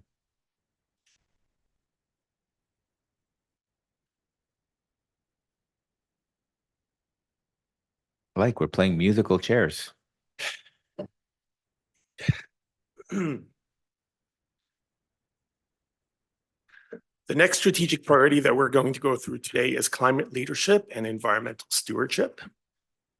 So here is Council's strategic priority. Climate change poses a tremendous risk to current and future generations. As stewards of our natural assets, we value our natural infrastructure and seek to leverage its benefits to reduce our climate impact. We actively plan to mitigate and adapt to the impacts of climate change as our community grows, pursue the growth of green industries, and adopt promising practices and innovation. So then we'll start with the objectives and key results tier associated with the climate leadership priority. For this strategic priority, Council has identified 3 goals or objectives within the strategic priority. The first of these objectives is mitigating and adapting to the impacts of climate change, and this has resulted in 2 key results. The first one, key result 1.1, is to develop and adopt a climate action plan. This is a key piece of work that will set the direction for the future of climate action within this organization. This work plan item does not have an incremental associated with it. Since the work actually began in 2023, I did want to take the chance to mention that additional scope was added to the climate action plan since then, as we had successfully applied for grants to be able to offset costs associated with this additional scope. That additional scope is to complete a multi-hazard climate risk assessment, which will allow the city to understand all the hazards posed by climate risk and how they interact with each other. And the second one is to complete an extreme temperature risk mapping analysis, which will provide the city with the data needed to understand how future increases in extreme temperature will affect the city and specifically the growth that is planned for the city.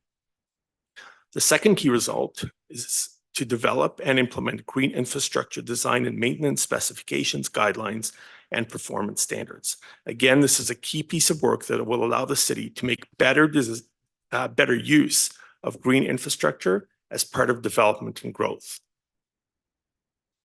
Council's second objective related to the strategic priorities to reduce municipal and greenhouse gas emissions in alignment with adopted targets, and this includes 3 key results. The first one is to develop a master plan for reducing energy consumption and the reliance on natural gas for all facilities and to implement a solar energy project. This project will be informed by an energy specialist through a partnership with BC Hydro, which will be seen in one of the future layers. But right now, this is the key result is to reduce reliance on natural gas and facilities and to implement the one solar project. And this actually builds on previous projects, such as the installation of solar panels at the Leisure Center and at the Albion Community Center. The second key result is to develop a framework for climate resilience as a lens for city decision-making.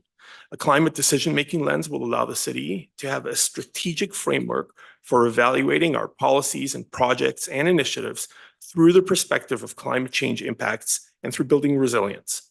This is an item that's also being advanced as part of the Mayor's Task Force on Climate Action.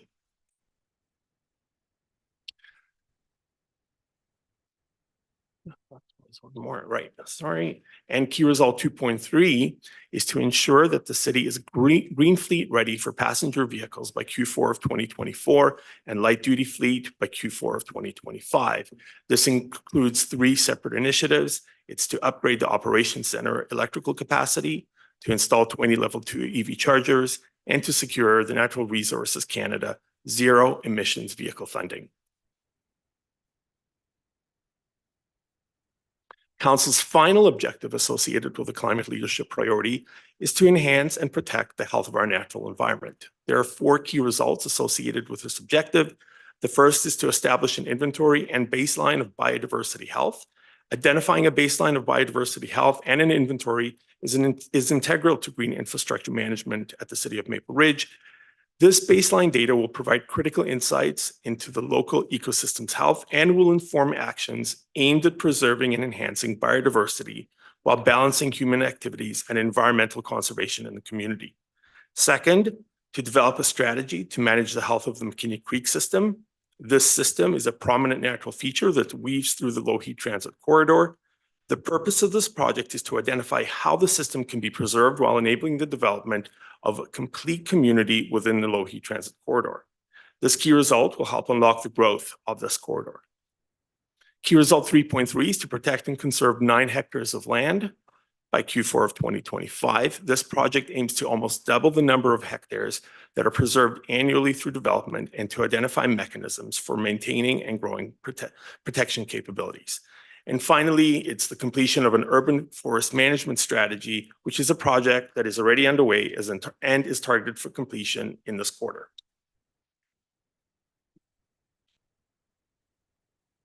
Next, we'll move to the foundational initiatives layer, or foundation initiatives tier of the framework.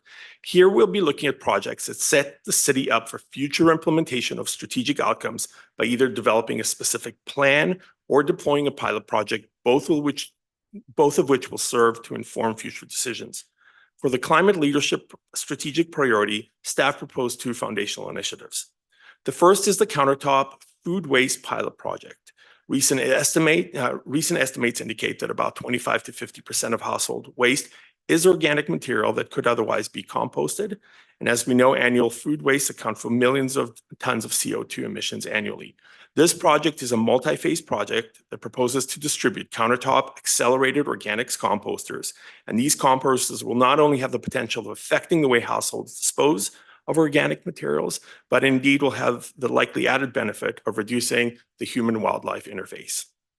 The aim is to gain a clear understanding of the potential of these devices. Second is a natural asset inventory and valuation project. Conducting this inventory and valuation project for the community is crucial for informing decision-making and sustainable development. By quantifying ecosystem services provided by natural assets, such as the ability to clean water or to regulate climate, the city can make economically sound choices. The valuation offers insights into the economic benefits of nature, attracting investments in conservation and ecotourism. This initiative also enhances climate resilience by identifying areas that are crucial for adaptation. Moreover, this project fosters community engagement and education, promoting a sense of stewardship.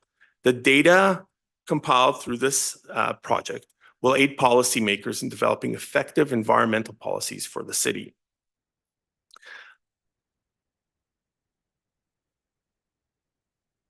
The final tier of the framework for this strategic priority is enablers and service enhancements.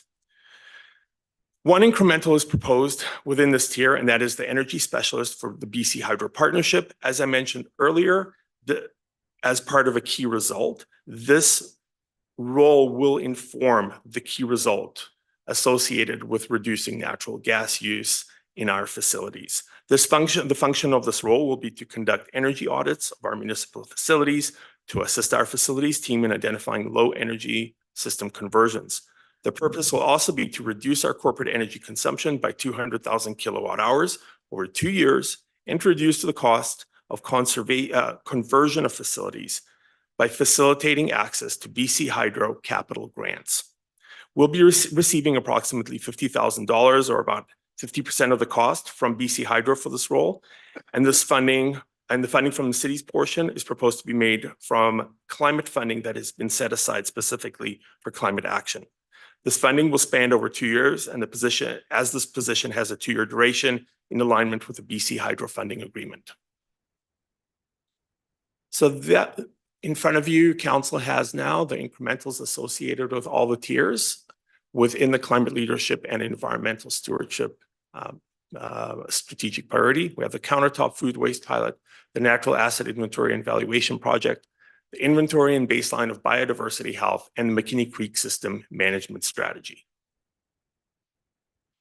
Before I pass it over to Dan, are there any questions about this priority? Thanks. I'd like to know when we're actually finished. Yeah, this is it.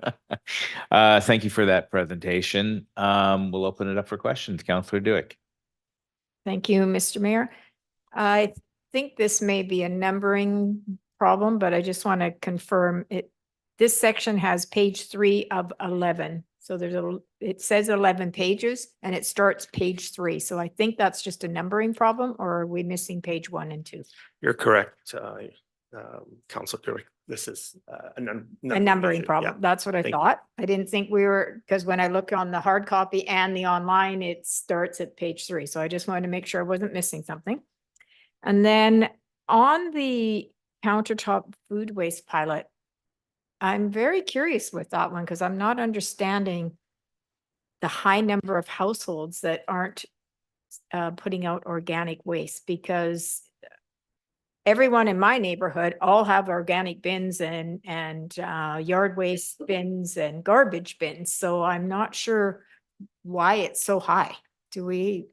I'm just curious where this is coming from. I can see maybe in the rural area where people don't have weekly pickup, but then they tend to compost. So I'm So I can actually jump in on that Okay. one. It's actually going to be geared towards folks that live in apartment buildings okay. that don't have backyard composting. The experience and from what we've seen from different pilot projects across the country is that those households can reduce their organic waste by 85%. Right. So this is a great example of individuals being able to address some of the challenges rather than just throwing everything into the garbage. Right. So, and that's the purpose behind the pilot project. A lot of this funding is it's mostly from the government that they're putting that money forward. There's lots of different programs to speak to that. And I think it just gives residents that don't have that opportunity, especially because we don't all have garbage pickup throughout Maple Ridge. So a lot of that stuff ends up in the garbage. Okay. So if I'm hearing you correctly, you're thinking more apartments, multifamily. I mean, they don't separate the organics from the garbage in their units? Is that Well, what I'm hearing? there's when you actually look at that, yeah, that's exactly what it is. There's a lot of folks that just throw everything into the garbage. Some apartments will have their recycling, they'll have it all set up, but a lot of them don't. Okay. Right. And if you don't have a backyard, you have nowhere to put composting. So these types of countertops, within 5 hours, it's done, it's composted. Right. And then you can use it for growing stuff. You can pass it off to your friends. You can, there's lots of things you can do with it, but that's the intent of it. Okay, thank you. Councillor Carreras. Thank you. I have just a quick question because I can't find it in the listing, and I think it's Zvi that's speaking. Can you just talk to me a little bit, the 200,000 for the natural asset inventory and valuation project? I think I'm just missing where it is in the package that we have. I can find everything else in here, but not that one. Your worship, the 200,000, where it is in the broader binder that council has, is that the question? Sure, I have an online. I don't have a binder, but Okay. I think, the package, yeah. I think Dan might be able to answer that question.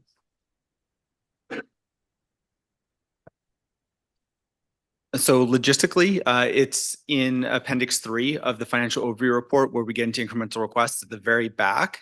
There's a breakout for this particular climate leadership and environmental stewardship. And behind all that work plan are all of the incremental requests with all the detail. Now, talking about that particular project, it's essentially a subsequent phase of the biodiversity health inventory project. So essentially at a high level, the inventory and baseline biodiversity health will give us a sense of what assets we have and natural assets that we have and the services, and start identifying what services they provide based on the level of health that they demonstrate. The inventory of the natural assets with their valuation then takes it and quantifies exactly what the benefits are, both fiscally, but also in terms of infrastructure offsets. So it's more of a quantification of the actual asset to tell the story of what are all the values? What is the value of all those natural assets that we have in the community and the services that they provide? So these two pieces of work are actually tied together to some degree. Okay, and I just got a note that it's on page 150. Okay, sorry, it just gets tricky when we're having to drop down 100 pages to find stuff when we're going through stuff. And then just a quick thing, there's no dollar figure attached to it, but it was one of the OKRs on the conducting extreme temperature risk mapping analysis. I'm pretty sure the feds and the province both have mapping on this. And so what we're doing is just accessing their data to see how that applies to Maple Ridge. Through your worship, the extreme temperature risk assessment is a very granular look at land use planning, and we'll be able to go down to individual plots of land within the community to So understand. okay, so it's not what the federal government risk mapping is. That it's not, it's far, far more granular and specific to our community and But where. it's based on the data from the risk map. I'm just trying to figure out if this is duplicating a senior level of government. So senior feds and then the province do risk mapping. Are we going to access that same data, or is this totally different risk mapping than what the federal or the provincial government provide risk mapping on? We are yet to get to that stage in the project, but we have gone through the scope, and through our discussions so far, it will be new data that will be created. All right, thank you. Any other comments? Nope. Okay, we're gonna move on. I see the time is 10 after 12. Lunch has not arrived yet. We got probably about another 10, 15 minutes. So we're just gonna keep plodding along until I get the word that lunch is here. Thank you.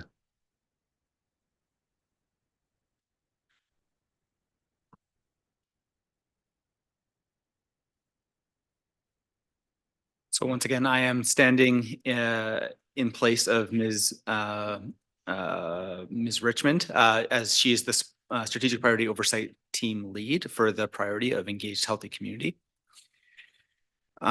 Just starting off with the statement on this priority, just the sense that it conveys is what council deems to achieve through this priority, which is engaging residents through really dynamic public spaces, an active lifestyle, and then celebrating the history and the culture of Maple Ridge through all these opportunities. So from an OKR, or objectives and key result perspective, the first piece that we're going to address is providing diversity of inclusive and accessible recreation opportunities. Bear with me for a moment. So what's interesting about this, the first key result of conducting the recreation facility accessibility audit is that only the ACT is the only municipally owned building with a current rating of 82%. Undertaking this audit will help inform decisions on the renovations and improvements to all of our public facilities. And we've actually, we've applied for some funding to be able to facilitate this work. And we're anticipating hearing on the outcomes of that funding in the next couple of weeks. So some very exciting times on that front in terms of advancing the work. The second key result of ensuring that 70% of residents have access to a free community event. Really, this is about reducing the barriers to access. And I'll speak to this a little bit later when I cover off some of the engagement data. But really, it was an ongoing theme throughout the engagement, is that there is a desire to have barrier-free access. Being able to walk to events is really critical. And so we'll achieve that by hosting 3 different events in conjunction with Maple Ridge 150 celebrations over the course of 2024. Increasing the participation subsidized programming, really that piece of work is about providing a local Maple Ridge context to the financial access program that we have in place. So currently we rely on a federal model and federal analysis, but cost of living and livability in the Lower Mainland is much different than what we see nationally. So we're just trying to bring that context. Our next objective to promote a vibrant arts and culture community. So council did receive the public art policy. So as that piece of work advances, there's a couple of deliverables of how we're actually going to advance that policy once it's in place. Additionally, we have a project in the capital program for advancing a museum needs assessment. And the intent is to provide, actually conduct this piece of work through partnership with the Museum Society. So this is more of a joint effort as opposed to the city going forward and doing this independently. When we get to building and celebrating community pride, we've talked a few times about the recreation feasibility study, so I won't delve into that any further. We continue to plan for the Maple Ridge BC Summer Games, which will take place during the summer. Additionally, and this is the part where, and I'm going to step back from talking about this priority and talk about the OKRs more holistically. This is where we start to see some synergies with how objectives and key results actually advance and create momentum between all of the different pieces of work that happen across the city. So when we're looking to deliver 4 events and celebrate the 150th anniversary of Maple Ridge in 2024, we're looking at the other objective of providing the barrier-free access to events. And so it now brings in a lens of how we're going to do the work. And then we actually have an incremental request that supports all of this. And so you'll see that in just a few slides. Additionally, on this slide, we want to take advantage of all the community celebrations that are taking place and the engagement of volunteers that we will have over the course of this coming year. And so, pardon me, with bringing those volunteers on board, we want to retain them. So we have a couple of different approaches and tactics for how we're going to keep all those volunteers on board to grow our programs by 10% over the next 12 months and make sure that they're continuing to be involved in giving back to their community. We now get into some more complex key results in terms of ensuring the safety, enhancing the well-being of residents. The Community Safety Action Plan is really a future state vision for what community safety looks like in Maple Ridge. That work is underway and will be completing over the course of the next couple of months.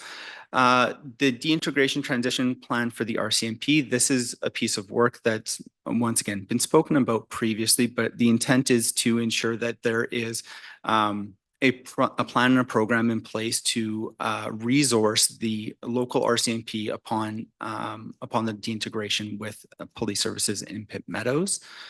And finally, we have the operationalizing phase 1 of the fire master plan. So this is the next stage in the fire master planning process. There are 2 incremental requests that pertain to the deintegration as well as the master plan deliverables here in the OKR framework. They're detailed, they provide significantly more detail than what I could present.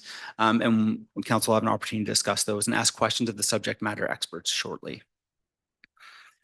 As we look to improving community engagement with the city, we are going to be establishing a public participation engagement framework, and work is already underway on that piece of that project. As we look to engaging more on the volunteerism and just more broadly in the community, we're seeking to increase the engagement on the Maple Ridge, Engage Maple Ridge platform.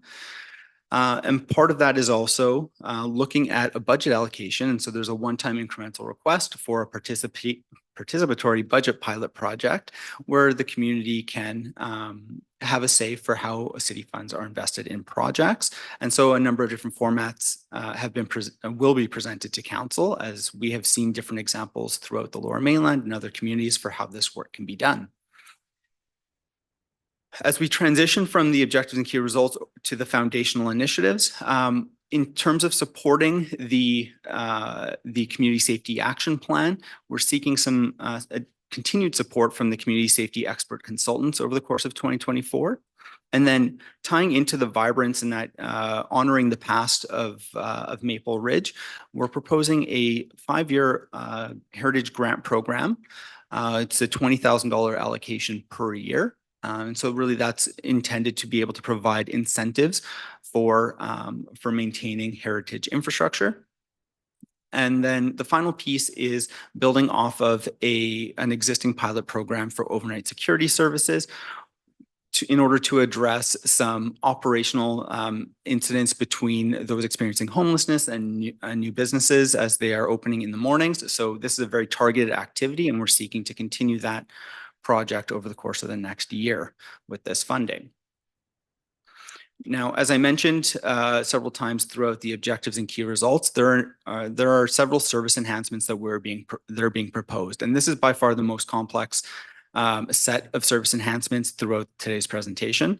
What we're proposing is, in order to facilitate those low barrier engagements with the community and activities, activating the mobile stage that the city has at its disposal 16 times over the course of the next year. Additionally, in order to address ongoing parks maintenance as a result of increased facility as well as parks utilization, we're proposing an increase to parks maintenance staffing. So that's making sure that all of our amenities are well taken care of.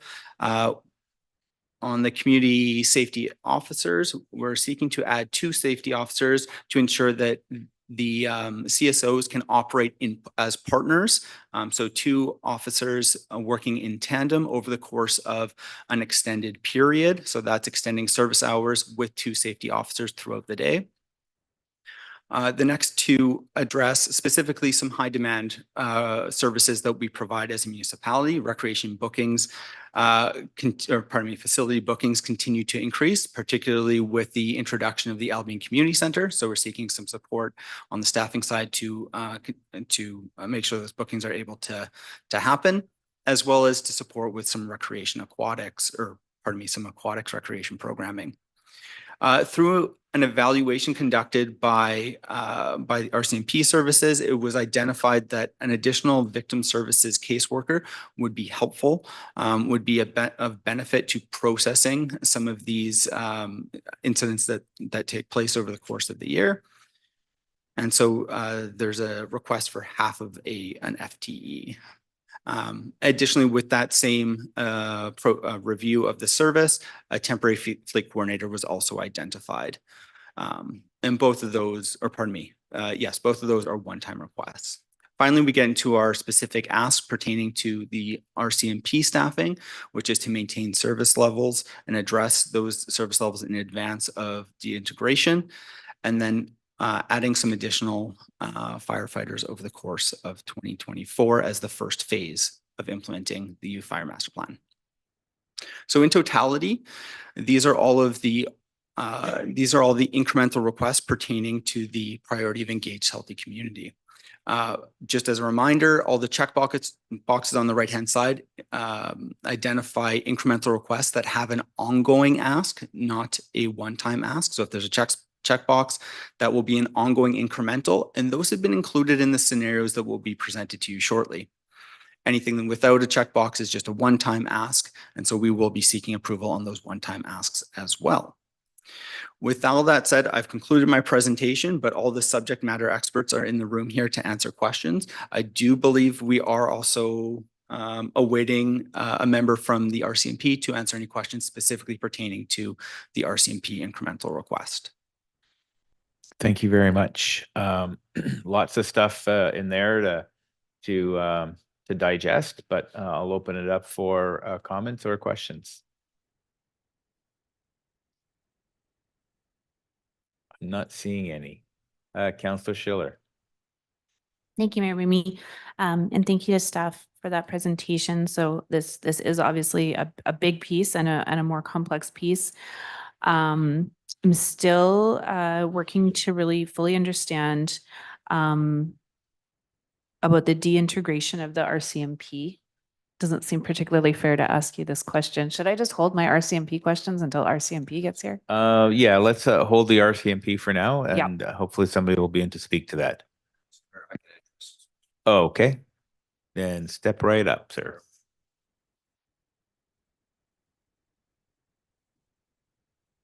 What would you like to know, Councillor Schiller? Have a list. Fire away. Okay, so just at a high level, this request that we are looking at currently for the addition of 12 full-time RCMP members, does this have to do with integration, or is this separate from deintegration? It's a combination of both. To be quite frank, the deintegration strategy, when Pitt Meadows identified that they're going to create their autonomous police department, is going to pull 23 officers out of the Ridge Meadows detachment and assign them to Pitt Meadows. So when that happens at the end of 2026, there will be 23 less police officers working out of the Maple Ridge or Ridge Meadows detachment. One of the concerns that we have is we've not necessarily been funding at the same level as where we need to be catching up. The challenge that we do have is that it takes about 18 months to get an RCMP officer in uniform. So what we're trying to do is we're going to front load, for the best of a better term, and what we're going to do is buffer the expense over the multi-years that they come. So while we're going to budget for it in the operating budget, we're not necessarily going to be, we'll be able to flutter the reserve to bring those officers on deck, because if we don't place the order now, we're not going to have them by 2026. And so It's one of those things that if you order them today, they don't arrive tomorrow. They arrive in 18 months to 2 years from now. So what we'd like to be able to do is capitalize on the decision made by the province to keep the SPS in Surrey, where we know that there's RCMP officers available, which starts allowing us to make sure that we have a full allotment, knowing full well that the city's going to be at about 110,000, 115,000 residents by the time the integration hits. And we know that by the time we get to 165, we're going to need to augment our RCMP resources.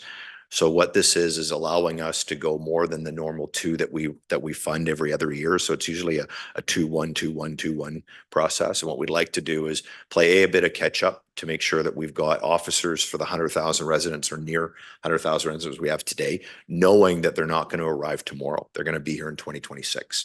So we'll flutter the expense because we don't realize what we do have to do is budget for it.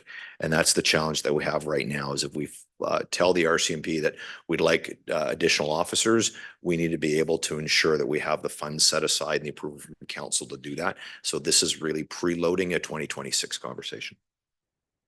Thank you. And that does recall earlier conversations that we've had. So I can appreciate that there's value in like getting this moving. I guess one piece that I'm just still struggling with a little bit is, okay, the RCMP, it's like a federal agency. We've had another municipality, Pitt Meadows, that has initiated this de-integration. So we're kind of like along for the ride in some ways, and yet it feels like we're getting saddled with some significant costs. And I do remember us talking about, you can't just pluck RCMP officers out and just, there's a structure there and you need to fund that. And I appreciate that, but I'm just still sort of, because this is such a significant cost, it's just a struggle for me. Thank you. Yeah, and Council, as in general, staff will be coming back with a fulsome de-integration strategy once we work through those mechanics. I have meetings set up in the next couple of weeks with Pitt Meadows to work through their timeline. A lot of this is based on the construction and delivery and opening of their detachment.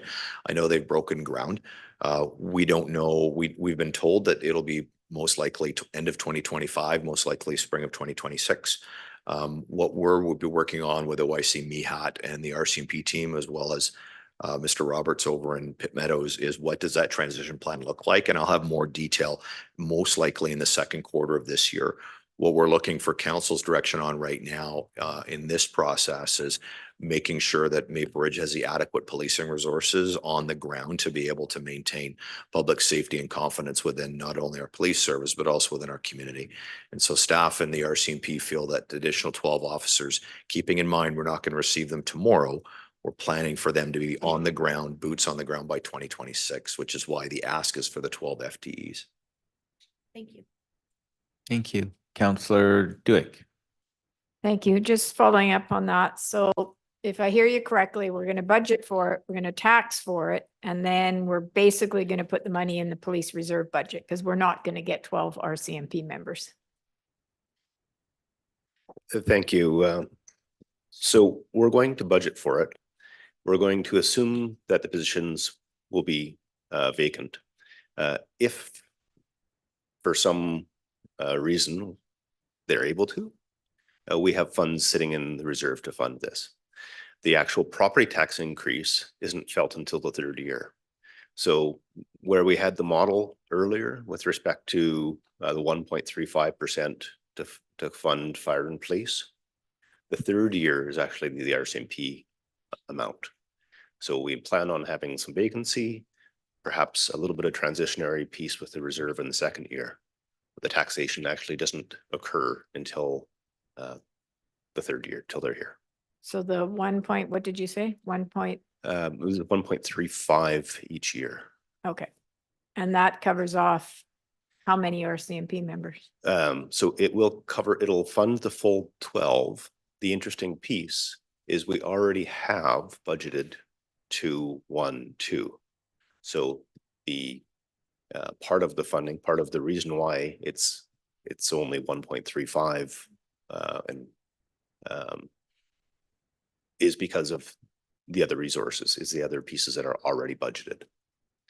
And actually just put in things in context, the $1.85 million Each new additional RCMP member fully burdened with a vehicle, all the costing of administration and hire and the training and all the overhead cost is 185,000. So the cost of the package is actually 10 members because we've already got in the plan 2. Okay. And let me just confirm again the one-time costs. So the one-time only is within existing budgets, because I'm sorry, I'm getting a little confused with if they're one-time and they're in the budget, why are we asking for an incremental approval? Thank you, through the chair. So the one-time costs are new costs. They can be accommodated not through property taxes, but through past savings. So our accumulated surplus or other one-time sources, or grants in the case of some of the items this year. So they don't result in a property tax increase because they're not ongoing. We don't need money every year for them. So we'll find other sources. And that source could be the fact, well, let's talk about hiring of the firefighters. If we fund, well, that's probably not the best example because we phase that funding in too, but the parks maintenance staff, the 189,000 and the associated property tax associated with that. We're not going to hire them January 1st. We're already past that. So we can probably deal with some of the one-time costs, out of that as well. So we can manage one-time costs a whole lot easier than we can ongoing. Okay, thank you. Thank you, Councillor Chan. Thank you, Mayor. And I too want to make sure I fully understand the cost implications of this. So could you repeat, I know you've answered this question, could you sort of say the same thing but in a different way so my brain understands it? So we are the idea is to put in order for these RCMP officers now, but we're not paying their salaries until that point. So why are we putting money away now? So we're not putting away money now. What you're giving the corporation is the ability to put the order in for the officers with a financial commitment that you're going to be incurring those costs in 2026, 2027, 2028. And so what we need is the ability to get into a commitment with the RCMP that we're going to order those officers. If they arrive tomorrow, we have reserve funds set aside through the policing reserve fund to be able to fund those boots on the ground, but you're not taxing today for those officers. You're going to tax tomorrow for those officers when they arrive. And that's in the 5-year financial plan when you look at for the next 3 years, as Mr. Thompson had identified. So that's the point I need more clarification on, because earlier in the day and in the slides here, we've said that the base plus fire and protective services, fire and RCMP will lead us to this certain tax amount. So when I saw that mindset, because it says fire plus fire and police, so my assumption was that we are taxing police this year.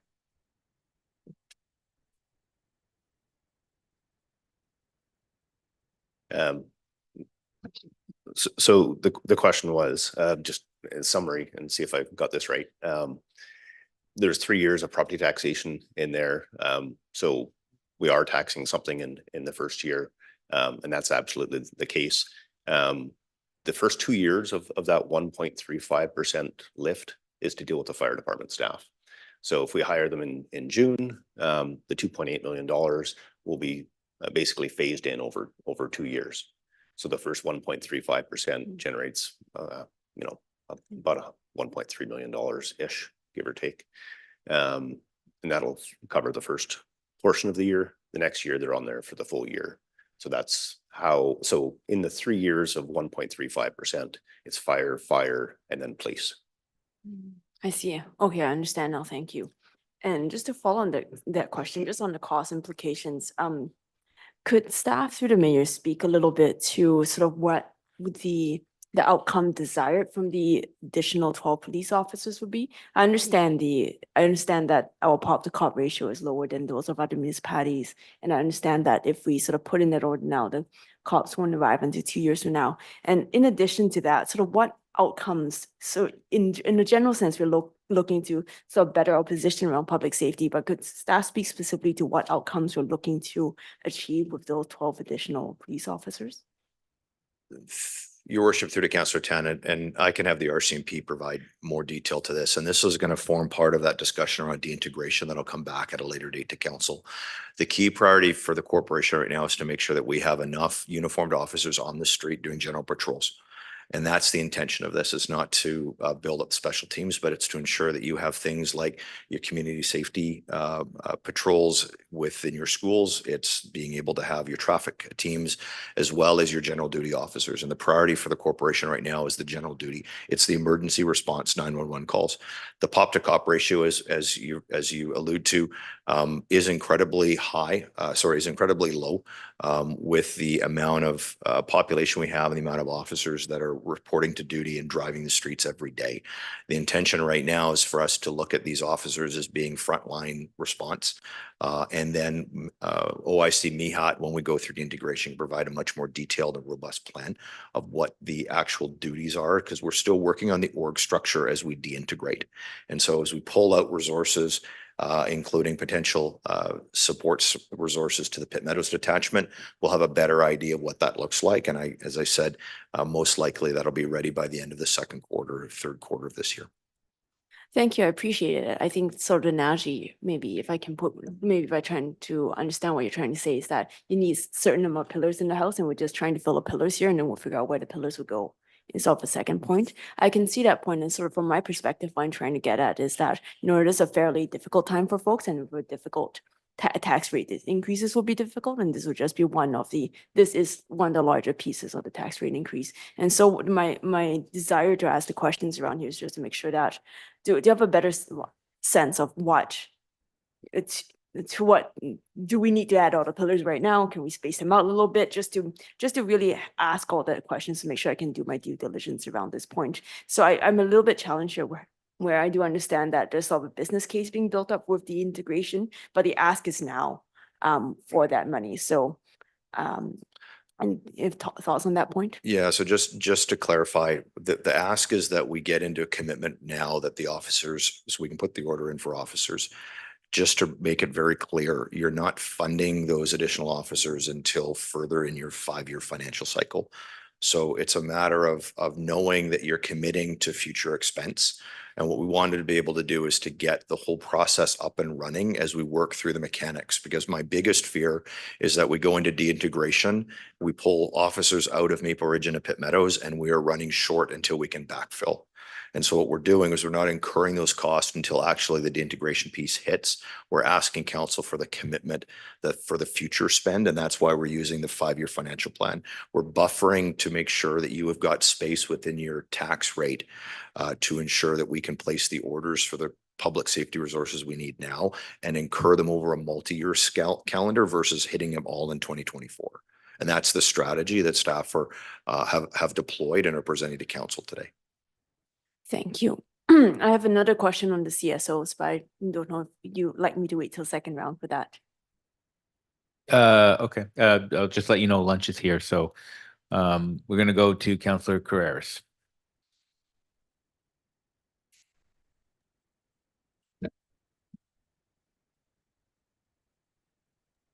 Sorry, there's some confusion over who mutes and who mutes, and so my questions are sort of on the same path that we've had with Councillor Schiller and Councillor Tan. So what I'm hearing is that the 1.35, I thought is spread over 3 years. Is that what I saw? The 1.35 additional safety? That's correct, and it's each year. Yeah, it's each year. And so the 1.35 in this year that we're looking at is predominantly fire, but I'm assuming there has to be some police in there, otherwise it doesn't work to spread it out over 3 years. And then as we get to the end, there's less fire and more police in that 1.35.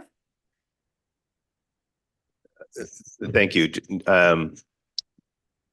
So it's essentially all fire in the first 2 years and all police in the third year. And anything we need to buffer with respect to costs, we can deal with through the police services reserve. Okay, so the 12 constables is a 1.35 tax increase then, is what I'm hearing. Correct. And the fire is 1.35 times 2 years. Correct. Okay. And so my other question is, and how I know that when you talk about population to police officer, when we've seen reports, it does show that we're sort of lower than other communities. Can you just speak briefly, Mr. Hartman, so the community can hear about how we compare? And maybe we have to wait to RCMP, but I think it's good for the community to understand how much underrepresented we are compared to our community, other communities around us. Yeah, thank you, Councilor Carreras. Again, just I'm not an RCMP member, nor do I run the detachment. We manage the contract with the RCMP. But we can provide further update to council and the community with respect to that, the volume of work. We do know historically that the Ridge-Meadows RCMP has a higher case volume than other like-minded detachments with similar populations, and it's significantly higher that the amount of officers in Maple Ridge and the files that they're dealing with are greater workload per capita than surrounding municipalities such as Coquitlam and North Van and Burnaby and out to the east as well.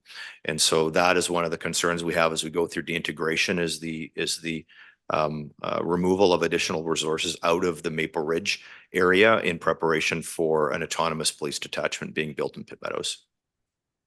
Okay, so we might be lower, but you're saying our need for that ratio is higher than other communities? The amount of officers to case files is significantly, the case files are significantly higher than the number of officers. Okay, so maybe that's the number we need to look at, is the case file per officer compared to other communities. Exactly, and I can have better comparator. Yeah, when the RCMP are available, I'll have them do that presentation to council and public so that you have full access to that data set. And even if we can get some of that preliminary stuff sooner rather than later as we're making a decision on this, because this is a big decision. This is a big piece that we're asking the community. And, quite honestly, seeing 12 RCMP constables on a request doesn't really go over very well with a lot of people. So I think it's really important that we let the community know that the reason we need to have these police officers is because we're significantly underserved compared to other communities. And so we're not overstaffing, over crime, however you want to look at it. It's about we're understaffed right now to deal with safety. That's correct. Thank you. Thank you. And we'll go back to Councillor Tan. Thank you, Mayor. I just want to pick up on the piece around the CSOs and just asking from a budgetary perspective. I understand that we're doing the CSSI review and that report is still coming to council. So I'm I'm curious why we're asking for the additional 2 CSOs while the CSSI that review is still underway. Thank you. That's a really good question, Councillor Tan. What we're looking to do is inform potentially future decisions as we move forward. The challenge that I have is if we don't fund the additional CSO officers, it's going to create some backlog as we move the CSI program forward. As council recalls, we've had CSOs that have worked in a certain time frame up until 11 o'clock. And there were some legislative changes from WorkSafe when an RCMP officer was killed on the job in Burnaby, which required us to put 2 officers in a truck. And that it didn't reduce the volume of officers, it reduced the ability for them to all work independently. And so what we're looking to do is get back to that original engagement level so that we have officers at 6 o'clock in the morning all the way up until 11 o'clock. And then that's when we're relying on Westridge Security. So this gets us back to the original number. What we're going to be bringing forward to council is the entire public safety review.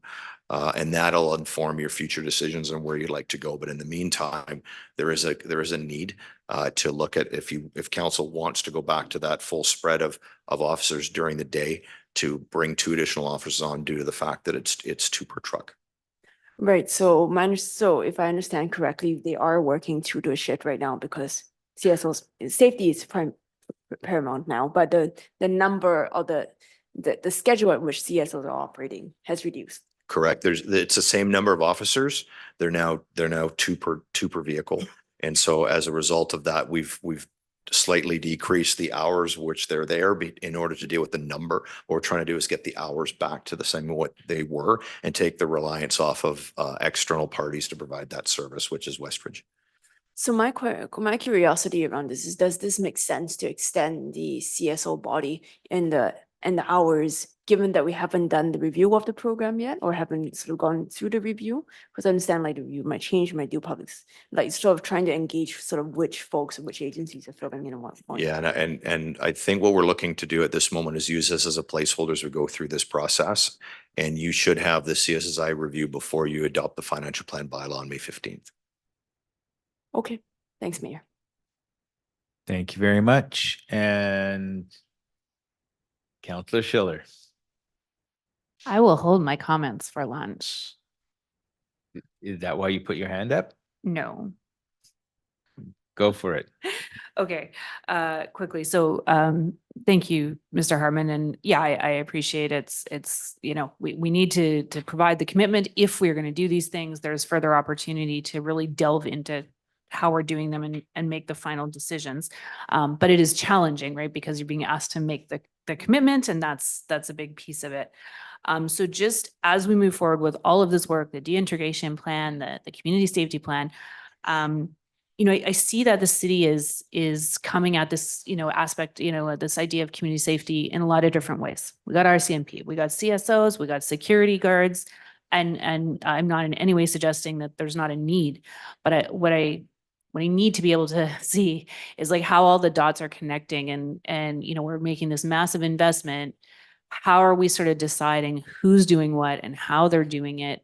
You know, even just something like, is there a way that some of the, you know, traffic parking enforcement could be taking off RCMP officers and put somewhere else in this public safety realm, to sort of ultimately reduce the cost? And that's just sort of more of a note for going forward. That's just sort of something I'm trying to wrap my head around.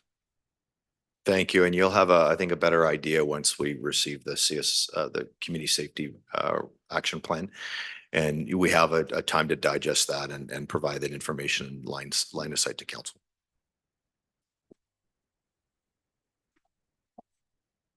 Okay, and you're hungry. No, not even gonna go there.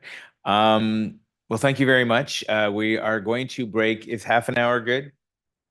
Okay, so can I get a motion to recess, please? Moved by Councillor Duick, seconded by Councillor Schiller. All those in favor, motion is carried. Time is 12:51. We'll be back at 1:20. Thank you, and lunch is upstairs.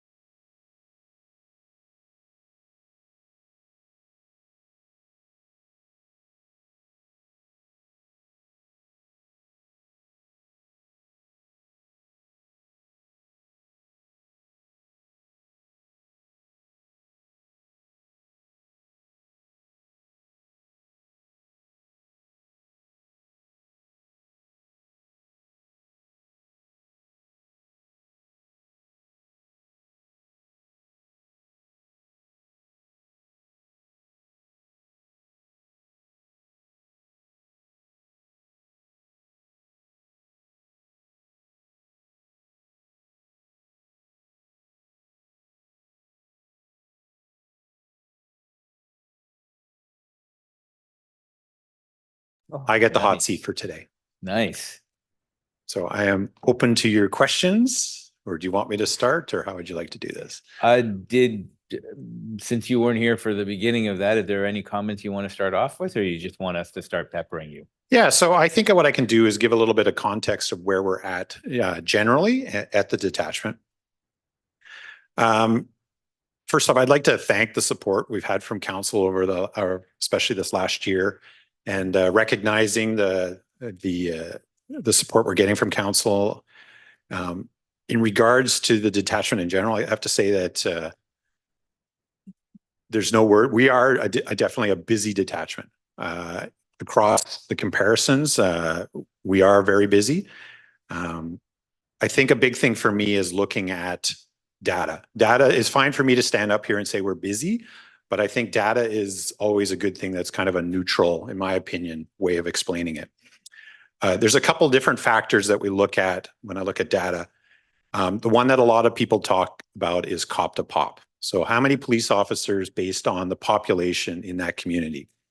So when we look at that, the last numbers that were produced were back in 2021 from the province. So we'll see some new ones coming up. But when I talk about COP to POP in 2021, we were running at 849.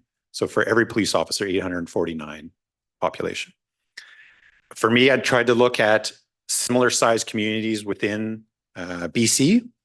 So the ones that, and around the province, to see how we're comparing. So Nanaimo, Kamloops, Prince George are all around reasonably the same size as what we're in, that almost 100,000. So as a reminder, we're at 849. Nanaimo is 751. Obviously, the lower number in my mind, the better. So Nanaimo 751, Kamloops 718, and Prince George 580. So at 849, you're about 40% difference between us and Prince George. So that's a big one that we look at, is how many police officers are actually out there on the road. The other one that is interesting to me is what we call criminal caseload. So that's how many criminal code cases divided by the number of officers we have. So you look at an average of what one officer is carrying as a caseload, a criminal burden, we call it. So in Maple Ridge and Pitt Meadows, so Ridge Meadows in general, in Maple Ridge, we're at 68 criminal caseload per officer. When you look at places like Surrey, so Surrey typically you think is very busy, and it is. Surrey's is 47. So Surrey actually has a 30% lower caseload per officer than what we're carrying right now in Ridge Meadows. And that's across the Metro Vancouver area. If you look at Vancouver, it's below Surrey.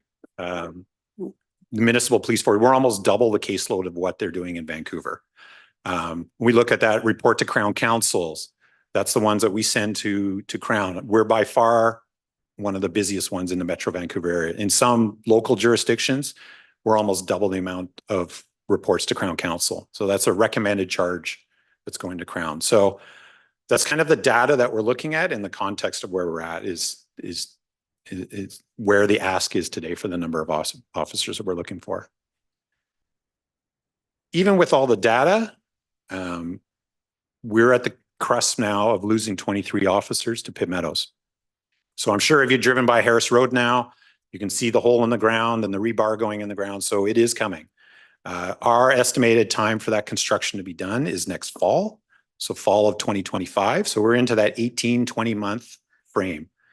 And so 23 of our officers will be heading to Pitt Meadows.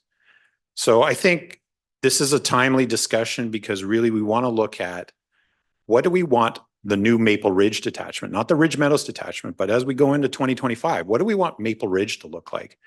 And what kind of policing do we want in this community? So that's kind of the time right now is with that 23 officers leaving. And at that point, I'll open up to questions at this point. Thank you very much for being here and providing us with that context. I'm going to start because I just have one question. So with the 23 officers moving to Pitt, how many of them, or maybe they're all, I don't have the answer to this, but how many of them are key critical positions either by rank or by specialty, or like, what are we actually, we're losing 23 officers, Correct. but What does that look like? what does that look like? Of the 23,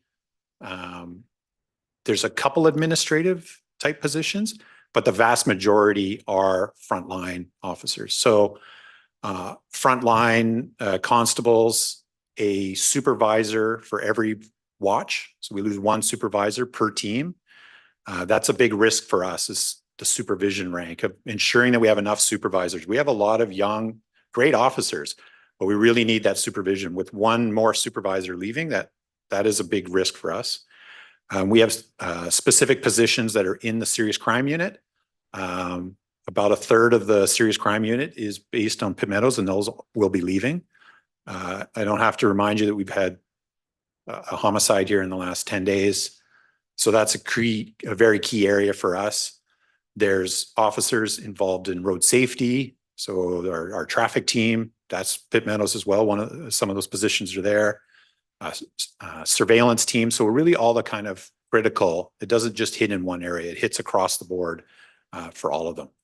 Senior management wise, there isn't a lot of, it is basically Maple Ridge. There isn't any kind of senior managers that are paid by Pitt Meadows now. They've already been segued out to Pitt Meadows to run the new community police office out there.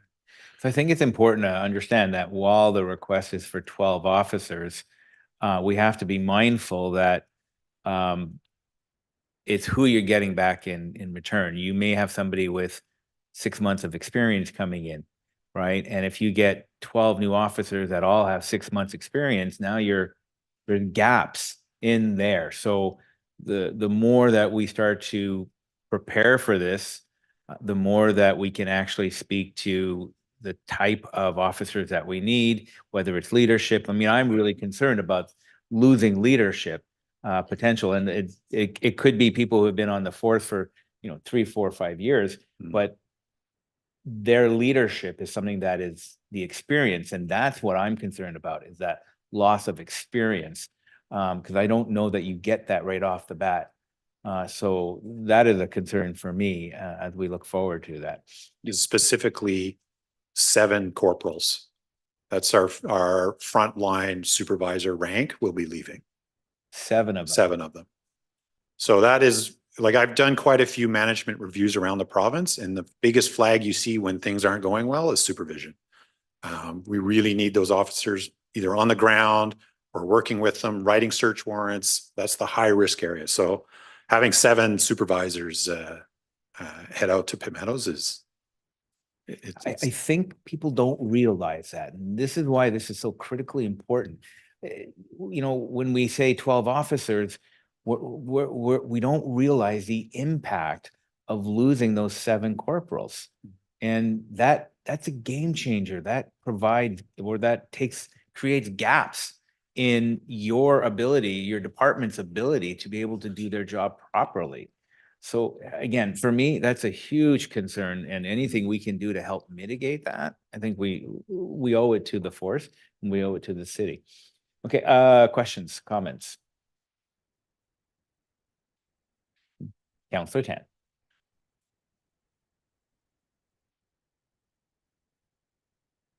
Thanks, Mayor. Thanks, Inspector Gander. And I appreciate you being here. And I sort of we just before the break, we asked the CEO a few questions around policing. And I think for me, like, sort of where I'm sitting at is that for me, the safety and the morale of our members is paramount. And then I balance that with the fact that it's a fairly significant budgetary ask. And so I look at this and I sit with sort of that, trying to balance that dynamic. So I just wanted to ask a few questions. So sort of where my context is I understand that our pop to cop ratio is significantly low in that of other communities. The caseload is high, number of Crown reports to Crown Council is high. So I look at that fact, and then I wonder if you could just sort of walk me through sort of on the range of like other metrics to measure sort of the effectiveness of this response of putting more cops on the street when it comes specifically to public safety. And I ask it sort of again, like in the context where I understand the importance of public safety to us as a community, of course, but just trying to walk the tightrope of the fact that it's a large budget increase. I'm very mindful that I'm a Maple Ridge resident, and this will be a tax increase for me too. So I understand. that tightrope is something that myself and Superintendent Mihat and Inspector Gay walk every day. We really want to be doing more of the outreach. We have no community policing unit right now. We have no school liaison unit. Our footprint there is zero, except for what we're able, no dedicated resources. What we've been able to do recently is we've taken an officer from frontline, so the 911 responder, and put him in our mental health unit. We've taken another one from frontline and put them in now with the first team, and we're seeing really good impact with that. We're mindful of that. Those weren't positions that we were able to bring from somewhere else. That is coming off frontline. So the officers that are remaining on that at 2 a.m. responding to those 911 calls, they have to share extra workload because we've taken those officers off and put them into those areas. That is where I think having these resources is where we can make a very big impact going forward, of having that better community impact and being out there more. I think we're doing a very good job of being out there in the community. I think we could do better. And I think having those additional resources to get us to the point where we can reach out, that's the goal.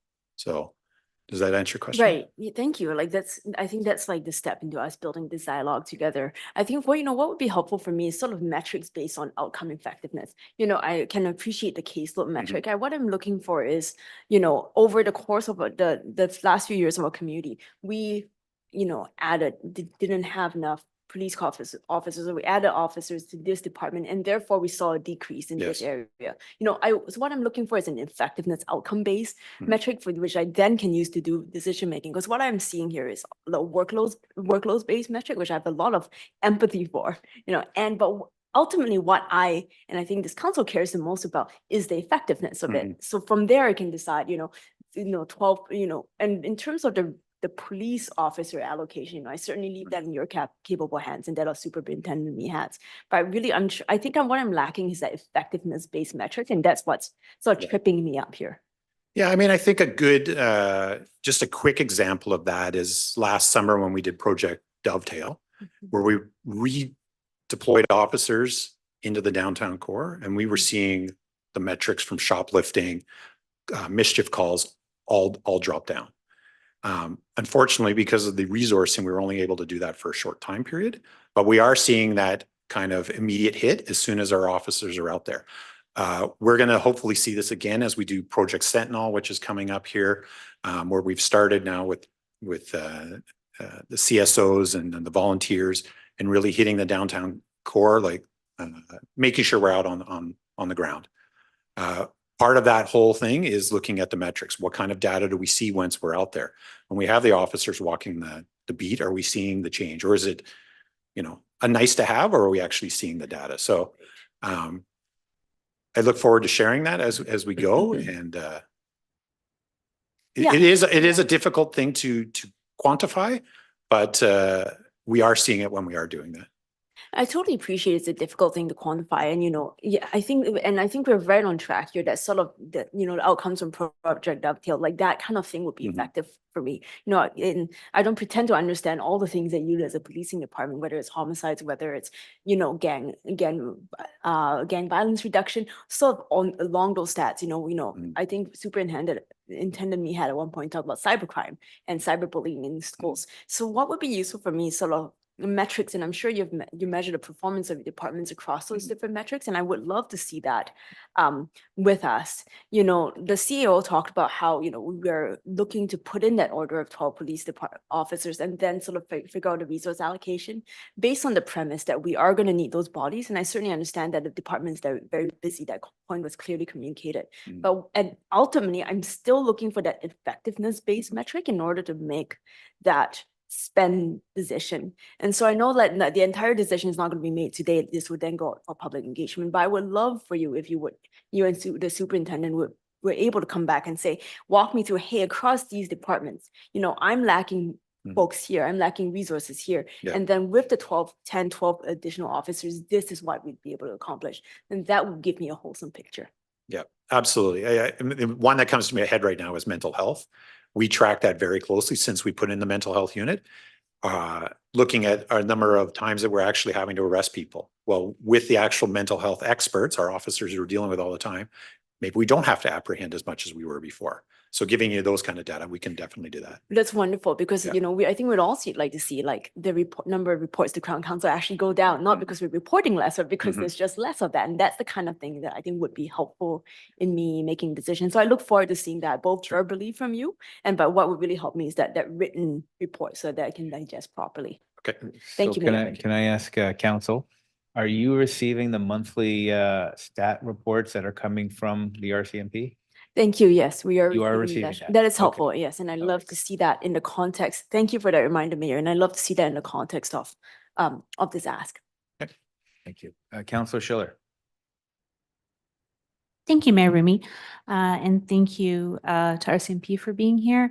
When we talk about fairly, compared to other municipalities, a higher caseload per officer, I think you've probably spoken to some of why that is. Maybe we're focusing on other areas. And so, like you said, those on the 2 p.m. shift just have to pick up more calls. But are there other reasons maybe that, like, is there anything else that, myself as a counselor should be aware of like why our caseload would be higher than another similar city? Is it just because we have fewer officers, or is there something else there that's part of that piece? If I had the golden answer, then it would be great. But I think we're in the right direction in this community with having the CSOs there, working close with the ACTA mental health teams. We're just trying to phrase this as, it's like I'm going back to criminology 101, but I don't think there's anything specifically that's happening in Maple Ridge that is causing this.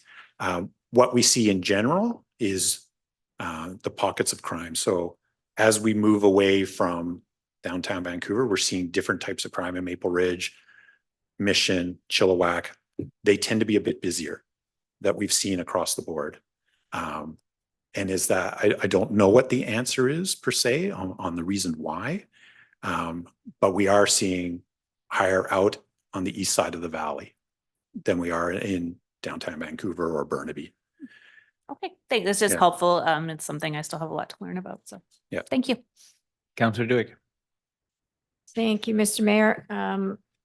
And thank you for the reminder of the stats because they are sent to us, but I hear what Councillor Tan is saying. For me personally, when I look at current responses to the public and I look at previous surveys, the number one item that comes for the last 10 plus years for sure is community safety, public safety. It is the number one thing that is on people's minds, and the perception or the reality sometimes does not match up. And that's the challenge we have. So when you ask the question, what can we do from a metrics point of view? Because if we say, here's an example, crime is down, most people go, no, crime's not down. That's not true. The stats, the data tells us crime is down, but is that because people aren't reporting? Is it because they just think, what's the point? It's minor, all those things, right? So I think it's incumbent on all of us. I mean, it is a community at large, and previous council didn't support additional police officers because of the CSO program.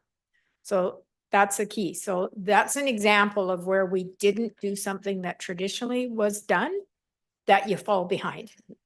And I'll give you another example. Way back when the council of 1999 said we're going to have a 0 increase in property taxes. I think it was 90. It was before I came on in 2002.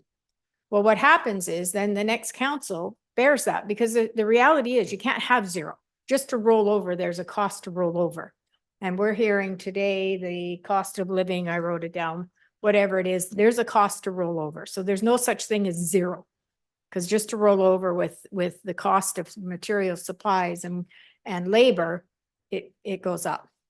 So the council after that council had to make some difficult decisions, hence why back in the early years, you saw a higher number in tax increases, because we were making up for a decision where we didn't increase because it politically looked good.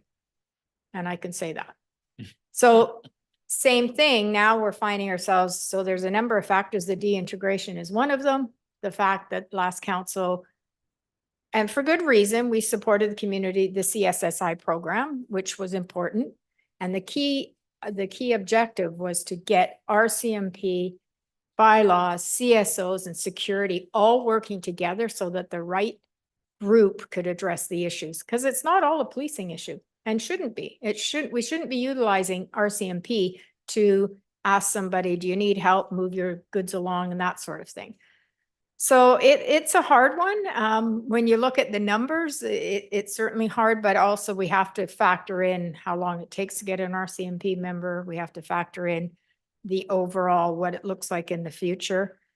The stats are important, and the reports, just because the number of reports that is attached to a police officer doesn't mean that our community is not as safe as others. It's because we have less RCMP doing those reports, correct? 100%. I Yes. believe that more bodies on the road would help road safety. I'm not saying that we can solve all the road safety issues, but having a more robust traffic unit will reduce the number of accidents we're seeing. Having more foot patrols, bike patrols in the downtown core, I honestly believe that we will see a drive down. Right. That is what I'm hearing from the community is we want to see boots on the ground. We want to see our officers. And exactly what you said, Councillor, is we're doing a little bit of a catch up now. We're doing the best we can. But we've had to really focus on the primacy, and we're not into any of the prevention stuff. We're not into the proactive as much as we should be, in my opinion. So it is good information. So like Project Dovetail, really good response from that.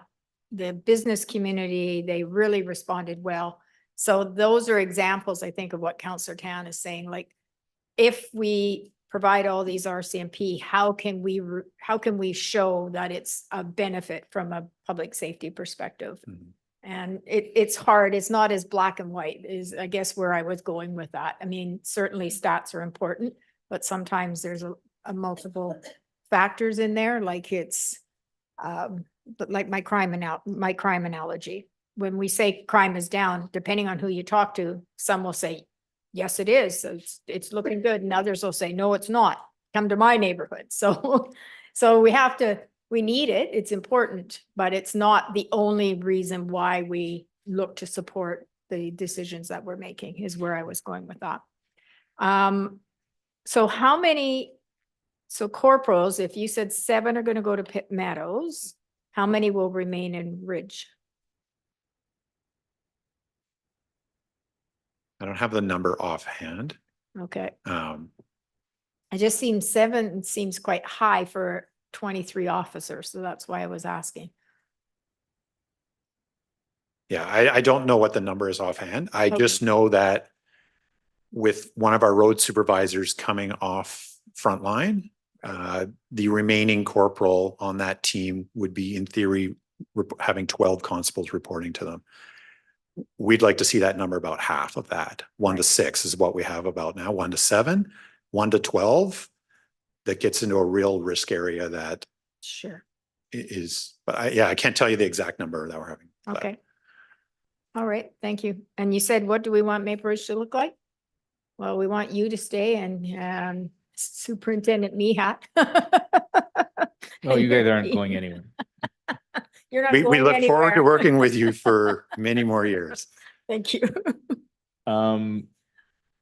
Another interesting question, which nobody has really raised, is of the 23 officers going to Pitt, sometimes the comment I hear is, well, yeah, we're not losing them because they're already over in Pitt Meadows, working in Pitt Meadows. Is that an accurate statement? There is definitely officers that are dedicated to Pitt Meadows. But there are other officers who are embedded in my serious crime unit. That is the great thing about integration is we can go back and forth as needed. So yes, there are positions paid by Pitt Meadows, and yes, we have serious incidents that we deal with, but they're also dealing with the incidents that are happening here in Maple Ridge. So there are positions embedded. Yeah, they're within not the there potential. full-time necessarily. That's So correct. they do spend time here in Maple Ridge doing the work as well. So losing 23 officers will have an impact on overall efficiency. 100%. Okay, perfect. Thank you. I see both of our not well counselors are back. And we certainly hope you guys are feeling well. I know it's been a rough slog for you both. Is there anything you guys wanted to jump in on, Councillor Youssef, Councillor Carreras? No? Okay, you guys look like you want to go back to bed. Well, we hope you all the best and you hope you get better and take care of those costs. Inspector, thank you very much for spending some time with us.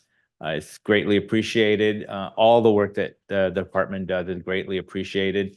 We see the results every day when we're out and about. So please pass on from council to your members that we appreciate their hard work. Thank you. No, and the same from us. When I was at our morning briefing today and I was talking about coming to speak to council, they're feeling very supportive by this council, and they know that it's appreciated, and that's a big thing, especially for our brand new member who started this weekend, first day out of depot, and it's going to get to know right away that the support's there. So thank you very Boy, much. I think you should bring him here and put him on the podium. He could probably be more articulate than I can. Thank you. Thank you. Okay, now we're going to move on to diversified thriving economy. That's got to be Mr. Westover. You are correct, Mr. Mayor. Good afternoon, Mayor and Council. Thank you. So you're right, I'm here to talk about diversified thriving economy.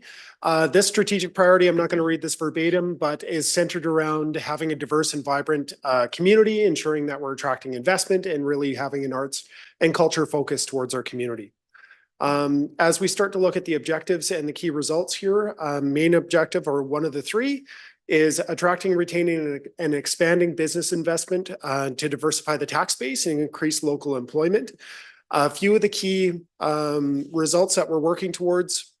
One of them, I'm going to speak to 1 and 2 and switch them for a second. That's kind of more of a logical order.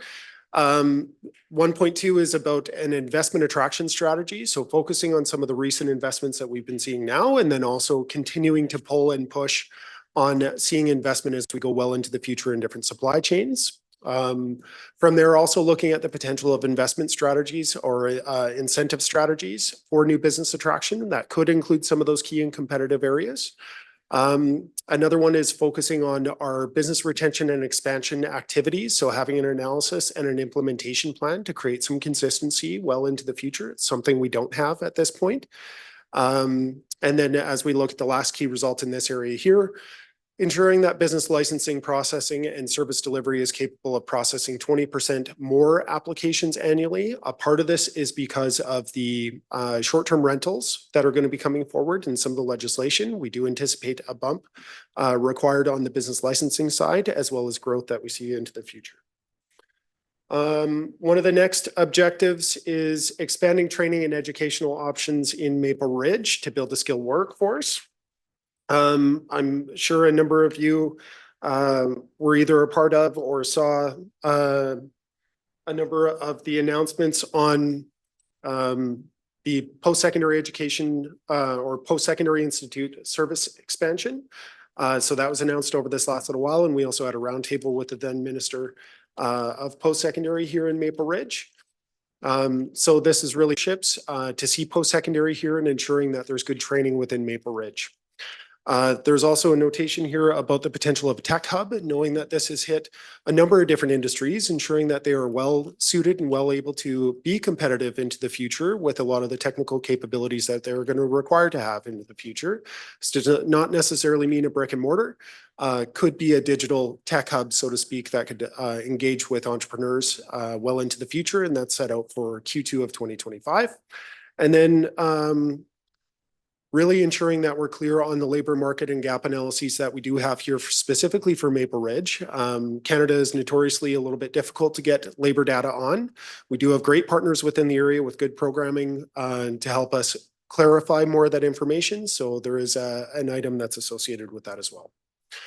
And then looking to explore and maximize tourism opportunities as a mean to diversify our local economy. One of these items, key result 3.1, is to look at a net promoter score. So our three key areas within tourism are focus around adventure hubs, urban hotspots, and farm fresh experiences. What we want to do is be able to set that baseline as we go into 25 and then improve that by 20% by the end of 2025. So that also comes with a number of work and engagements items that we would have with those business owners and experience holders. Also with that, having a regulatory review of each one of those areas, the ecotourism, adventure tourism, and agritourism practices and policies that we have here at the city. And then another noted item here, the Big Tent pilot program, which we talked about at another meeting. So effectively ensuring that we're showing there's meeting a convention space and demand that is here in Maple Ridge, and effectively utilizing a big tent, so to speak, to be able to showcase some of those items, and especially with items or events like Maple Ridge 150 and with the BC Summer Games, present some interesting opportunities for us into the future, as well as with other private groups. Wanting to ensure that we are increasing film-based tourism by 10%. So with this is ensuring that we continue to see good film and film production within Maple Ridge. A part of that is looking at electrical supply access at the waterfront parking lot. So that's in conjunction with our colleagues in Parks, Recreation and Culture. And then also implementing a circular economy program to repurpose film set materials. With those items, we will, without a question, see more filming within the area and have us be more competitive as we're moving ahead. And we're already seeing some of that as it stands for this year as well. And then developing an event traction strategy for tourist-driven events that are aligned with community-based events. Some foundational initiatives that are going to be important for us to focus on as well. One of them is looking at downtown revitalization. So engagement in 2024, likely with some quick wins and activities. And then implementation into 25. Development of an employment area plan. So this is right now we have in-stream and industrial impact analysis that will focus on key areas of growth. After that report comes back here to council, then we would be looking at specific employment areas and how we can push those further for development and or interaction and investment. Also the refresh of the agricultural plans and policies that we have here in Maple Ridge, and that would be a focus on agritech and agritourism and employment opportunities as we move ahead, among others. Some of our colleagues within this area also have some activation for brand implementation that are a part of these foundational initiatives. And then once again, working with post-secondary institutes on that feasibility, so to speak, of additional campus or service offering in Maple Ridge. Some of the enablers and service enhancements for this area include enhanced marketing materials. So having marketing out for our key and target markets, those potential investors that could come in into Maple Ridge, we want to make sure that we're taking control of that narrative, so to speak, and showcasing the investment opportunities that are here. That is different from brand implementation. However, can be complementary towards. We also have some ongoing items for seasonal promotion and business activation campaigns. These would be things like Glow, or as it's come into this past year, Illuminate, and some other activities that could go along with that within the business community. And then once again, that business licensing clerk, the FTE associated with that. So here for any comments or questions, you can see the costs that are on there. And then as a reminder, you can see those with the checkbox are the ongoing items in this area. Good. Okay. Thank you for your presentation. As we've all heard, I think the key to success for Maple Ridge is driving our economic development. And I just want to point out that while we go through the planning presentations, what was different from last year is this year we're tying the budgets to specific OKRs, key points, and that is what the difference is. So we should be able to start tracking along the year to see the impacts of what we're actually doing here. So thank you for your presentation. I will open it up for comments. Councillor Dewitt. Thank you, Mr. Mayor. Just inquiring about the Albion industrial land use. Are we talking about south of Lougheed Highway? That section of Albion? Through you, Mr. Mayor, I believe that it is. I'm going to call on one of my colleagues, but I'm going to try this. So I believe that it is focused on that south of Lougheed area and some of the servicing requirement that's required for that area on drainage. Okay, that's kind of what I'm thinking, but it also mentions the Albion Flats, and that's why I was asking the question, because Inextricably, through you, Mr. Mayor, inextricably linked, just based on some of the drainage, but would be more focused on that development area towards the south of Lougheed. okay, so it's more about enhancing or the drainage, because there's already a number of industrial businesses down there. So that's Correct. why I'm asking, why are we spending resources or looking at improving that? They're all industrial down there. Mm-hmm. I'll call on one of my colleagues to be able to more fully answer.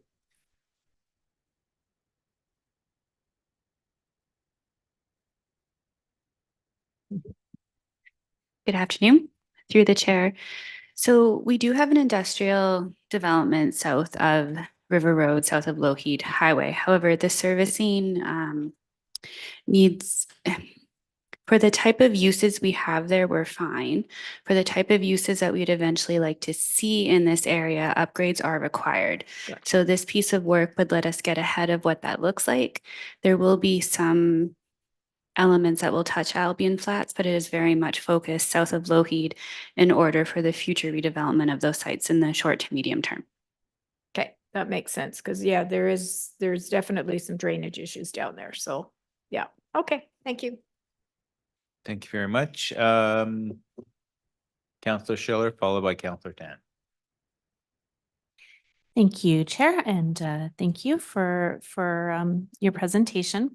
And I can tell it's getting a little bit later in the day because I'm like, right, academic development, we put a lot of focus on this. Like, I know there's a lot going on, and I'm just like struggling, like, how are we measuring this? So can you just remind me, like, I can see we've got our objectives and our work to support those, but like, just tell me some things that really help us understand if we're going in the right direction, right? Like, are we tracking like number of jobs available in the community? Is there some sort of dollar amount that we track? How are we measuring this?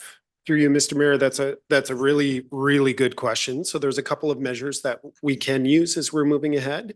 Some of those noted as OKRs, net promoter scores, will be some of those that we had just talked about. So how many of those are actually promoting or detracting or are neutral for us? And then how does that improve or not improve over time, and how can we better deal with those items? Another way that we just naturally would track is based on business licenses coming through and ensuring that those are growing over time, or that we're seeing some different shifts in the areas that we're focusing towards. And then ultimately it's going to drive in towards assessment and assessment split for us here as well. So as we see more investment coming into Maple Ridge, as we see more employment areas that are coming online, more jobs that are coming in and those types of items, that we're going to see that assessment really reflected on the non-residential split side. So you're going to see that as opposed to that 93.7% split that you'll hear about folks for residential to non-residential, then you're going to see that switch pretty significantly as we move ahead. I'm excited for that. And I appreciate it. It's like very early days. I don't want to like put you on the spot about it, but I mean, are we seeing any traction there? Like, is the number of business licenses we've had this past year higher than the year before? Through you, Mr. Mayor, yes, they are. Okay. And then finally, downtown revitalization, great, like that. Can you just talk to me a little bit more about what we might consider doing as part of that work? Totally.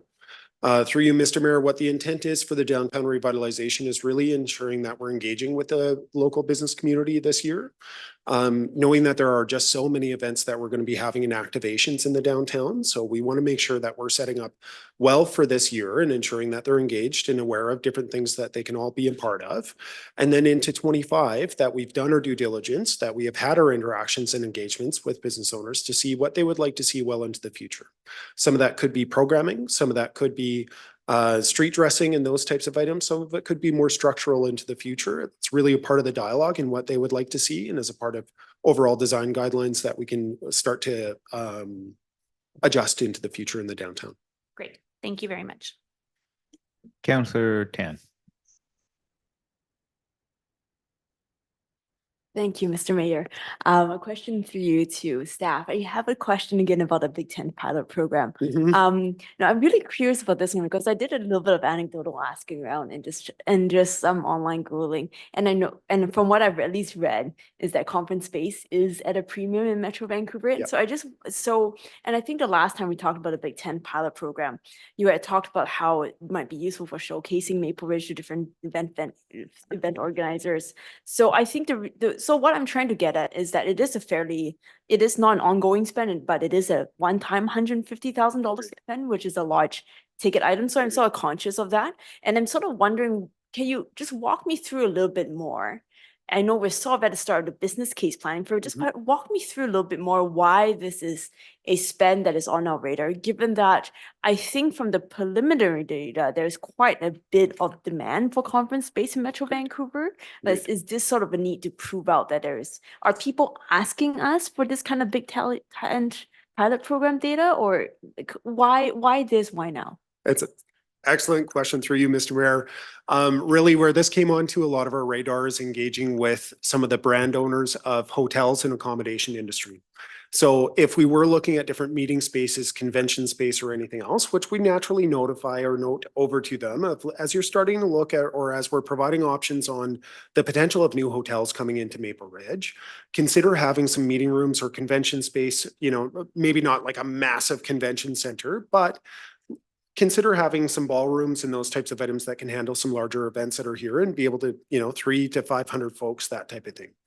And in a number of the cases, they have said, we understand and recognize that in the Vancouver metro region, there is a demand for those items, much like for hotel itself. However, in suburban markets and in the particularities of each one of the municipalities, how does that actually behave? What are the actual demands themselves? And we need to prove that out with numbers as a municipality. So those were their comments over to us. If you want these types of things, you need to better be able to prove that out for us of how this actually works, and having these types of programs are a road on the right track for it.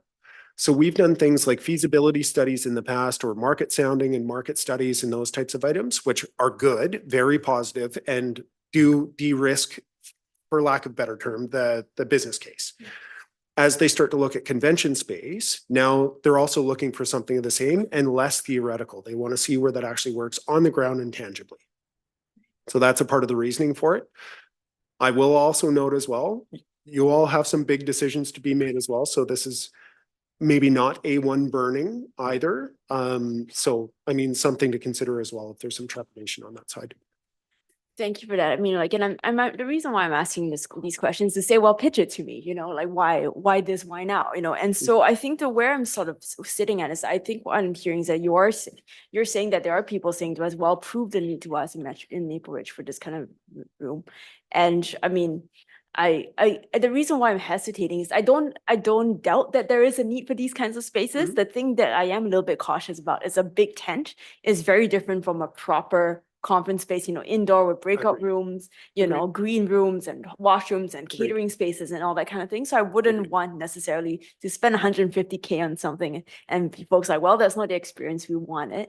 And therefore not come to Maple Ridge for conference spaces. So I haven't seen the business case for it. So I'm just a little bit nervous about approving this extent for like something I haven't seen a business case for. So that's, but I'm just, the reason why I'm putting that out again is to say, well, you know, explain away my concerns to me. Yeah. Understood. Thank you. Any other comments or questions? Seeing none, we'll thank you very much and move on to the next item on our agenda.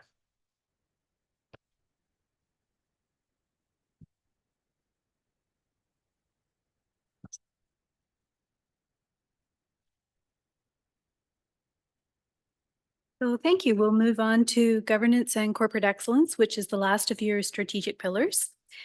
And starting with a look at your strategic priority statement for this, what comes through loud and clear is the importance that you have placed on trust, transparency, and responsible financial management. So if we start looking at the peak of the triangle here and work through the specific OKRs that will advance this strategic pillar, and you have 5 of them. So starting forward, we want to identify and commit to opportunities for the city to move forward on the path of truth and reconciliation. We have 2 key results here. The first of which is to develop a Indigenous relations and engagement strategy. We are mindful of the fact that the City of Maple Ridge is in the traditional territories of both the Katzie and Kwantlen First Nations, and we do want to make sure that we have an appropriate path forward. We are going to host 2 council relationship buildings meetings with Katzie First Nation and Kwantlen, and I know that Katarina is in the process of scheduling both of these. We want to make sure that customers have an exceptional customer experience across the city. So we need a vision of what that looks like. We're going to develop a customer experience strategy and make sure that staff are trained to that. And then the key result 2 actually provides us with a way to measure how we're doing against that strategy. We need to be responsible to the public through open and responsive governance. And to do that, we want to make sure that policies are reviewed and updated regularly. And here we have the key result of ensuring that 75% of policies have been reviewed as required by the end of 2025. We also want to implement an enterprise performance management system. I heard a comment around the table earlier about wanting to see how we're doing with all of these key results. This is the system that will allow us to gather that data, and it'll change how you see information about how we're doing on this in the future. We need to ensure that the city is organizationally resilient and ready to adapt to a changing environment. One of the key things here is developing a risk management program by the end, towards the end of 2026. We do want to make sure we've identified and assessed the risks the city faces, and where it makes sense to do so, that we've taken steps to mitigate them. Going through this process will allow us to enhance our fiscal responsibility and help make sure that we are more resilient when the unexpected happens. We know we want to develop a business continuity program. Just skipping over 4.2 there. In the event of a disaster, the city is expected to continue operations. So it's important that we make sure we have the plans in place to do that. Building on that a little bit, we'll be conducting an emergency operations exercise. And we also want to ensure that we deploy a continuous improvement program and work with staff on this. This is underway. What we're looking for out of this is to foster a culture of engagement and innovation in our employee team.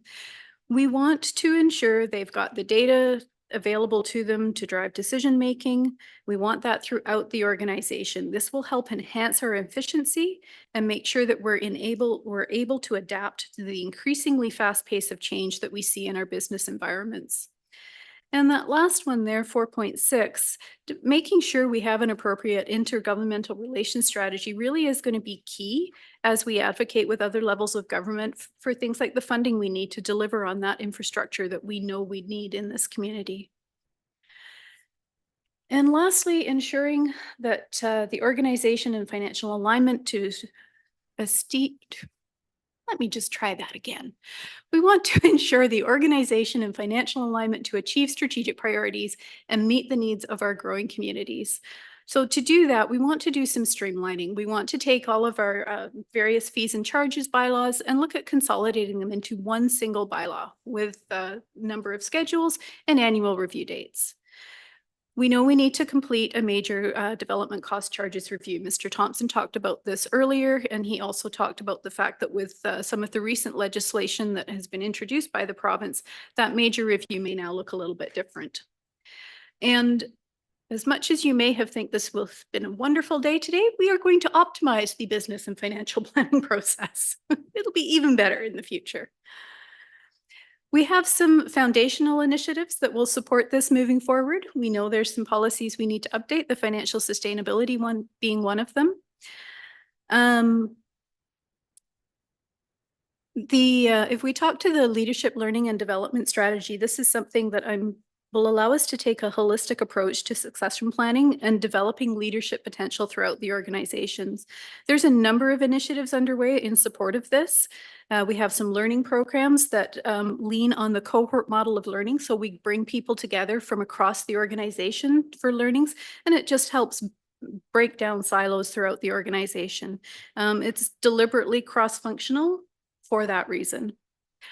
The last one I'll talk to on this page is the archaeological management plan, and this links back a little bit to the path of truth and reconciliation. We know that there are some areas in the community that are have historical importance to our First Nations neighbors. Making sure we have a management plan and a strategy in place for that will make sure that we are better prepared when we have infrastructure that needs to be constructed in those areas. We'll have the plan in place to address some of those issues that come up.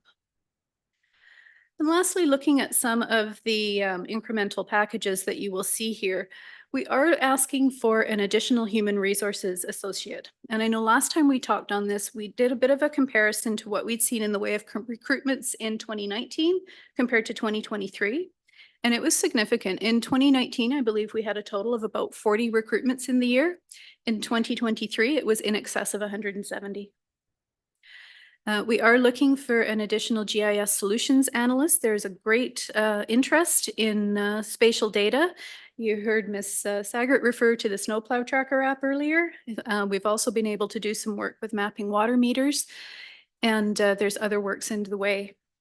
We are looking to dedicate some funding to cybersecurity. In this world, it is increasingly important that we make sure our systems and our data is protected. We are looking for some increase in IT consulting funding so that we can bring in specific knowledge when we need to. It just helps our team and benefits the organization. And we have some licensing costs associated with an updated intranet that we're looking for. And so there are the incrementals for you. And again, those ones with the checkbox are the ones with the ongoing costs. Thank you very much for your presentation. I will open it up for comments or questions. I see we're all still thinking, so I'll give you a couple extra seconds. Councillor Schiller. Thank you. Thank you for that presentation. And one of the pieces that stood out to me was the talk around making sure we have a strategy around advocacy to senior levels of government. What it got me sort of thinking about, you know, because again, sort of like economic development, I feel like this is an area that we've put sort of quite a lot of focus into, you know, during this term and really trying to ramp that up. And so it got me wondering, you know, are we seeing any gains there? Is it fair to ask, like, do we have a number of like what we've obtained in grant money this year? And can we speak at all to how that relates to years prior? And I'm just trying to get an idea if there's like any indications at this stage, if we're moving in the right direction. So I don't recall the number of grants that we have received this year specifically. This year, however, will be skewed because we did receive the $16.5 million from the Growing Communities Fund. That far exceeds anything that we have received in previous years. I realized that as I was asking, I was like, yeah, this is going to be we did great this year. We did Absolutely fabulous. Yes. Thank you. That's all I wanted to ask about. Thank you. Not seeing anybody else. There you go. Thought we were going to get away with that one, eh? Councillor Tan. Thank you, Mayor. My little green slip of paper just fell on the floor and I just grabbed it in time. I don't have too many here, but I would just be curious if staff through you, Mayor, could just talk me through the intergovernmental relations strategy and implementation line item.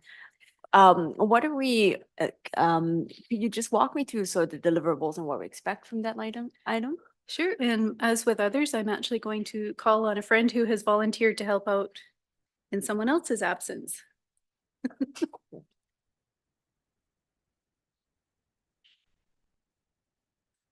So in the absence of Ms. Anastasiadis, I'll just stand in to speak to the intergovernmental relations incremental request. So this is one-time funding to support for some consulting services to support the development of the strategy. So I know some key components of the plan have already been put in place, but this is for some additional work and then for continued support on the advocacy side. So additional partnerships to be able to advance the work, similar to what's been seen in what was seen in 2023 in terms of the consulting partnerships and support that Ms. Anastasiadis received and some of the advocacy work that was conducted. Good, thank you. That gives me at least a bit of an overview. And I just want to follow up as well on the leadership summits. I know that the 3 summits that we did last year, were able to feature provincial ministers, which was wonderful. We're able to feature the mayor.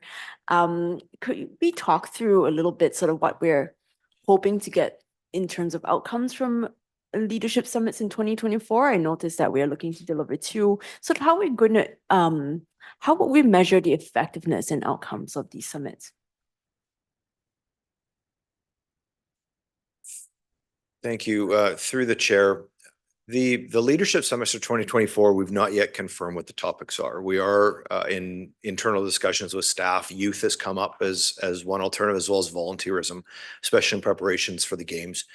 And the Maple Ridge 150 piece, but we'll be bringing a fulsome report back to council for those discussions in kind of a workshop format once Ms. Anastasiadis gets a line of sight. The deliverables for the leadership summit was really to start positioning Maple Ridge as a thought leader in Metro Vancouver.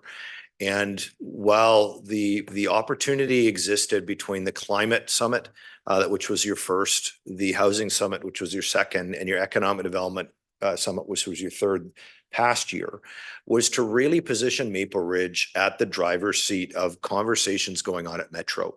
And as you're very much aware, the deliverable coming out of your climate summit was the Mayor's Task Force on Climate Action, and a very robust action strategy that is driving your adaptation and mitigation plans, which is the work that's informing Mr. Lifshitz and his team, and that work is well underway.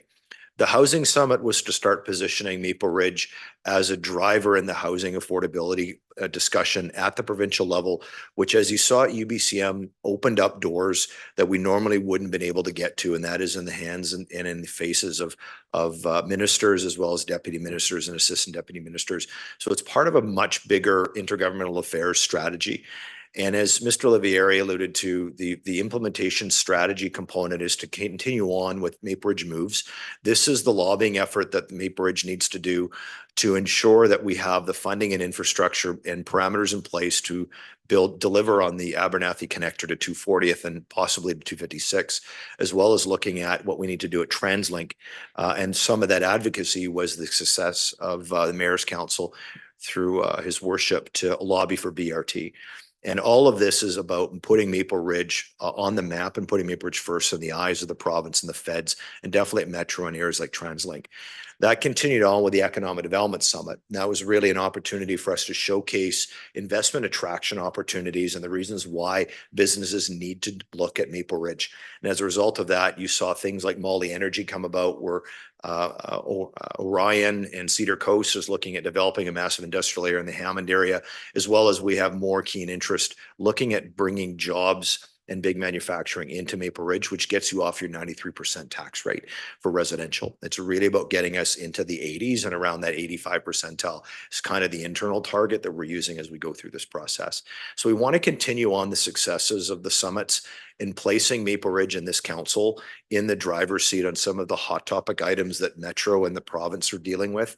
And as we get a better line of sight going into both the provincial and federal election, we'll be bringing back potential topics to discuss with council. But the ones that we're kicking around right now are, let's talk about what youth engagement looks like, and let's talk potentially around things like volunteerism as we move forward into some of the things that are topical in Maple Ridge as well as within the region.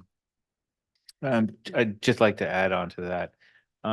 Anything we do, we have to consider 2 things. What are the direct benefits? So go ask for money, you write me a check. Direct benefits. Indirect benefits are a byproduct of some of these leadership summits that we do. And the example of that is you got a bunch of cabinet ministers sitting around a table, they have a pot of money, and they start saying, well, what are we going to do with this pot of money? And all of a sudden you have a room full of cabinet ministers who have recently been here visiting us, who have had conversations with us, who have all of a sudden had their eyes opened up to potential 600 acres of industrial land. And then all of a sudden, they're talking about us at the cabinet table. That is critically important. I mean, from my days as an MP, it's funny because when you're an MP, people say, oh, you're a backbencher. You have no control over anything. But that's not true, because as a backbencher, I get to whisper in the ears of cabinet ministers. I get to chase them down the halls. I get to have private conversations with them. And that's how we move our agenda forward. And that's exactly the same thing here. If we are hiding in a shell, then nobody pays attention to us. The fact that we're getting so many cabinet ministers wanting to come here, the fact that media, not just in Maple Ridge, not just in the Lower Mainland, but we got media calling from, back east, wanting interviews, wanting to understand our perspective on things. Those are the things that put us where we need to be, because we're not a city of 40,000 anymore. We're pushing that 100,000. So we don't do it for the sake of doing it, but we look at what are those co-benefits that come with doing these things and the opportunities. So I just wanted to throw that in there.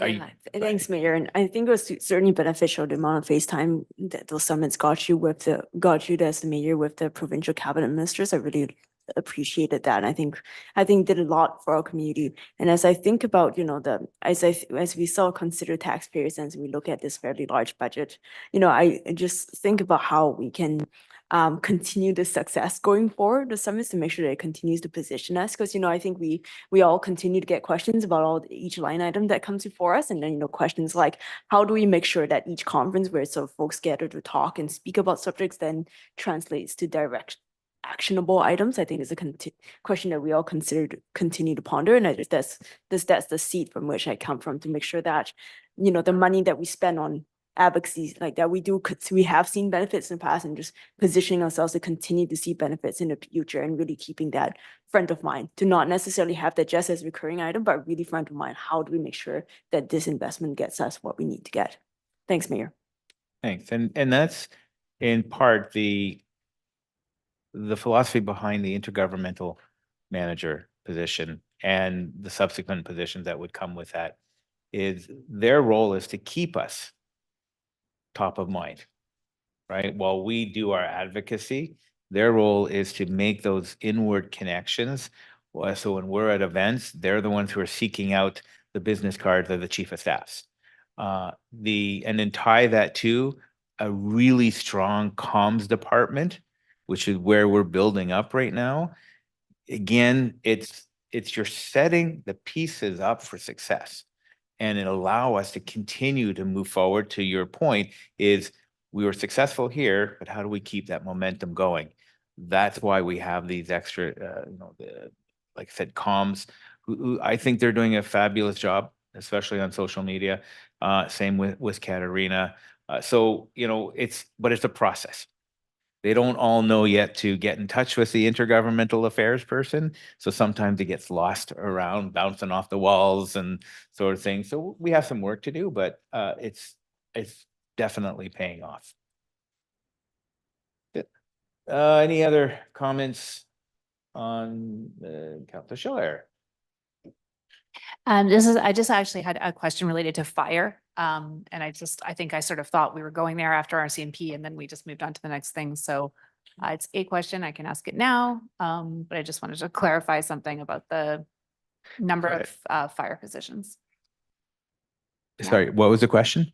The question is just, when we talked about RCMP, we talked about, okay, we would commit to a certain number of officers, but they would actually come online over time. Can you just talk a little bit about the fire? I feel like happens a little more locally, and just how does that compare? Certainly, yeah. And through the chair, Councillor Schiller, I think if I understand your question, it's how long will it take to get that staff here? So I'll answer that, and if I miss anything, please ask me again. But what we would do would be do a robust recruitment process to hire. And as you know, Mr. Thompson mentioned, the entirety of that staff wouldn't hit the budget year for 2024. It would take some time to do the recruitment, to do the onboarding in phases, where we would have them, you know, at the earliest at the halfway point of the year, where we would have them here. But we're confident that we, through a recruitment process that's already built and established, that we would be able to onboard all that staff by the end of this year. Thank you. So that is a much more accelerated process than the RCMP then, if Yeah. I'm understanding correctly. Yeah, we are in a much more fortunate process that we don't have to go through the depot process that the RCMP has to, because this is run strictly by Maple Ridge. So we determine it, we set the standards, we we set our process and timelines. Okay, thank you. That is an important distinction for me. Okay, thank you. Okay. Seeing no other further questions, we're gonna move on to the next item, please. And Mr. Oliveri is back.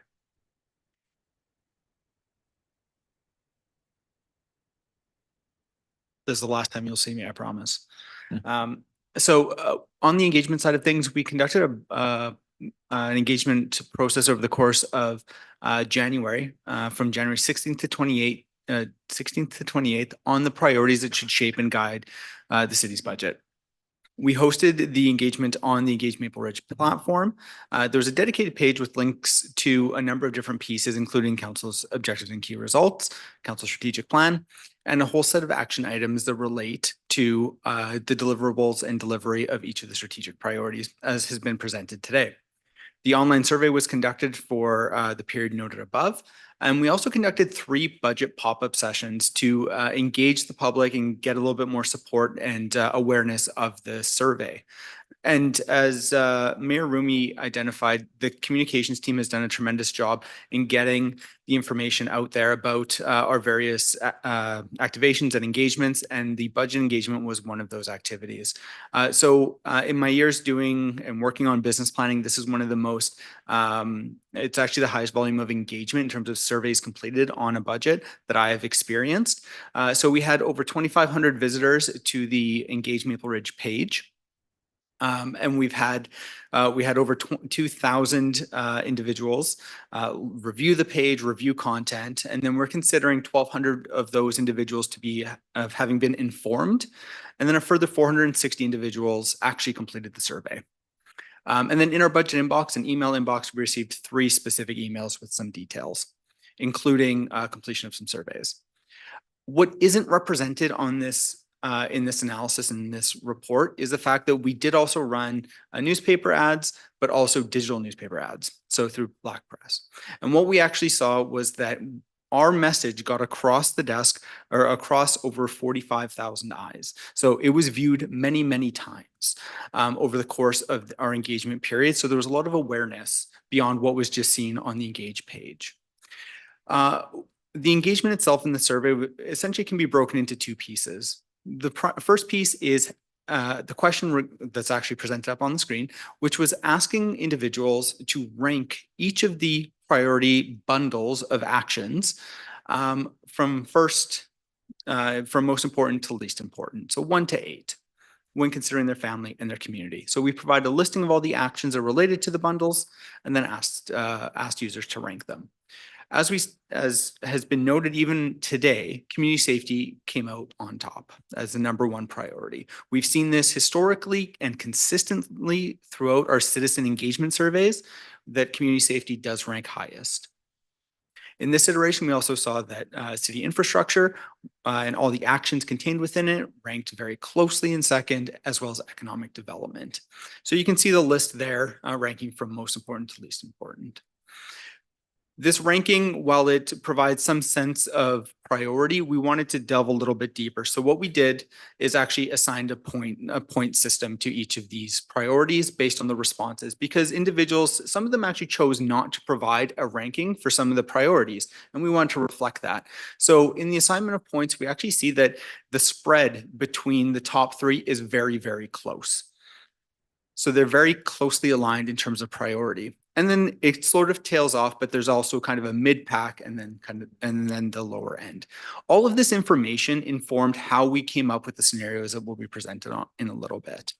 So this information was then actually delved into a little further. So users were able, and those participating in the survey were able to provide a bit more information and context behind each of the actions. And so they were asked, based on the actions provided, would you suggest that we do less, we do more, or is the amount of action that's being proposed appropriate? And so we broke down this analysis for each of the bundles. But what I want to do is just summarize at a high level what those outcomes were. And in the report, we detail each of the analysis of each of the priority bundles, but we'll just focus on the top three and some of the takeaways. So generally speaking, each of the priority bundles were supported. The level of action was supported by the majority of those who completed the survey. In particular, what we saw is that community safety, fire and police were very heavily supported, and those critical services were very, very heavily supported. And so the breakdown here, the lighter yellow is represents those who supported the proposed actions, and the darker orange is those who suggested more action. We bundled those as being positive or supportive of the proposed actions, and those who wanted to see less action, those are noted to the left there. So what we're seeing is a lot of support for the proposed actions across the top three priority bundles. Additionally, city infrastructure and asset maintenance was also rated quite highly. But across, and then, sorry, next was economic development as well. But across all of the priorities in terms of feedback, what we noticed is that affordability was the primary reason why a user identified that less action should be taken under each of those priority bundles. Having said that, in terms of proportions, it's a small portion of the respondents who completed the survey and who completed the reporting on kind of each of priority bundle. So all of this informed how we developed each of those scenarios. And when it came time to identify which of the incrementals were going to be allocated within each of the scenarios, we delved into the comments to feed into the development of what was included in the various scenarios. And you'll see very shortly what each of those scenarios look like. Again, this is a very high level summary. I encourage council, if you're interested in the details, it's listed with significantly more information in the council report, but I am also happy to take any questions on the information at this point. Thank you very much. Kind of interesting to see the results of these. But okay, questions, comments from anybody? None. Okay, so the takeaways, majority of respondents support proposed action across all priorities. So I'm trying to understand, like, what kind of questions were we asking? Yes, great question. So the question that we asked was, do you please rank or rate your perspective on the proposed actions? Are you in support of the proposed actions? Would you like to see more action taken? Would you like to see less action taken? Do you have a comment? So that was provided for that question was asked for each of the priority bundles. And then after that question, respondents had an opportunity to validate their reason why they provided that particular response. So in the data within the report, we actually identify the rationale for each of the I would like to see less action taken responses. So we've themed them. That way you can see the themes behind each of those responses. Was there an understanding from the respondents that this was tied to budget? Like, did they understand that, yeah, I want to increase the core and critical services, but I don't want to pay for them? Did that, like, I want to understand that we sometimes, if you target the answer you want, that's what you get. But so the survey was set up and the page was set up with a preamble. that was very transparent in indicating that the information gathered through this engagement period was going to shape how the budget was developed. However, we did not tie any budget values to these positions or the priorities. It was an exercise in understanding where the priorities lie and which actions should be prioritized through this business planning process. So in the second phase of engagement is where we can take the scenario that's being recommended by or desire to move forward by council, we can build that out and create our narrative. For example, when we do the next round of engagement, we will do a budget highlights page. That budget highlights page will identify the proposed average home impact, so that there is the exact context. The challenge with going out with all the information we had right now, as Mr. Thompson identified earlier, is we have a range. And so as opposed to going with a range, this is a much more targeted opportunity to say, we have direction, here's the number, here's the proposed impact. What are your thoughts? All right, thank you. I see Councillor Carreras, you have your hand up. Thank you. I read through the survey in the back, and thank you so much for going out to the community and asking them about their priorities, because I asked for a lot of that last year, and I was really glad to see it go out again this year. I do appreciate everybody who participates in these things. We didn't get a full sort of report. Obviously, you wouldn't do it publicly anyhow, around some of the comments. And so my first question is, will we get a copy of the comments? And if not, I'm wondering if you can just expand a little bit on community safety and what were, like, sometimes you say community safety and a lot of times you think about, that crime in the downtown and the crime piece, but out talking to people, a lot of times safety means like crosswalks and safe school zones and that the lights are working in their in their neighborhood, and just sort of routine things that we do, and how do we make it safer for people just to walk or ride their bike. So I'm wondering if you can just, and you may not be able to do it here, and maybe you can just send us the comments. I'm just curious if you can delve in a little bit as to what the comments were around community safety. Thank you. At this point in time, I can speak through the chair to Councillor Carreras. At this point in time, I can speak to the comments that were provided for anyone who responded that less action should be taken. And so we do have a table in the report that identifies thematically what those responses were. We would require some additional analysis when it comes to anyone who responded that the current level of action was appropriate or additional action should be taken, because really the nature of the engagement was focused on the proposed activities for 2024, as opposed to more broadly what within community safety was a priority.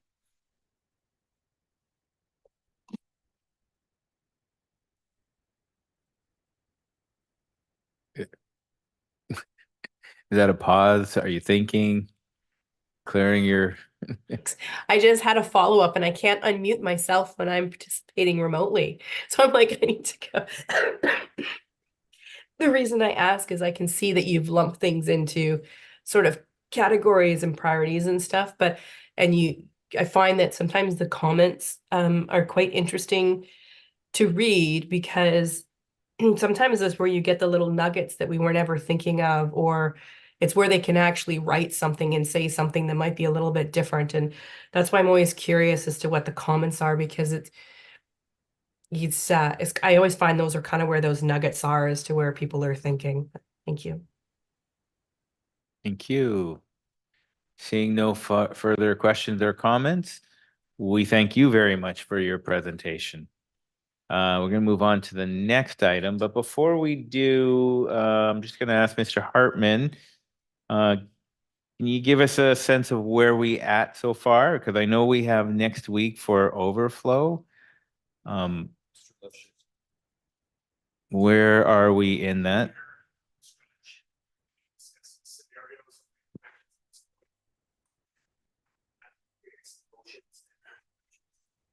So how long do you think we have? Another hour? Oh, okay. Okay, so while we do have a closed session afterwards, it's 10 to 3. I think if we plow through, we might be able to wrap this up and not need an overflow for next week. Maybe, but I leave that up to council for you to decide at that point. You have the floor, sir.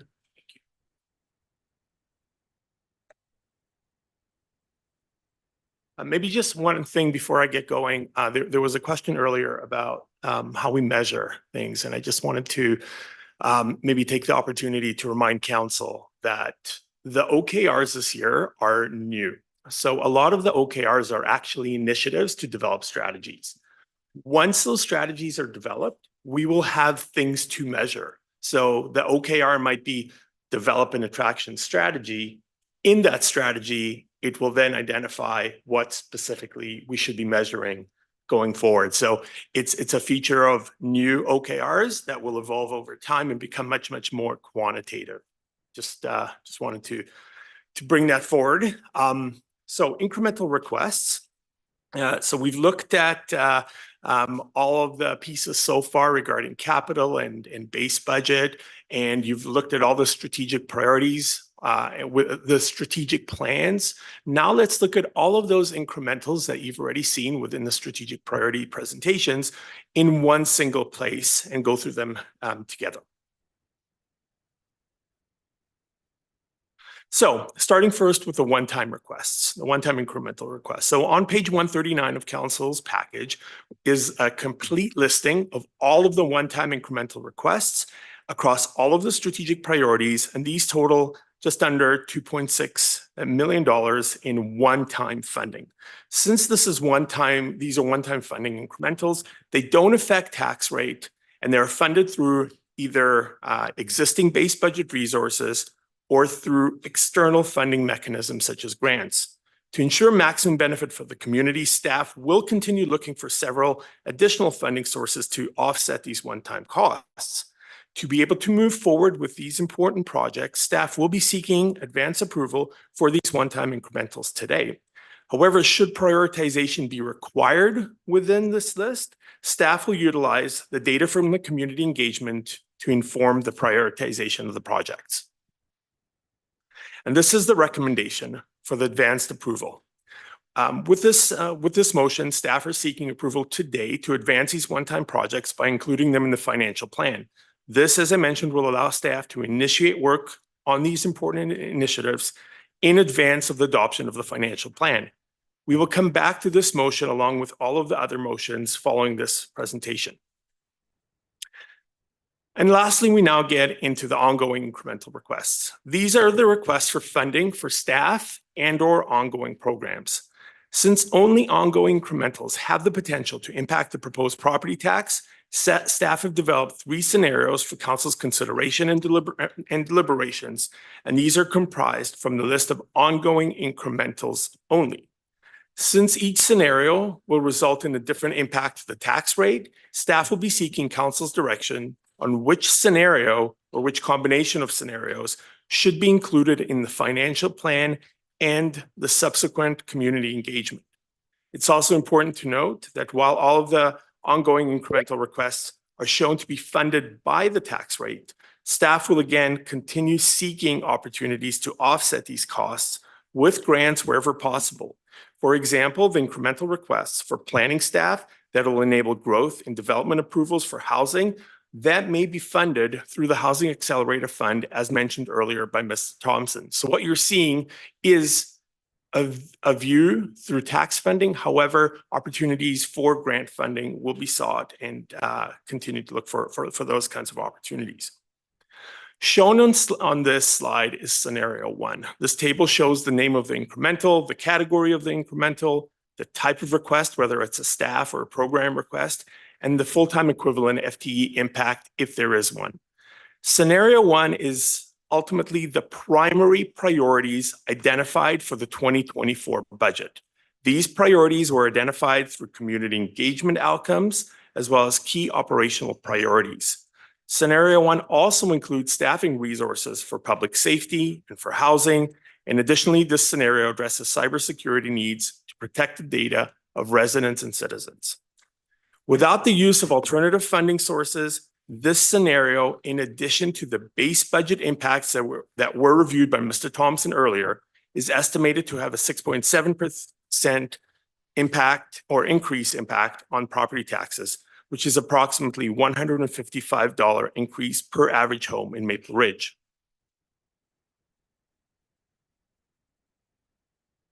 Scenario 2 includes all of the incrementals requested from Scenario 1 and then adds resources to support city asset management and economic development activities that are of a greater priority.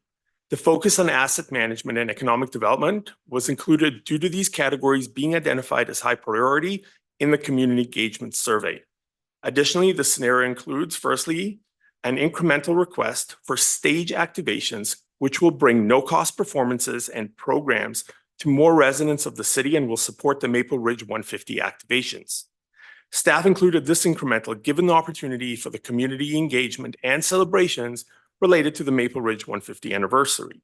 Secondly, the scenario also includes the addition of ongoing support for increased volumes and recruitments, which were noted by Ms. Nolan earlier in her presentation.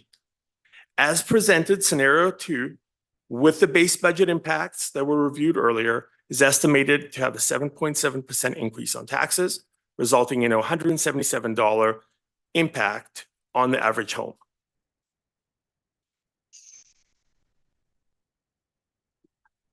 Lastly, Scenario 3. This includes all of the ongoing incremental requests that were made through an internal prioritization process.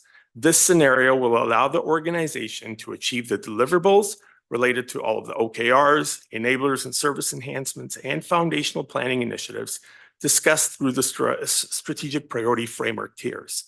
Scenario 3, along with the base budget impacts, will have an estimated 8.2% impact on the tax rate, which translates into approximately $188 per average home in Maple Ridge.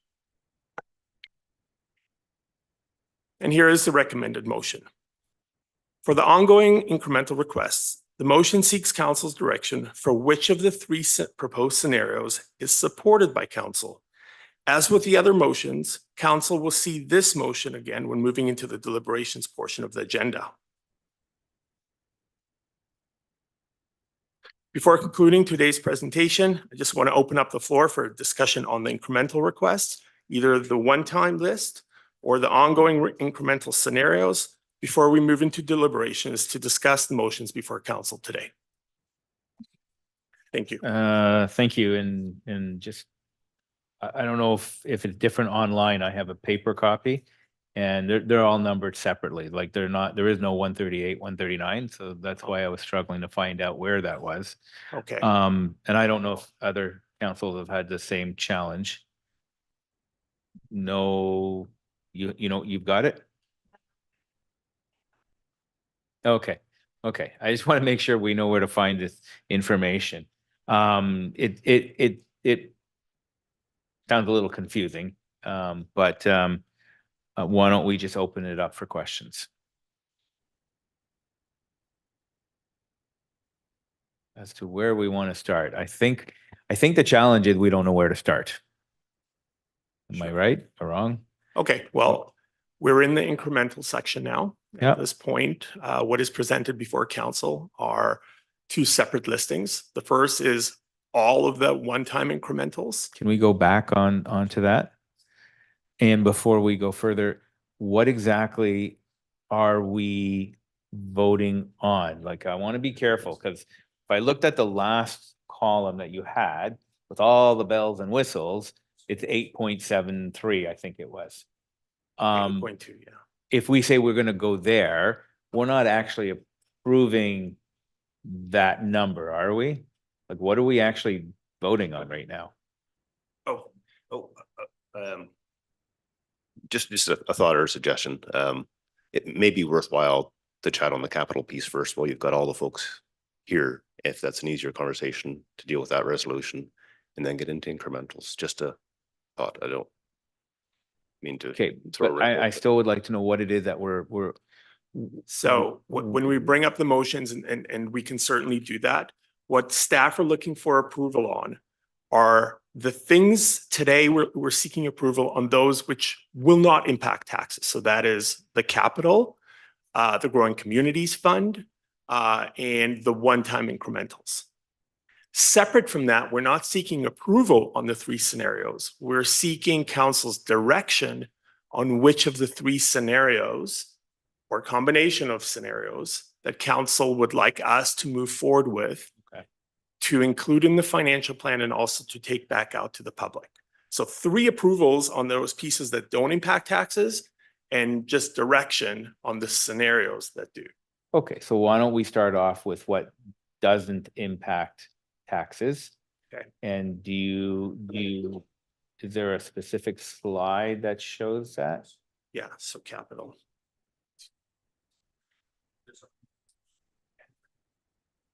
Right, but we want to show them the capital. They need to see so it's earlier, right? Oh. This one?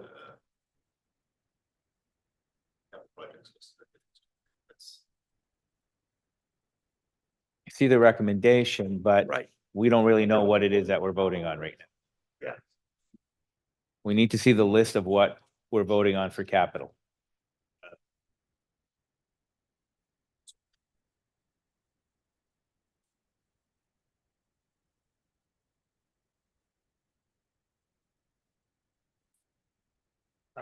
Do you know what page in the overview report it starts with? While we're waiting, Councillor Carreras? I'm just curious if there's a time crunch here and that we have to make these decisions today, or can we sit on this for a week? I feel like you're asking me to make some pretty significant decisions when we've had really 3 days to digest a huge package and a full day of listening to staff answer questions. And I'm just wondering if there's a time crunch, or can we, the capital one, I'm good with capital. It's the other ones that I'm really struggle to be able to make a decision today on. And I don't know if it's necessarily fair to ask us to make a decision today. And this is what I'm trying to clarify. So we have next week to continue to move forward. What I'm trying to understand. So there's kind of like 2 things on the table right now. There's the capital piece, right? Which won't have an impact, which I think is easier to digest. But then there's the other 3, all the bells and whistles or none of the bells and whistles. I don't think we're in a position to say to approve it, but we're not actually approving it. So that's what I'm trying to get. Yeah, well, there's 3 resolutions and I'm reading them in the package. And well, actually it's one big resolution, and quite honestly, the resolutions need to be separated. All 4 of them shouldn't be done in one motion. But the first one is the Appendix 2, which is the capital. And then the second one is asking us to approve the listing of one-time incremental requests. So I think. And then direction on which of the 3 proposed. Mr. Mayor, let me intervene here. Yeah. There's a series of decisions that council needs to make. We don't need to make them today. That's why you have the ability to sit and digest the package you have in front of you. The purpose of today was to walk you through the package that you have in your agenda. We want to make sure that council's comfortable that they have all the information and the opportunity to come back and ask secondary round of questions.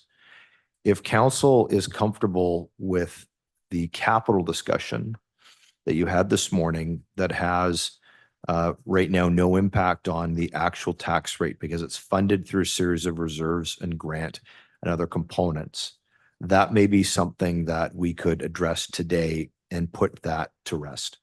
And then seeking direction from council on any additional information you feel you need for next week in order for you to think about the incrementals, because I know that there's a handful of one time that council wanted some time to think about. And whether or not you want to progress those forward, that's going to be a more lengthy conversation. The other piece is what you choose to do with each of the 3 scenarios, because you might land on a 4th scenario if you want to start discussing some of the incremental components that are within each of those 3 scenarios presented by staff. So my suggestion today, depending on council's will, is to go back and revisit capital decide on that if you're comfortable, or wait until next week and do all of it at the same time. So I'll seek council's direction on that. So at the end of the day, I just want to make sure that we all understand what's in front of us now. So we can continue on with the capital, or we can just choose to sit back, ask some general questions, and then retreat back to our homes and then take a look at it and then come back next week and take it from there. I would suggest though, if we were to break or leave or end the meeting, is that we give staff something to come back to us with as to what is it that we need from staff to make these decisions. So I'm just gonna, again, open up the floor right now to see, I just want to hear what you guys are thinking right now. Councillor Schiller. Thank you, Mayor Remy. Just my thoughts in this moment. For me personally, I feel like the capital is something that I would be okay to move forward with. Be great to see just the list one more time, but just the way it was explained, and to me, I sort of see that piece as being separate. I would be okay to move forward with that separate piece. I do have some thoughts to share about the other pieces, but I'm not sure if I should get into that now, or if you would just want to answer this capital question just Well, by let's, itself. I just want to go around the room right now and get a sense of where everybody's at. So on the two topics of capital and the incrementals. So I'm hearing from Councillor Schiller, comfortable a little bit with the capital, maybe see a list of it, but lots of questions on incrementals. Yeah, and for me, like the one-time incrementals are less of a focus for me personally, but the pieces, putting the capital on one side, the rest of them are sort of entangled in a way that I kind of see it being best to tackle those together. Okay, good. That's helpful. That's helpful. Councillor Dewitt. I'm going to go around. I'm going to ask everybody because I want everybody to be on the same page. Okay, thank you. So I'm comfortable doing the capital today. It's pretty straightforward. I still need to process this one-time incremental where it doesn't have an impact on the taxes, because all the scenarios, they're all intertwined. And, so how do I pick some from some scenarios or the other? I have to be honest. I cannot support an 8% increase in taxes. So but doesn't mean I can't support some of the things that are in there. So that's the piece that I'm struggling with right now. Like, I don't want to say scenario one because it's the lowest tax rate. But I am thinking of what I'm hearing out there and the struggles that families are going through, and recognizing that we need to be bold and we need to be progressive, but at the same time, we also have to appreciate where families are, what they're struggling with right now. So next Tuesday would be much better. Give me some opportunity to just process everything and review some of the documents. And if we could just, for next Tuesday, have some good slides on exactly what it is we're voting on in front of us, instead of 100 and however many pages this is, 185 pages is where I'd like to go. I suspect I know where we're going with this, but I'm going to keep going around. Councillor Tan.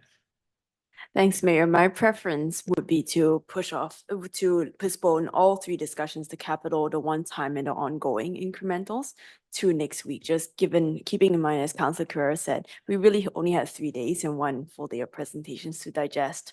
So unless there's a pressing capital contract that needs to be, decision that needs to be made this week, I would prefer to leave it to next week. Thanks. Thank you. Councillor Youssef.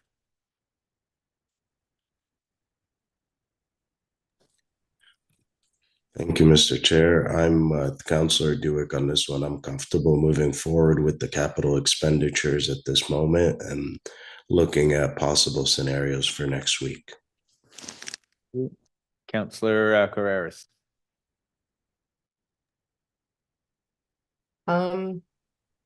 Yeah, this isn't something that needs to be rushed. So I'm quite happy to push this off till next week. I'm like Councillor Dewick, I need to sit down and, 8% isn't cool with me either, but I got to figure out how this all fits together and some time to digest.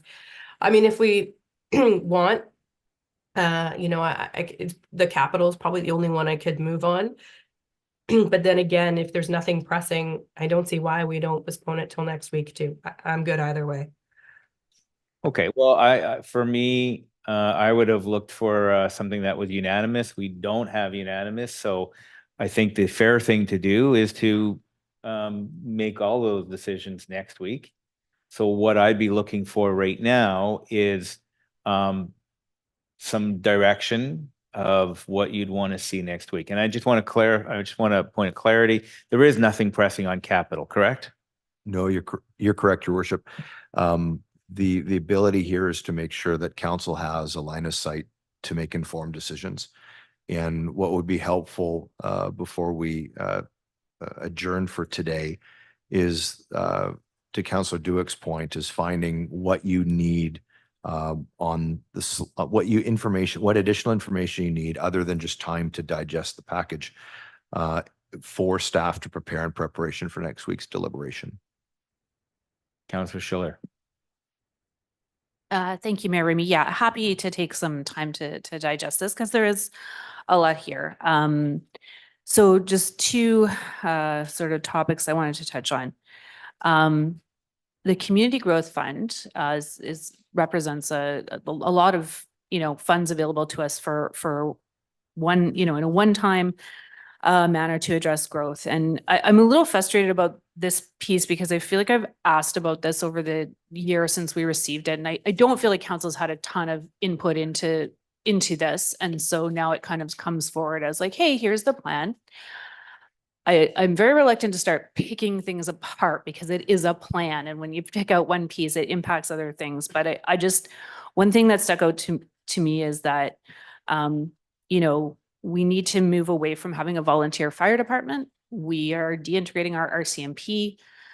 These are big pieces of our budget. And in some ways they are related to the growth of our community, right? Things are changing. We have to do things differently. So it is a moment of time. And I'm wondering if some of that community growth fund can be reallocated to address these challenges. Like I appreciate there's ongoing costs, right? If we increase the number of RCMP, then ultimately we're going to face higher costs in the future, but we're just kind of, it's like a one-time crunch. And I'm wondering if we can use this funding to kind of offset that. I'm also, you know, ultimately looking for a lower scenario. I'm not comfortable with 8. And I mean, that's where we have to figure out how to make this work and do everything we want to do. One thing that would help me, and I don't know if this is possible because I suspect it would take a lot of work, but so we have these scenarios.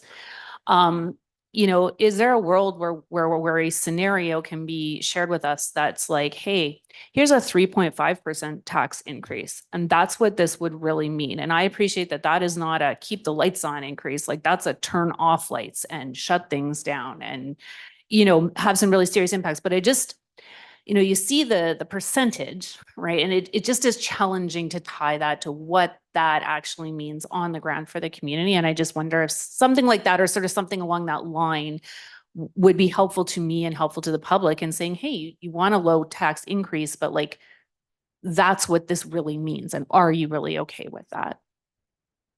It's just something that's going through my mind. I don't know if that's possible. Ultimately, we have to figure it out. Those are my thoughts for now. Thank you. Although I'd be seriously challenged to find anybody who wants to see any tax increase whatsoever. It's interesting for sure. Councillor Correras. Thanks. I think for next week, I think the two biggest pieces that we have is obviously policing and fire. And you know, we've seen the master plan, and we've had Superintendent Mihat report out to us a few times. There's still a lot of questions around that. And I think that next week, if we had a little bit longer, you know, when we're fresh from this all, to really delve back into the RCMP and the fire one, there were some good questions I thought that were asked around the table today. And I'm not sure if they were all answered as we would have liked. And I would say, I think just be prepared for more questions on fire and police as we sort of struggle with it. It's, you know, it's a big decision and it's a lot of money, and those are kind of my pieces I want to delve back into. Thanks. Thank you. I'm not seeing any others. I'll put in my 2 cents. I don't think anyone around this table wants to see a 8.73% increase. And I think what staff are doing is giving us the range of what could be versus, you know, where we are today. You know, I'm feeling pretty comfortable that nobody around this table is gonna want to support an 8 point whatever increase. So one of the things then is to go back on those incrementals over the week, personally take a look at them and ask yourselves, because I think the way that you've labeled them out, I mean, you could move stuff around. They're not necessarily tied to each other. So what's important? What's the most important thing? If you were going to drop something out of there, out of the 8.73, what would you think we don't need to do right now? So I think that's the thinking that you guys are going to want to go through, so that when we come back next week, we have a little bit more clarity around that. And I think staff will be ready to answer some questions. And I think they're already getting a sense of what our trepidation is right now. And I think that that's going to inform their part of their thinking for next week on that sense. That capture everything? Councillor Tan? Thanks, Mayor. I just got a quick question around where in my package I find the just a simple table of the 3 scenarios, the tax increase for each, and the sort of average charge to average home with each tax increase, with each scenario.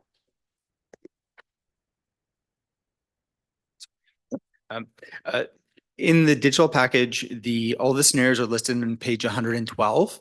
But if you have a hard copy package, it is the very first page. This again convoluted, very first page of Appendix 3 in the financial overview report.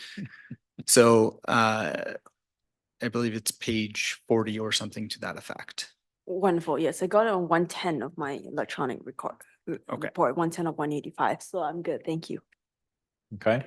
I'm going to ask staff next week that when we do come back for this, is that you're able to just take out all the noise and put the relevant charts and tables together, so that we're actually looking at it when we're debating it. And this is part of the challenge right now, is we're not all looking at the same thing necessarily. That answer your question? Okay, good. Any other questions? Councillor Duick. Yeah, you raise a good point, because some people are looking on the electronic version. I have an electronic and a paper. And so it's hard if because on the electronic, you can go through and it's page 110, but in here it's not page, so it's, so that's a good point. Also, I think, because these are the asks for everything. This is the bucket. Like, this is like, in a perfect world, if council was prepared to spend 8.2 or set it at 8.2, these are everything. So has the departments looked at it and said, okay, if council wasn't prepared to look at everything, what are our priorities?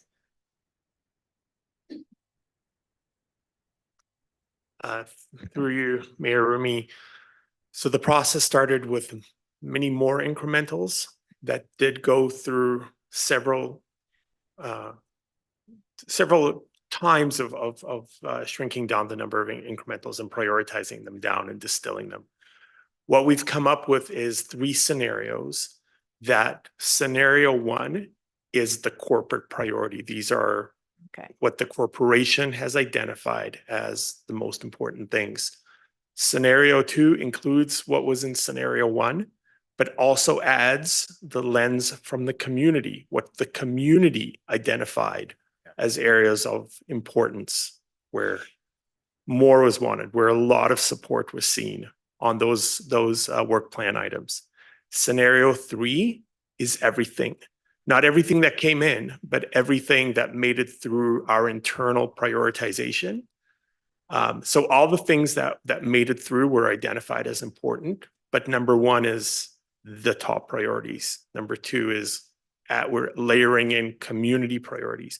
And number three is all of the things that will allow us to deliver on those OKRs, those enablers, and the foundational projects.